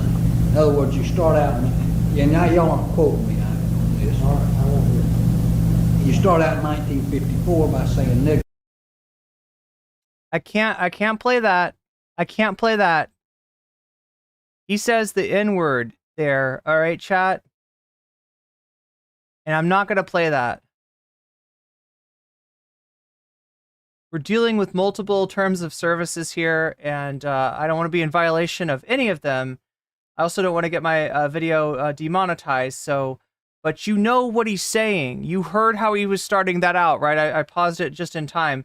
And what I'm going to do here is I'm going to mute it, right? And I wish that more people would fucking to find this audio and mute it, right? Because it's like, you know, to be able to show you this, to be able to show you what a Republican political consultant said, what somebody who worked for Ronald Reagan said, what their strategy was, what they were doing at the time, is integral to eliminating the kind of ignorance that I just heard from my own shorts chat, right? People think that somehow the Democratic Party is still the party of the Confederacy, despite the fact that the Republicans have 100% commandeered the racism, and that should be the easiest thing to see.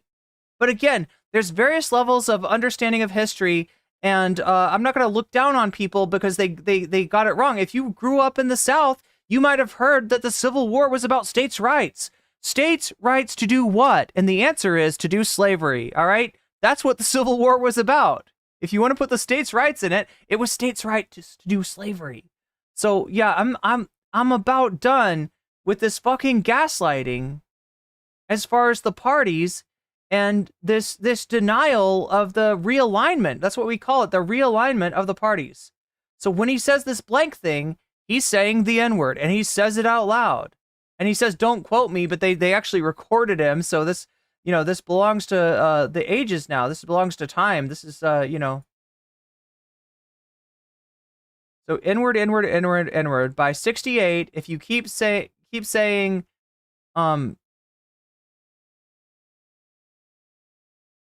that hurts you. If you say that, so he's saying in 54, they could say the N-word. They could use that to run on, right? Racism, straight up. But now there are freaking communist invading radicals. Hard R racism. By 1968, that would hurt you. It was so peaceful up here, but now there are freaking communist invading radicals.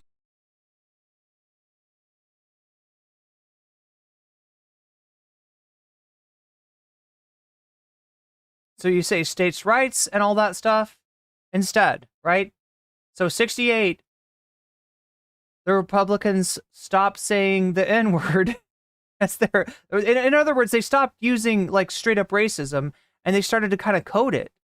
They'd be like states' rights. And then they'd be like busing. You get abstract now. You get abstract, right? You're not talking about, races anymore. So you're getting so abstract. Now you're talking about cutting taxes. And all of these things you're talking about, total economic thing in the byproduct.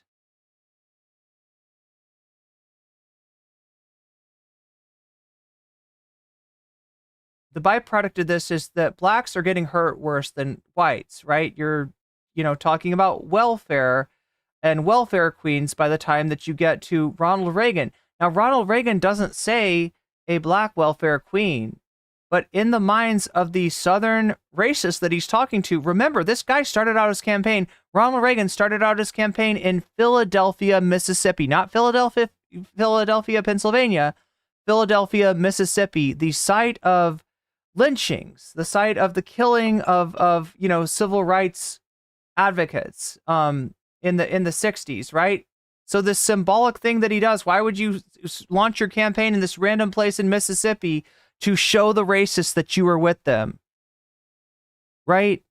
And he's able to kind of like dog whistle racism by talking about policy and by using these figures that racist white people are going to translate into "you mean a black person."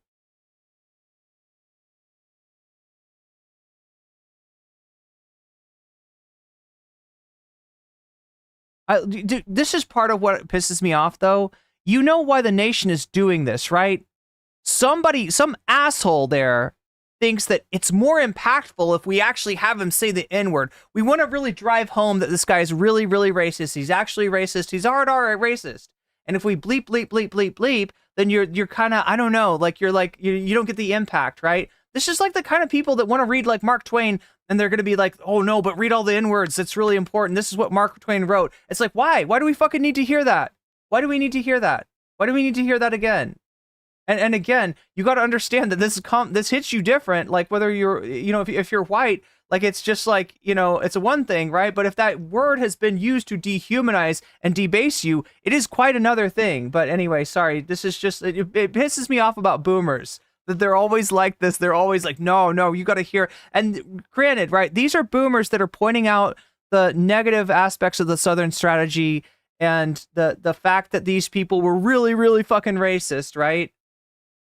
So they're on the right side of history, but they're still shitheads with this, like, just dogmatic, decision to like, let's have Lee Atwater let the N-word rip, right? We don't need to, we know what he fucking says. Come on. You're getting so abstract that it's coded. We're doing away with the racial, oh my God.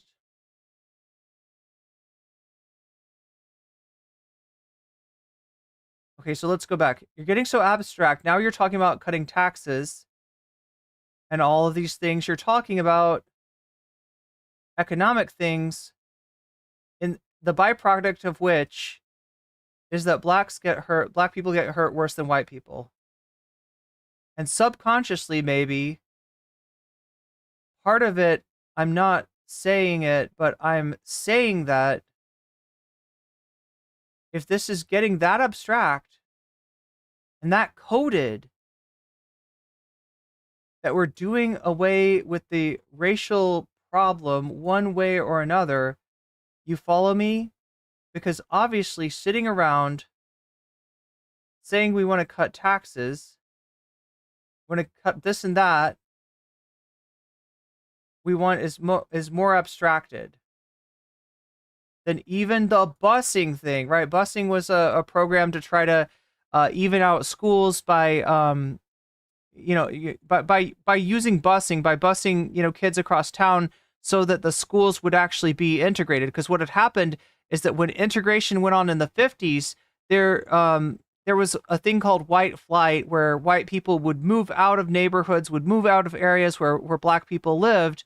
And so then you have this like resegregation just by, the economic mobility that white people had and that a lot of black people didn't have, right? So busing was a way to try to make the schools, more integrated and more even and thereby more fair, because we still have the whole thing of the funding of a school depends on the ability to like the amount of taxes that are taken in that area, in that district, right?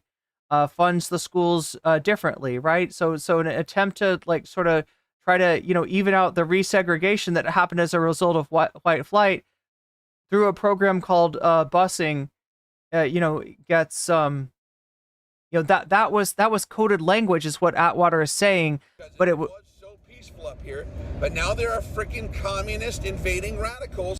But it's a lot more coded and less, or it's a lot less coded and less abstract. Peaceful up here, but now there are freaking communist invading radicals.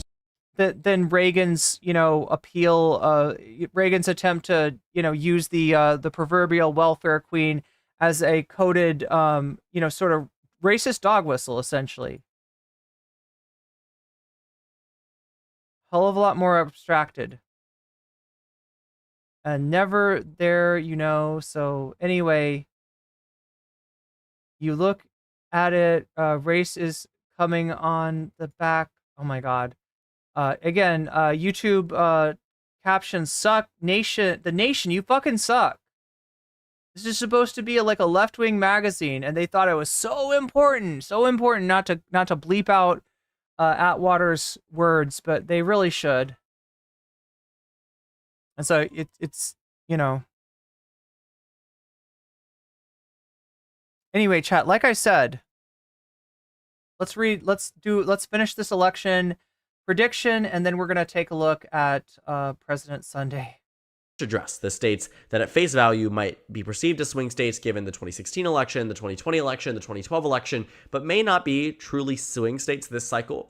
The Democratic and Republican campaigns have made it very clear. Their focus are on the 7 crucial battleground states that they deem to be the most important: Nevada, Arizona, Wisconsin, Michigan, Pennsylvania, North Carolina, and Georgia. Outside of that, it's pretty free game for the Democrats and Republicans because they aren't spending a lot of money there. They aren't opening up campaign field offices in the same way. The Republican campaign under Donald Trump got a big boost under the Joe Biden matchup. They believed that they were on track for a very solid victory, and so they actually tried to expand their electoral map and still have campaign field offices in states like Virginia and New Mexico. I'm gonna pee. I'm gonna be right back. No real indication that they were going to lose the state, but win the state.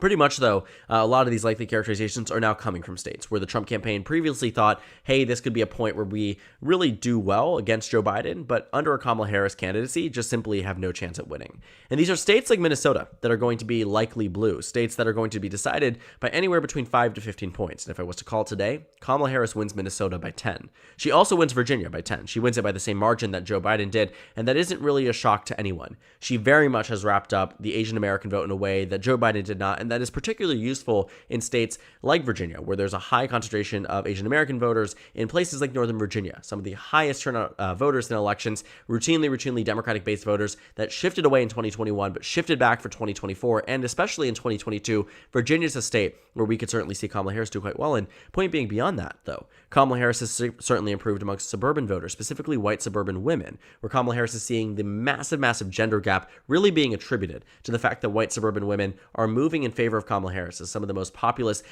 sections of the vote base that we see for Democrats routinely. That base improving for Kamala Harris and being more inspired to turn out more excited in this election makes states like Virginia and Minnesota more electable for Kamala Harris, and so it becomes a likely blue state. She also carries states like Colorado, New Mexico over the finish line. Colorado went to Biden by 14 back in 2020, New Mexico by 10. Shouldn't really be a shock that they're going to be likely blue states again. All you really need to know is that they used to be competitive states, but Democrats in recent elections, especially in the Trump era, have completely turned that around to being very reliable Democratic states on the Senate level, House level, gubernatorial level, and of course on the presidential. So that brings Kamala Harris to 219 electoral votes. She also, to pretty much top her off here, has states like Maine, New Hampshire, and Nebraska's 2nd District really show exactly what she can do when it pertains to white voters. In the Omaha region, in the Maine region, in New Hampshire, you really see that Kamala Harris has a base. And while the base may be primarily built up of minority voters across key battleground states, in some of the areas where the voting population is 80% plus or more white voters, she still tends to do well, and especially in these states that are more Democratic leaning. She, in fact, outpaces Joe Biden in states like Nebraska and New Hampshire and Maine, and the data is clear and consistent on that. And I think a big reason for that is because Kamala Harris has built up what many Democrats refer to as this big tent party that brings in more than it pushes out. Very different than the Trump campaign, which is very big on bashing Nikki Haley supporters, bashing any supporters that didn't vote for Trump in the 2024 Republican primaries. And they've built up this really, shove out, insulate in the type of Republican for the 2024 election in the MAGA party. Laura Trump runs the Republican Party, versus Democrats with Kamala Harris that have brought in more people. They welcome with open arms Nikki Haley voters. They welcome with open arms Republicans who feel pushed away by Donald Trump. They try to capture in far more voters, and it seems particularly helpful in states like New Hampshire, where Nikki Haley had her best primary performance, in states like Maine, where the voters there are more focused on freedom and shifting away from authoritarianism, as the Democratic campaign paints Donald Trump as an authoritarian. You look at states like Nebraska, where Nebraska's 2nd District should be a more conservative district. Republicans tried to gerrymander it, didn't work. Kamala Kamala Harris on track for a likely victory there, bringing her number to 226 electoral votes. But Donald Trump still has his fair share of likely states outstanding, states like Iowa and Ohio, which typically vote together and have shifted away quite tremendously in the post-Obama era. Ever since Donald Trump had entered into politics, these two states have grown to adore Donald Trump. His approvals are still through the roof in the states, and there's no real consideration here that Democrats are going to be spending money on the race either. Ohio and Iowa are going to be states the Democrats aren't going to be able to win, no matter what happens, no matter who's on the ballot, no matter any circumstance. Kamala Harris is not winning Ohio, and she's not winning Iowa. These are states that Donald Trump is certainly going. One of the questions I always get on Twitter, right? I'll always get questions from liberals about Ohio. And maybe they remember Ohio being a swing state in the 2000s. It really hasn't in a long time. And from what I can tell, it's trending away from the Democrats. So, Ohio is a Rust Belt state, much like Michigan, Wisconsin, and Pennsylvania. But now there are freaking communist invading radicals. Well, what happens, I think, is that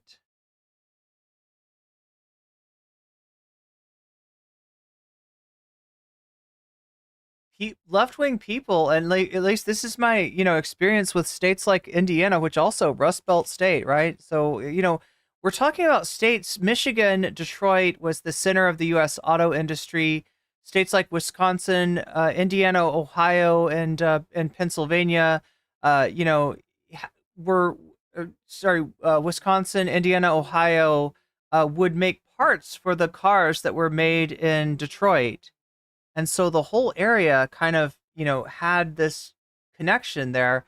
And that's what, that's the whole thing about the states, voting together. Now, what happens with a state like Indiana is that, because it's predominantly right wing, more and more of the left wing people, it becomes a miserable place, and more of the left wing people that they move the fuck out of there.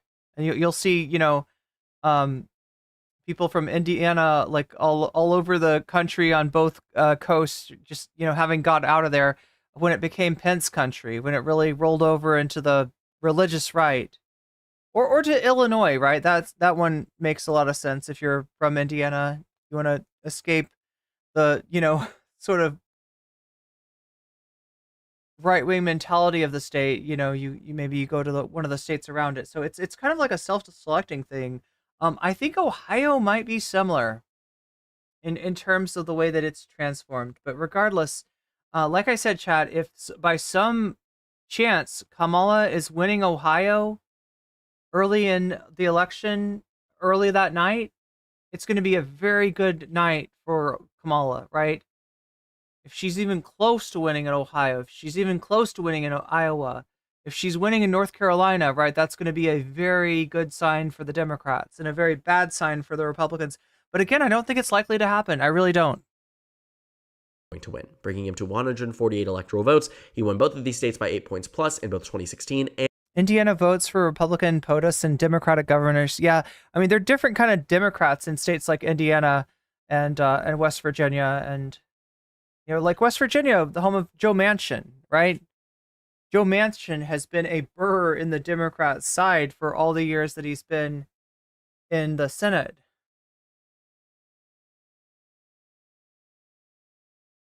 Press this button again. 2020, I have no doubts that he does something similar again in 2024, even if narrowly reducing it. The next state we want to talk about is the state of Florida. 30 electoral votes brings Donald Trump to 178 electoral votes. Kamala Harris still at 226. The 30 electoral votes. Pronounce her name right, Kamala? Are you having trouble with the pronunciation, Crackzoom? In Florida are, of course, important, but Democrats don't see it as main priority. Jesse Gerald says, I don't think Kamala is going to win. Well, we're not talking about who's going to win, because remember, Jesse, the election is still, 80 some days off, right? This election, there's a lot of time in between then and now. What we're going to see next, starting on Monday, is the Democratic National Convention. Kamala is likely to get a bounce from that. That's generally what happens after a convention, is that there's a bounce. Now, could it be different this time? Sure. Right. There's going to be protests in Chicago where it's taking place. Those could be a factor. How Kamala, more importantly, handles the protest, how she handles people that don't like Biden's Gaza policy is going to be important as well, right? Joe Biden speaks the first night, and then Kamala will give her speech on the last night, right? So we're going to expect a bounce from that. And, she has been riding on a pink cloud. She has been riding on what we call like a honeymoon. People are so excited about somebody other than Sleepy Joe being at the top of the ticket. People that want Donald Trump out. They want Donald Trump gone. They want Donald Trump and MAGA, frankly, brushed into the dust pile of history and forgotten about, right? This is a fucked up, time for the country. Things have been kind of fucky since Donald Trump got elected in 2016. A lot of people would like to close the book on Trump and Trumpism, right? But Biden didn't inspire confidence. And when you ask people, are you going to vote for Biden or are you going to vote for Trump? A lot of the people that want Trump out are just like, is there not somebody else? Are you sure? Are you sure? Like, right? It just didn't feel right that Joe Biden's the one that's running for candidate again, for running for president again. Considering like how old he is and his state and his mind and his ability to put words together, right? It just didn't make sense. So they finally got what they want, and they got a new Democratic candidate. And we're going through kind of a honeymoon period. She's got a lot of excitement. She's got a lot of momentum. She made a very good choice in terms of her vice president, unlike Trump, who chose a vice president that actually hurt him and did not help him in any perceivable way. So through the convention, I expect that honeymoon to continue. After the convention, that's when you could see some movement, right? That's when you could see some things happening. Maybe Trump takes another line of attack and it actually works, right? And the momentum shifts towards Trump again. That's a possibility, right? Maybe the next debate that they do, Trump does really well, and that shifts the momentum. I'm not saying for sure. I'm saying it could happen, right? So a lot could happen. Nobody on the Democratic side should be taking this election for granted. And Republicans, I mean, there is still hope. Although I will say, I do think that the Republicans' best hope would come in replacing Trump, just like the Democrats did to Biden, right? Nobody wants this rematch. Nobody wants Sleepy Joe versus Donald Dump. Nobody wants to see that again, all right? The Republicans would do better to replace him. Will they replace him? I doubt it, right? Joe Biden has a huge ego. Joe Biden did not want to leave the race. Joe Biden still thought he was like the best chance of the Democrats, even though he wasn't. But he did eventually listen to reason. He did eventually bow out. Trump, I don't see him bowing out because he's got so much at stake here. For Trump, this is about avoiding accountability. This is about making sure that he's not going to be held accountable. That none of those charges he's going to be. If he gets elected to president, right, he can avoid the criminal charges against him because of executive immunity. So that's what he's counting on. He's got so much motivation to stay in, and it's going to be to the detriment of the Republican Party, who would do better with another candidate. But they're not going to get another candidate. They've got Donald Dump. They've got Diaper Donald, and they're going to have to deal with it. Can he possibly win? Yeah, I guess anything could happen, right? Anything could happen between now and the election. But right now, we're going to look at where we're looking at the state of things as they are, not as they will be in November, and not that they can't be any other way, not that they can't change, right? We're going to look at this. We're going to look at the state of things as they are now. If the election were held today, that's what we're looking at here. Already this election very different than what they saw back in 2020. And I think a big reason for that is because they felt very upset that in 2020, Florida was a state they invested over $100 million in. Biden visited the state multiple times. They genuinely believed, because Hillary Clinton lost the state by a point, that Joe Biden could be the person to flip it back. The polls even suggested that Joe Biden was going to win. He did not win in this state. In fact, Republicans expanded their margin, and then in 2022 really showed that this state is pretty conservative, and there isn't really a doubt behind that. So 178 electoral votes in Florida, across the nation, with Florida being added into the bunch. The final characterization that would be likely read is Maine's 2nd district, which is pretty locked down for Donald Trump. We have seen some recent data points suggesting that Maine's 2nd Trump is way better than Kamala. Then why is he losing? Is narrowing down a bit in favor of Kamala Harris, but until I start to see more consistent data, I'm going to say Maine's 2nd right now is Donald Trump's likely rating because of what we saw in 2022, in 2020, and even 2016. So Maine's 2nd, Donald Trump district, leaving us with 133 toss-up electoral votes. Yeah, Maine and Nebraska are probably the most interesting states on this map because as you can see, Indiana, if you win most of the votes in Indiana, you win Indiana. Michigan, if you win most of the votes in Michigan, you win Michigan. Maine, check this out, right? If you win most of the votes in Maine, you get 2 electoral votes, right? If you win the 1st district, you get 1 additional electoral votes on top of that too. If you win the 2nd district, so there's a total of 4 votes, but they're divided up differently. It's like who wins the top of Maine, who wins the bottom of Maine, and then who wins all of Maine. Right, that and Nebraska is kind of like the same way. Look at Nebraska, right? You've got the at large, that's what AL stands for, right? So who wins the most votes in Nebraska? Probably going to be a Republican, let's be honest, right? Who wins in the 1st district here?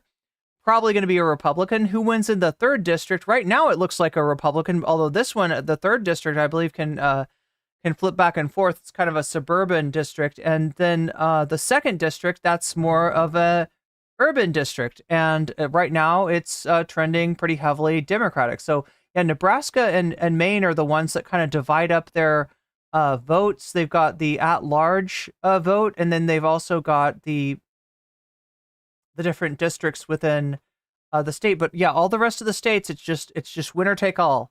New Mexico, you win the most of the votes in New Mexico, you take 5 electoral votes. Colorado, you win most of the votes in Colorado, you take 10 electoral votes. That's how most of the states work. Nebraska and Maine being the exceptions. Now, I don't want to get anyone on here who is a Democrat or Republican, freaking out about a state like Texas being in the final few in the 8 states here, because I do believe the 7 that we've talked about, again, Nevada through Georgia, are the states that are the most important in this cycle. But Texas is certainly interesting because Donald Trump won the state by 5.6 in the last election, and I do believe that this upcoming election, he will win it by less. Does that mean he loses the state? No, it doesn't mean that Ted Cruz loses either. Aileen says, hello from Canada. We love your sideshow politics up here. Yeah, it's very entertaining, I'm sure. But what it does mean is that Donald Trump has certainly lost support, and Kamala Harris's approval rating, especially on topics that are really, really difficult for Joe Biden to navigate, topics like immigration and the southern border crisis, Kamala Harris outpolls Joe Biden. And while it certainly isn't a winning issue for Democrats, she does do better. Her favorabilities are higher, and her electability chances really just increased since she became the nominee. And especially amongst Latino and Hispanic voters, Kamala Harris does far better than Joe Biden and brings back that energy amongst young Latino voters, older Latino voters, whatever it might be. She does well in Texas and she does well across the nation, but it does not mean that she wins Texas. And so in our final 93 electoral votes, we're really focused again on those core 7 states that Democrats and Republicans see as key and crucial for their election victories. Nevada, Arizona, Wisconsin, Michigan, Pennsylvania, North Carolina, and Georgia speak to 2 levels that her campaign can do well in based on their recent elections. First, with Governor Tim Walz as her vice presidential nominee, does well in the Rust Belt. He did well in Minnesota in 2022. He certainly did much better in 2018. He knows how to win in these regions. He knows how to win Trump districts, Republican districts. He was in Congress in a bipartisan district that went back and forth between Democrats and Republicans, and Minnesota is a great state to come from, to learn how to win in states like Wisconsin, learn how to win in states like Michigan, learn how to win in states like Pennsylvania. And with that being said, I do believe that at this point in time, Kamala Harris stands to be the favorite in all 3 of those battleground states, meaning that if they all go to Kamala Harris, which I think the margin here isn't going to change, she wins the election on these states alone. But that leaves us with 4. So you get that, chat? That's why I say that's her core strategy, right? Wisconsin, Michigan, and Pennsylvania.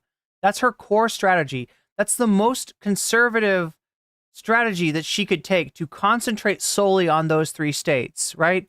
With limited resources, what is the best bang for Kamala's buck? It's Wisconsin, Michigan, and Pennsylvania. Now that doesn't mean that that's that's the limit of where she's going to campaign. You could see Walz is campaigning in Nebraska. She's branched out into other states as well. But if she wins those 3 states, she's got it. Now, that means for Trump, if he can win one of those states and hold on to the rest of the map, he's got it. But let's take a look now at where the chips lie as far as North Carolina, Georgia, Arizona, and Nevada. 49 remaining electoral votes. I mean, we're not just going to see her win the 270 through the Rust Belt and win nothing else. Though some people believe that is a likely outcome of this election, that is not the outcome I believe we are going to see this November. And I think a big reason for that is because Kamala Harris, while she is going to win in the Rust Belt, can win elsewhere. She also is that other half of it. Tim Walz does well in the Rust Belt, and so does she in a way. She did better even without Tim Walz on the ticket, but she does much better in the Sun Belt region. What we saw in Arizona now is that Kamala Harris has a narrow lead. On the day that Joe Biden dropped out of the race, he was down 5, 6, 7 points in Arizona. In Georgia, he was down 5, 6 points. Today, Kamala Harris has a narrow 0.1% advantage, according to 538.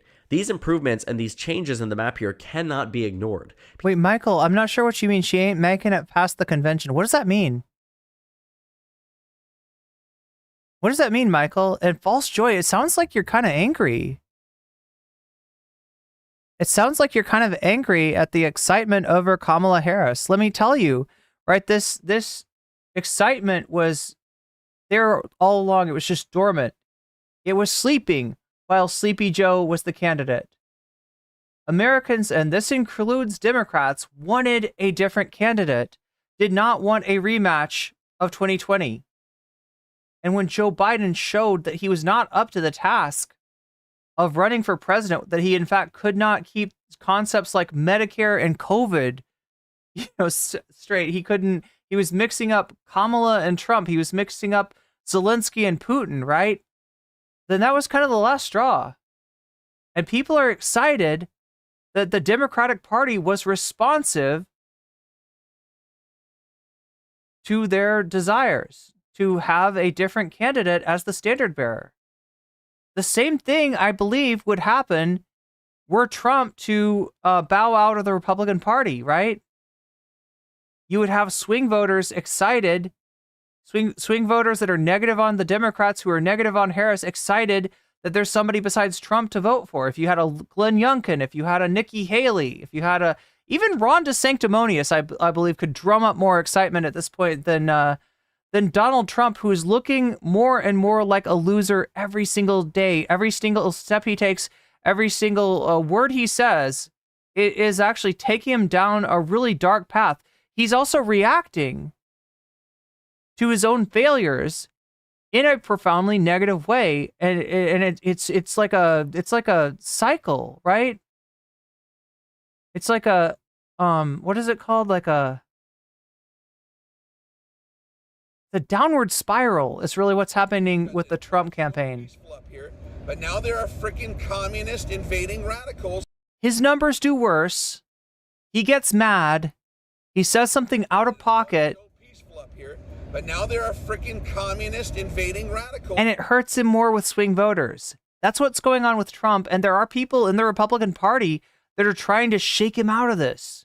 That are begging with him to stop losing the freaking election, because he seems to be doing this to himself. And he seems to be unable to stop doing this to himself.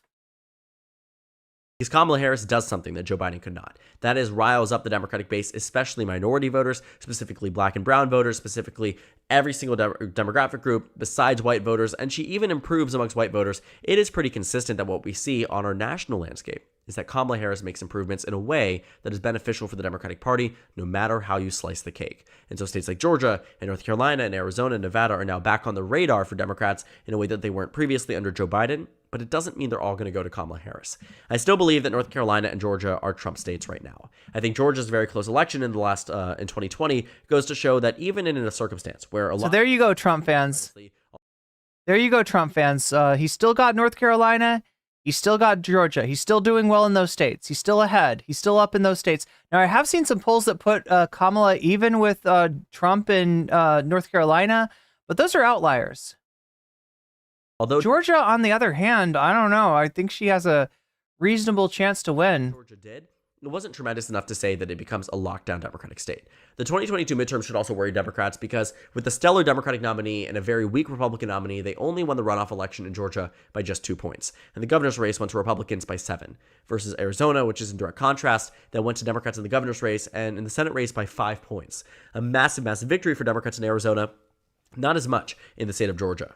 North Carolina is a bit more reasonable to understand. It's a state that hasn't gone to Democrats in a very long time, and it just reasonably is far more conservative and right-leaning than other people might expect. North Carolina right now is a state that I would say Donald Trump is the advantage in, and same thing in the state of Georgia.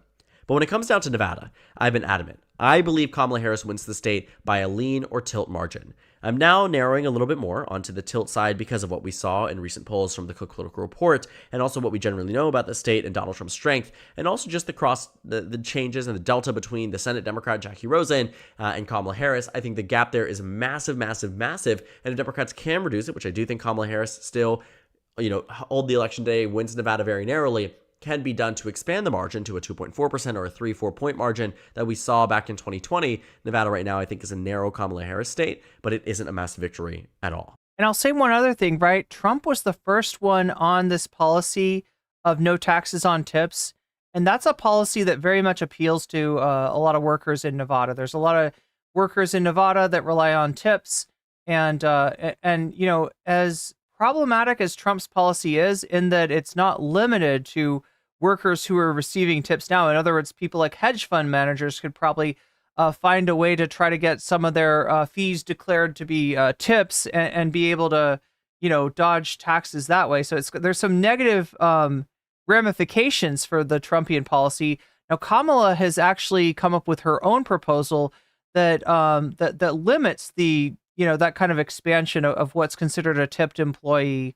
But again, Trump was the first one to propose that, and I think he might benefit somewhat from having that proposition in Nevada. But still, we're seeing the preponderance of the polls going to Kamala in the state of Nevada.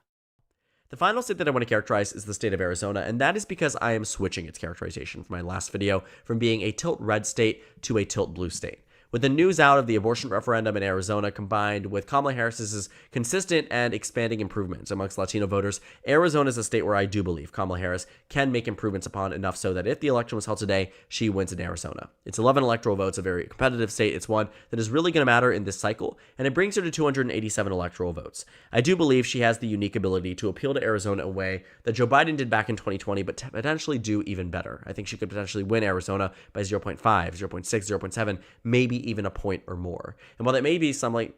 So remember, these gray looking states, that's the lowest degree of confidence, right? When he's saying tilt, that means like, it's really close, but if I had to characterize it, I'd characterize it as blue. Same way that Georgia and North Carolina, it's really close, but if I had to characterize it, I'd characterize it as red, right? It's to differentiate from a state that leans a certain way or likely. So you got you got tilt, you got leans, you got likely, and then you got safe, right? Democrats have 181 safe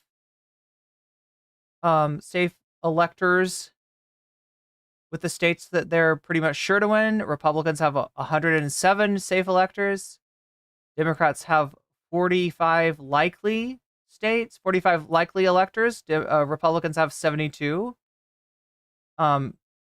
Democrats have 44 leans states, states where it's leaning that way significantly, but not overwhelmingly. Republicans have 40, and then there are 17 that are tilt. Right. And these tilt ones, those are the wild cards. So understand 287 to 251. That's close. But there's all of these states, 17 electoral votes going to the Democrats, 32 electoral votes going to the Republicans. That's, North Carolina and Georgia for the Republicans. That's Nevada in Arizona for the Democrats. These are wild cards. These 4 states are wild cards. Now, here's why that might not matter. All things being equal, regardless of what happens in North Carolina, Georgia, Arizona, and Nevada, should Kamala win Wisconsin, Michigan, and Pennsylvania, that's 270 votes right there. That's a majority. That's a win. Right? So as long as this holds steady for her, she's good, right? If one of these states, if Pennsylvania goes to Trump, if Michigan goes to Trump, if Wisconsin goes to Trump, that's when she needs to, really try to win, pull out Nevada, pull out Arizona, firm those up, or maybe pull out a surprise But now there are freaking communists. maybe pull out a surprise in Georgia or North Carolina. But I mean, these are the three states that I think that Kamala Harris in her campaign would do wise to concentrate on. And also Trump would do wise to concentrate on, because if he can pull one of these away from her, that kind of upends her safe electoral strategy. So that's where we're at right now. If the election were to be held today, That would have seemed like a pipe dream a month ago under Joe Biden. It is our reality today, especially with that abortion referendum on the ballot. Lucky Fifth doesn't think that Minnesota will go dim. Lucky Fifth, can you name the last time that Minnesota went red? When was the last time that Minnesota went red? I very well see Arizona being a state that is well within reach for Democrats, not only on the presidential level, but certainly on the Senate level, and potentially many of the House districts that are competitive. And so our final electoral map here is Kano, you have a very black and white way of thinking when you say if Trump was going to destroy the country, then why didn't he do it when he was first elected? Why, in fact, did he make it better? Do you think that things were better in 2020? Do you really think that things were better in 2020 when you had Donald Trump saying that COVID was going to magically go away by April? And it didn't. It's still with us. It's fucking endemic. Shit was better. The economy was better. Shit was better in 2020. See, this is the whole thing. This only works for you if you take that year and you just forget about it and you just discount it and you pretend it never existed. It's wild that you think that way. It's wild that you think that way. But you got a very black and white thinking in terms of like if Trump was going to destroy the country, he would have already done it. Like it's fucking relative. It's fucking relative. Like what does that mean to you? What does a destroyed country look like? Because to me, I would say the eroding of the democratic norms, such as the fact that when a president loses an election, they give up the freaking White House. They don't come up with a fake slate of electors. They don't send their fucking goons in to threaten to hang their vice president if he doesn't do an illegal act on their behalf, right? I would say that that's pretty destructive. But is it an all-out, all or nothing destruction of the country? No, because that's not the way things fucking work. 283 to 251, 287 rather, to 251, a victory for Kamala Harris. She flips Arizona for my last prediction, and overall, based on the 2020 map, only loses the state of Georgia. It's an electoral victory that is strong for the Democratic Party. It's not massive, and it's not what it was in 2020, but it's decisive, and it shows that Kamala Harris has a pathway to the presidency that extends beyond the Rust Belt, meaning if a state like Wisconsin was to flip red, Arizona would come and save the Democrats and allow them a victory over 270 votes. So again, final map here, 287 for Kamala Harris, 251 for Donald Trump. The convention is just next week, and we have a lot more to discuss and a lot more to see between now and Election Day. So yeah, chat, I'm going to be working really hard for you this next week, covering the convention for you. I'm going to try to do more stuff like this because apparently people are really interested in this sort of electoral analysis and this math game. I feel like it's kind of like the Sweet 16. It's kind of like people's, people's predictions for basketball, but for elections. So it's kind of fun. It's a fun parlor game to play. And we can play more with this, right? There's interactive maps that I can show you.